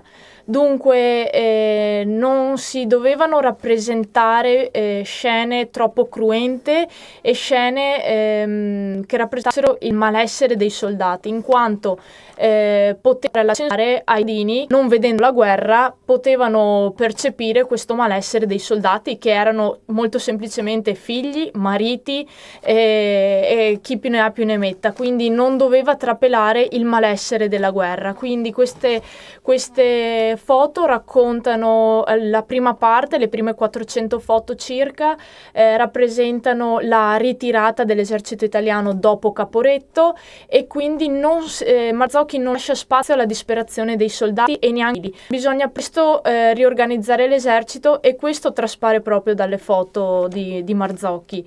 Nella seconda parte viene raccontata sostanzialmente quella che è la battaglia d'arresto dell'esercito austro-ungarico, e anche qui c'è una piccola parte riservata al reparto degli Arditi, per poi concludere con i festeggiamenti, la fine della guerra, arrivando proprio ai festeggiamenti e alle celebrazioni del 4 novembre, quindi si vede anche la parte più gioiosa, se così si può dire, della fine della guerra. Quindi un patrimonio davvero interessante, quello costituito dalle foto scattate da Marzocchi, dai suoi collaboratori, foto che sono visibili al museo? Sì, queste foto sono visibili all'interno del percorso di guida del museo tramite delle gigantografie. Infatti sono state selezionate alcune foto molto belle che rappresentano e valorizzano anche il lavoro di Luigi Marzocchi. Una parte invece non si vede, è quella, il museo nascosto lo chiamiamo noi, e rappresenta una serie di stereoscopie che rappresentano proprio questa tecnica utilizzata e nata in periodo di guerra, che praticamente rappresentava la visione dell'occhio umano, e tramite queste foto e un apposito apparecchio si possono vedere queste foto in versione tridimensionale, quindi anche questa è un valore aggiunto a quello che è il fondo Marzocchi e la donazione arrivata al Museo della Battaglia. Quasi un occhio in presa diretta, pur con quella visione da un angolo particolare, come ci ha spiegato Francesca Darós, sugli avvenimenti della Grande Guerra, degli ultimi anni della Grande Guerra, proprio anche nel nostro territorio. Grazie allora Francesca Darós per averci illustrato il fondo fotografico Luigi Marzocchi del Museo della Battaglia. Grazie a voi. Grazie anche da parte mia per averci seguito fin qui. L'appuntamento è con la prossima puntata del nostro ciclo dedicato al Polo Museale della Grande Guerra di Vittorio Veneto.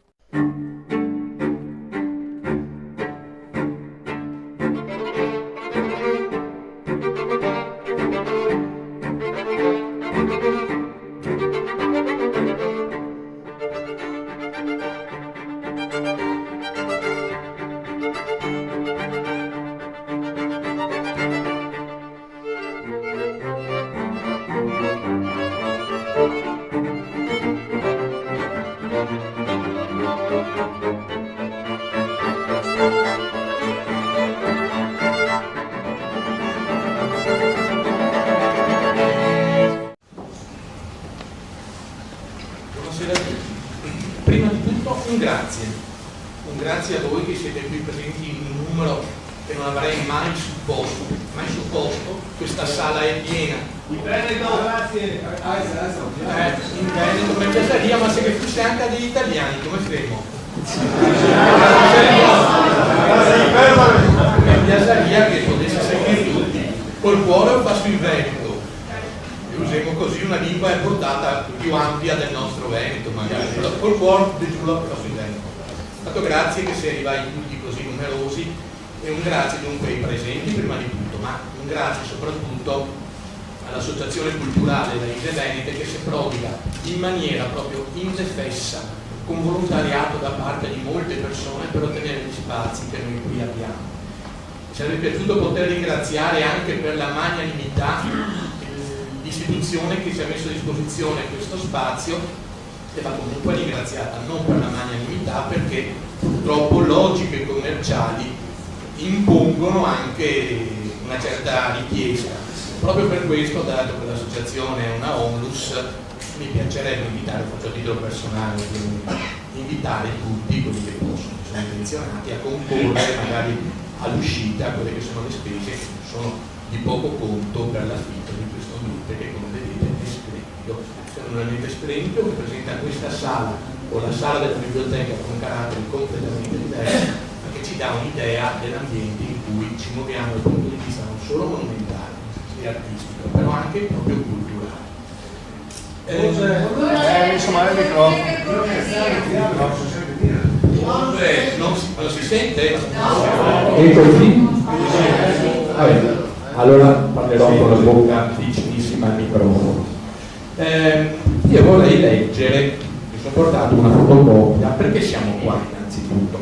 Ci sono tante occasioni in cui si parla di storia veneta, eccetera, però io vorrei tirar fuori una fotocopia che mi sono portato da casa di un testo che si usa nella scuola al liceo classico al penultimo anno per dare un'idea di come venga valutata la storia veneziana e comunque del nostro patria, della nostra patria, tra l'altro in un modo che risponde purtroppo ad una logica, ad un punto di vista che non è il nostro e che quindi è inevitabilmente limitativo. Il testo è questo, non faccio nomi perché forse non sarebbe elegante, ma è un testo questo grandemente diffuso nelle scuole pubbliche. Io parlo per esempio di liceo classico, quindi un tipo di scuola dove questo tipo di studio dovrebbe essere molto sostenuto, molto incoraggiato, molto diffuso. Allora, farò prestissimo. Una nuova crociata è il titolo. La questione dei moriscos in Spagna convince Filippo II che il mondo islamico rappresenta una minaccia e in effetti le azioni della flotta turca hanno creato molti grattacapi a Malta nel 1565 e nel 1570 poi i turchi attaccano Cipro sotto il dominio veneziano e la conquistano l'anno dopo, vero? Continua così. Le circostanze dunque danno forza all'appello del Papa, così che nel 1571 viene stabilito un accordo tra il Papa, Filippo II e la Repubblica di Venezia, cui aderiscono anche la Repubblica di Genova, i Ducati di Savoia e di Toscana, l'Ordine di Malta, finalizzato a una Lega Santa. Fine. Famagosta non esiste, non cade. Il 7 ottobre 1571 la flotta della Lega Santa, comandata da Giovanni d'Austria, Venier probabilmente era in TV, fratellastro di Filippo II, ingaggia il combattimento con le navi ottomane al largo delle coste greche arrivato nel golfo di Patrasso, ottenendo una clamorosa vittoria. Vero anche questo.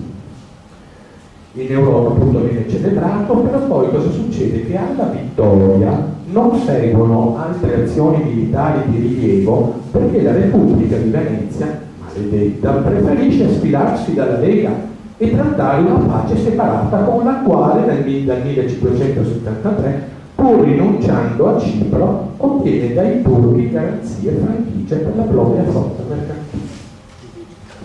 Mi pare che sia sufficiente come trattazione di un evento come quello che ha rappresentato appunto la battaglia di Lepanto e il confronto tra mondo cristiano e mondo islamico, tra Europa e Venezia in primis e il mondo turco? A me parrebbe di no. Certo, risponde a un punto di vista, un'esigenza di chi si governa in questo momento, di chi determina le scelte culturali, la storia da raccontare, e io sento molto diverso. Proprio per questo sarei qui per fare rapidamente una scorsa del mondo europeo e mediterraneo intorno al XVI secolo, almeno sino a Lepanto, e poi vederlo dal punto di vista veneziano, cioè come Venezia si relazioni con questi grandi stati che sono sorti non come piccolo stato o piccola potenza, la Repubblica di Guastalla o la Repubblica di Amalfi e le famose repubbliche marinare, ma come uno stato di pari grandezza, cosa che non si coglie da nessuna trattazione storiografica di quello che è il Minculpop di oggi, cioè quello che ci vogliono far passare. E quindi io ritengo che la storia va anche sottratta, senza voler nulla togliere alle persone del mestiere, a quella conventicola di accademici che ritengono una cosa loro, ma debba diventare piuttosto, se non il dominio, almeno vada in mano a persone che la sappiano affrontare anche in termini più semplici, meno cattedratici, magari anche più partecipanti. Allora, passerei direttamente a vedere quelli che sono gli elementi più significativi della storia europea, della storia del Mediterraneo, a partire dal 1500, anche perché si assiste ad una ridefinizione degli equilibri e quindi delle situazioni di possibile conflitto di relazioni completamente diverse rispetto al secolo precedente. Basti pensare che un punto importantissimo è la conquista, la caduta di Costantinopoli e quindi l'imposizione dell'impero turco su quello che era stato il resto dell'impero romano d'Oriente. Si creano in Europa delle grandi monarchie nazionali che quindi hanno delle possibilità in termini di risorse, di uomini e di estensione territoriale che sono di gran lunga superiori a quelle degli stati italiani tradizionali. L'equilibrio nel Mediterraneo risente di un altro elemento molto importante. Con il crollo dell'impero bizantino, anzi dell'impero romano si dovrebbe più correttamente dire, il mondo islamico si affaccia direttamente da Istanbul sui Balcani, e dopo c'è un altro elemento importantissimo che sarà determinante per la storia del Mediterraneo nel XVI secolo, come rilevava un grande studioso come Brodel, che è quello della caduta nel 1517 dello stato dei Mameluchi in Egitto nelle mani di Selim, detto il Selim I il feroce, quindi vi lascio intendere che personaggi. Selim il feroce cosa fa? Dopo aver abbattuto lo stato dei Mameluchi, che pochi anni prima aveva garantito a Venezia casualmente il riconoscimento dei diritti di proprietà di Cipro in perpetuo, quindi non soggetto ad alcuna ridiscussione nel futuro. Ma la caduta di Alessandria e quindi dell'Egitto comporta anche l'estensione del mondo ottomano su tutto quello che è il Nord Africa, e noi sappiamo che di lì a pochi anni il mondo islamico, il mondo ottomano arriverà fino alle colonie d'Ercole. Questo è importante da considerare perché richiama la Spagna, che ha appena terminato la riunificazione, ad un problema che non è soltanto europeo, perché noi vedremo tra poco che la Francia sarà impegnata in una lunga lotta per l'egemonia in Europa con la Francia, prima Luigi XII e poi Francesco I, ma avrà aperto anche un fronte mediterraneo, perché dal Mediterraneo, precisamente dai cosiddetti stati barbareschi, ci sono delle incursioni piratesche lungo la costa della Spagna meridionale, e si creerà un ulteriore legame che impensierirà moltissimo prima la Spagna e poi tutte le potenze cattoliche, di un collegamento solo pochi decenni dopo, a partire dalla fine degli anni 20 del Cinquecento, tra uno dei due contendenti per la supremazia in Europa, Francesco I, che ratificherà un rapporto prima segreto con la Turchia, e si costituiranno nel Mediterraneo intorno al 1530, due grandi poli di aggregazione di potenze. Da una parte abbiamo il polo franco-turco, anche se concretamente la Francia non invierà una propria flotta, ma garantirà le basi, tipo la base di Tolone, alla flotta turca, per esempio, per poter svernare. Voi vi rendete conto che la base di Tolone significa che con una breve navigazione sia su Barcellona e sulla costa mediterranea della Spagna.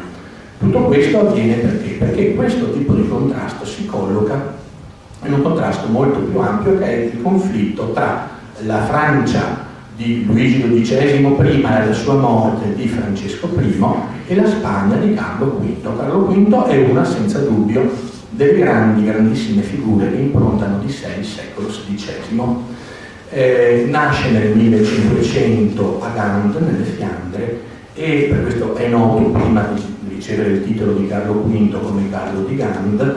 E un'altra delle grandissime figure che improntano di sé questo secolo sarà la figura di Solimano il Magnifico, che coprirà buona parte della seconda parte della prima metà del 1500 e morirà combattendo nel 1566, quindi proprio pochi anni prima della vicenda di Cipro.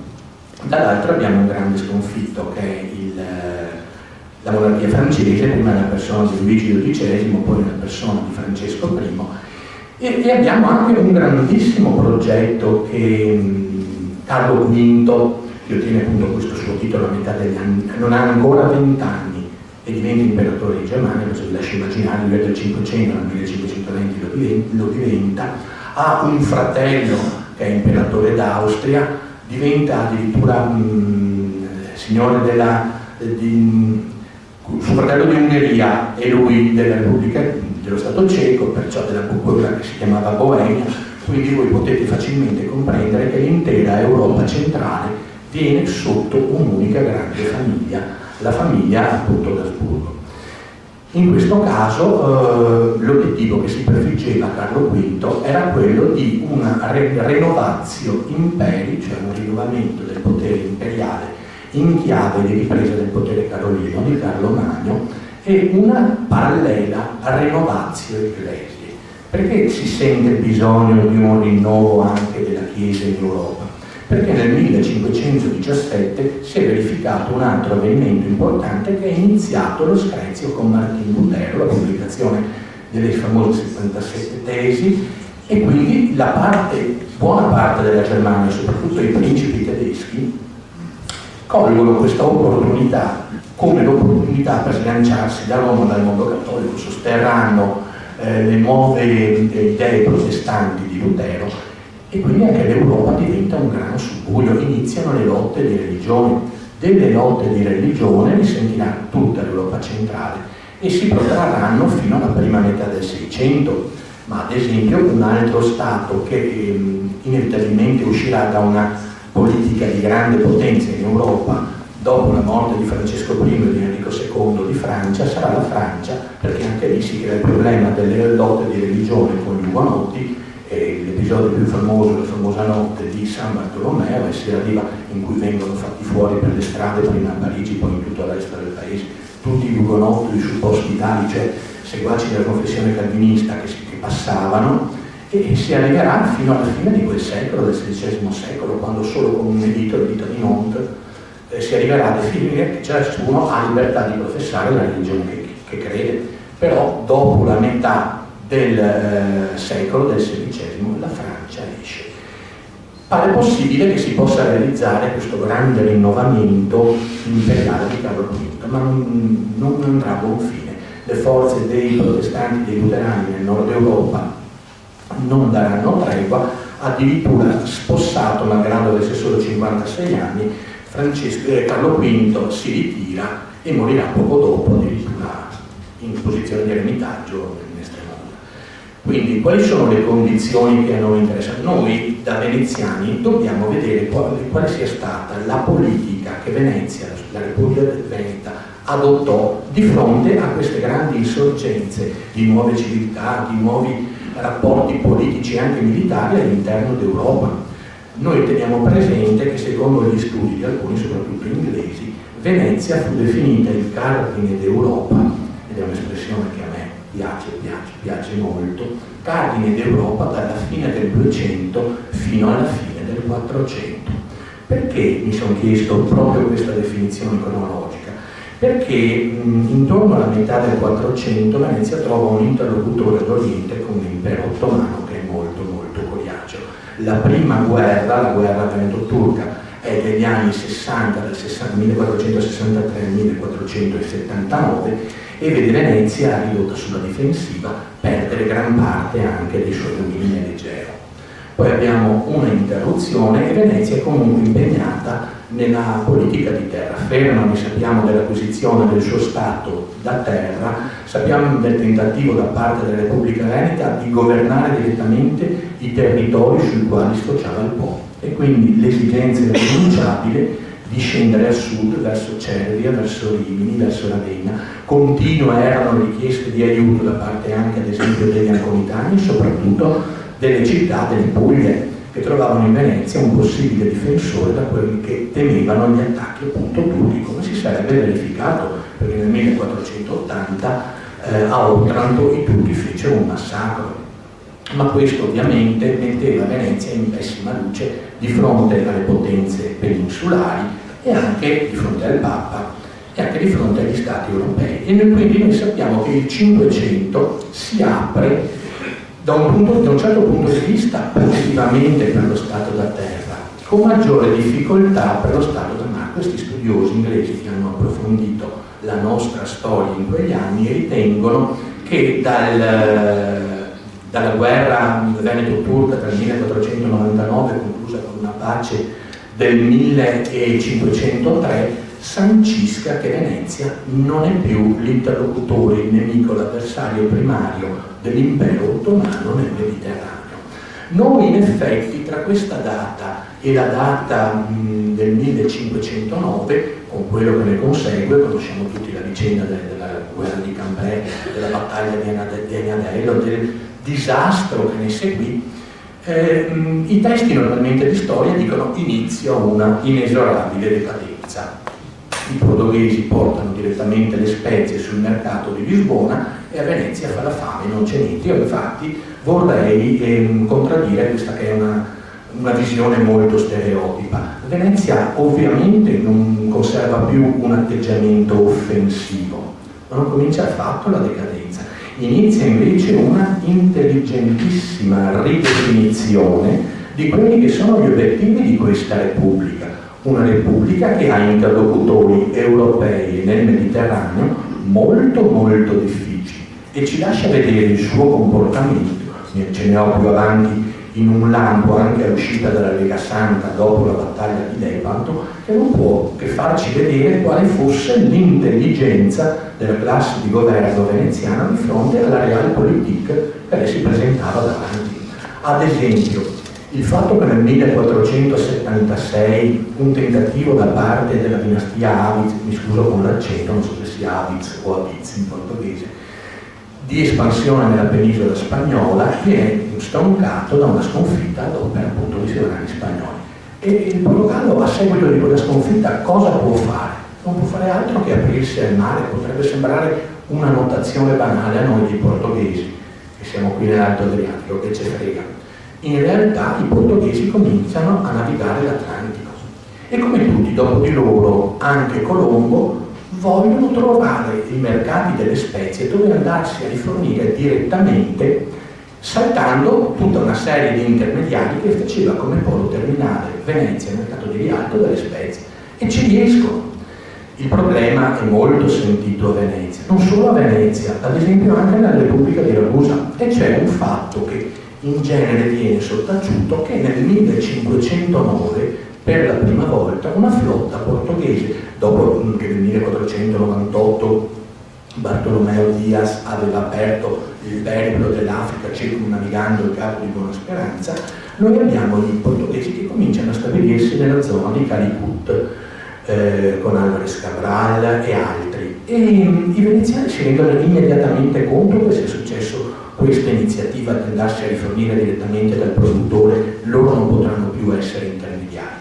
E ad esempio nel febbraio, mi pare, del 1509, al largo di Calcutta, nelle acque di Diu, c'è una battaglia che vede da una parte la flotta portoghese armata di cannoni contro un assembramento di navi che erano prevalentemente del sovrano del Gujarat, erano di egiziani, c'era anche un supporto turco e almeno nominalmente c'era anche l'appoggio della Repubblica Veneta e di Ragusa. Perciò noi vediamo uno Stato che è straordinariamente attivo, che ha una visione assolutamente chiara del nuovo scacchiere che si apre. Quando le spezie arrivano sul mercato di Lisbona, Venezia giustamente deve ridefinire quello che è il proprio impegno e la propria ricchezza, e non ha alcun problema. Perché? Perché c'è ancora l'Egitto, e con l'Egitto si commercia e si accede all'Oceano Indiano attraverso l'Egitto. Quindi Venezia riesce ad aggirare, ma nel 1517 questa possibilità non c'è più. Quindi c'è un principio chiarissimo che i governanti di Venezia hanno in mente. Si può far fiorire l'economia solo se i porti del Mediterraneo, che ora sono controllati dai turchi, da Istanbul, Costantinopoli, sino alle colonne d'Ercole, sono resi accessibili ai mercanti veneziani. Quindi l'idea di una belligeranza ininterrotta è francamente improponibile per una città che vive del suo commercio. E quindi i veneziani devono cogliere le ragioni di questa realpolitik. Da un punto di vista della condotta militare della città, noi vediamo che dopo la conclusione dell'altra guerra, quella che vede nella battaglia di Zonchio del 1499, per curiosità, il primo scontro nel Mediterraneo in cui le navi montano l'artiglieria. Ci sono anche delle riproduzioni di stampe che ingenuamente riproducono i primi fucili e si vedono delle strane aste con un pennacchio di fuoco. È il primo scontro in cui si monta un rudimentale uso di cannoni e soprattutto di archibuggi. La cosa interessante è che anche l'introduzione del cannone nella marineria costringerà tutti gli stati che hanno una certa volontà di potenza a riconsiderare quelli che sono i loro strumenti sia di offesa. La Repubblica Veneta non considererà più ormai elementi di offesa, sia soprattutto di difesa. Quindi dopo quella guerra che porta Venezia a perdere tutto, tutte le isole dell'Egeo, salvo l'isola di Tino, però a conservare un lungo stato da mare, Venezia si rende conto che l'interlocutore è cambiato, ma nel momento in cui sta riconsiderando il suo approccio con il suo impero o stato da mare, ecco che purtroppo nel 1509, prima vorrei concludere che per lo Stato da Terra nel 1508 a giugno si sancisce una tregua tra la Repubblica Veneta e l'imperatore d'Austria Massimiliano e in quel momento l'estensione territoriale dello Stato da Terra è la maggiore che Venezia abbia mai raggiunto. È molto interessante perché pochi mesi prima c'era stata la battaglia di Liu, vi dicevo, nell'Oceano Indiano. E i veneziani avevano sentore di questa loro grandezza e a me piace citare un'iscrizione, tra l'altro in una lingua italiana veneta, che potete tutti trovare in fondamenta dell'abbazia, dove c'è il grandissimo arco gotico, tardo gotico di Santa Maria Valverde. La cosa interessante qual è? Che dice del 1500, io leggo ogni mattina quando esco da casa, del 1505 furono principiate queste case, cioè delle abitazioni, alla laude de Dio e della Vergine Maria e de Missier Leonardo Loredano, e la cosa più interessante è et de tutto il suo glorioso stato, che Dio felice lo conservi. 1505. Dio l'avrebbe ascoltato fino a massimo stata ridefinita globale. Gli anni che vanno dal 1509 al 1516, pace e Lyon, voi sapete che sono anni per Venezia durissima, qui a Mestre che attenzione, l'attenzione che richiede anche lo stato da mare. La situazione è sempre molto fluida. Venezia, con una capacità diplomatica, riesce a gestirsi in una situazione internazionale che è difficilissima. E alla fine arriva al 1529 con la ratifica nel 1530 della pace di Bologna, con una pace che le restituisce per intero quello che era lo stato da terra, ovviamente esclusi i porti delle Puglie, che sono riandati al cosiddetto legittimo proprietario, escluse le Saline di Cervi, esclusa Ravenna, esclusa Rimini e tutti quegli stati che sono entrati da parte dello Stato della Chiesa. Venezia in questo periodo è stata fortunatamente non coinvolta da guerre con il tutto. La pace dura dal 1503. Venezia ha cercato di giostrarsi fra le grandi potenze europee come le conveniva, non come sarebbe stato giusto eticamente, ma come concretamente le conveniva. Dopo aver cercato di allearsi con Francesco I per evitare un pericolosissimo accerchiamento asburgico su tutto il confine europeo, Francesco I nel 1529 fa lui una pace separata. Venezia ovviamente non può contrapporsi a Carlo V e fa la pace. Gradualmente comprende che di questi due belligeranti il più capace, il più forte è Carlo V e va con Carlo V. Ma ecco che inizia un primo problema, il problema della nuova guerra veneto-turca, quella che si conclude con Prevesa. Venezia farà tesoro di questa esperienza, perché al largo di Prevesa la flotta di una Lega Santa, sono tutte sante, si trova in grande superiorità numerica. Quindi tutti si aspettano che venga facile, 2-0, e invece viene sconfitta. Addirittura vi è quell'episodio del ritiro dal combattimento delle navi genovesi dell'ammiraglio Andrea Doria, del resto erano sue, perciò se avessero ricevuto qualche ammaccatura bisognava anche farle riparare. Fatto sta che Venezia ne esce scornata quando si dice nel 1571, anzi 72, Venezia si ritira dalla Lega Santa. Chissà come mai. Qua con Carlo V Venezia trova unità di intenti, perché Carlo V si rende conto che è un problema avere gli ottomani alle porte, e nel 1535 conquista Tunisi. Sarà una durata di poco tempo. Venezia cosa fa allora? Dice: convergono i nostri interessi, e finché convergono si combatte assieme. Ma anche là, terminata la guerra, si avrà un altro lungo periodo di tempo tranquillo. La guerra riprenderà sempre nel Mediterraneo, non per Venezia ma come una ripresa offensiva turca, nel 1565. Noi sappiamo dell'impresa del tentativo di conquista da parte dei turchi dell'isola di Malta, della resistenza eroica dell'ordine dei cavalieri di Malta guidati da Jean de la Valette, e non riesce, ma è uno scorno. A questo punto cosa accade? Che Selim, stavolta è un altro Selim l'Ubriacone. C'è tutta una rassegna di personaggi che potrebbero essere quasi rappresentativi del nostro stato odierno italiano. Comunque, Selim l'Ubriacone si è messo in testa che vuole Cipro. Lo vorrà probabilmente per rientrare dalla sconfitta, lo vuole anche perché suo padre, che era appunto il grande Solimano, è morto combattendo durante l'assedio della città di Stiget ai confini tra Ungheria e Austria, perché voleva ripuntare su Vienna, ci aveva già provato una volta. È una situazione molto dinamica quella, e Venezia si trova impelagata in questa nuova guerra. Voi sapete tutto dell'ultimatum, ma a questo punto, poi non vi annoio più a lungo, per potervi dimostrare che lo Stato Veneto era realmente uno Stato europeo, non una piccola repubblica, vi cito soltanto alcuni dati. Dalla metà del Cinquecento la Repubblica capisce la necessità di dotarsi di un esercito con truppe permanenti, alle quali nei momenti di crisi acuta aggiungerà dei mercenari e anche dei volontari che sono nelle cernite. Bene, quali sono più o meno nella seconda metà del Cinquecento le truppe permanenti nelle grandi potenze europee? Davanti a tutti sta la Spagna, che tiene tra Spagna e Portogallo, perché dall'80 occuperà anche il Portogallo, l'Italia, le isole atlantiche, eccetera, un corpo di circa 23-24 mila uomini. Poi facciamo riferimento alla Francia.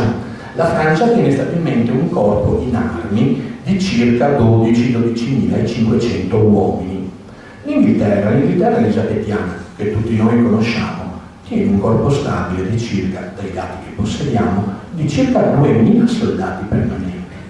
La piccola Repubblica di Venezia, in crisi, cadente e piangente, ne tiene dapprima in armi un corpo stabile tra 9 e 10.000. È lontana dalla Spagna, certamente, Spagna di Carlo V e di Filippo II. Direi però che si avvicina molto ad un altro Stato, che è quello del Regno di Francia, che per dimensioni non è paragonabile alle nostre repubbliche, circa 10.000 uomini. Però è un dato di fatto che proprio nella crisi di Cipro Venezia riuscirà a mantenere sotto le armi qualcosa come quasi 34.000 uomini per anni.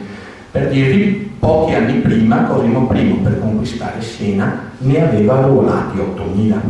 Quindi questo vi dà l'esatta dimensione di come la nostra città sappia ridefinire il proprio ruolo alla luce delle mutate evidenze storiche che nel Cinquecento ci sono state. Grazie per la pazienza che avete. Intervista in musica. Prima dell'aperitivo, una chiacchierata con i protagonisti della nostra scena musicale.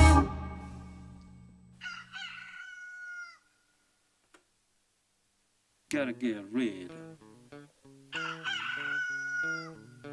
You gotta get rid. Yeah, you gotta get rid. You gotta get rid.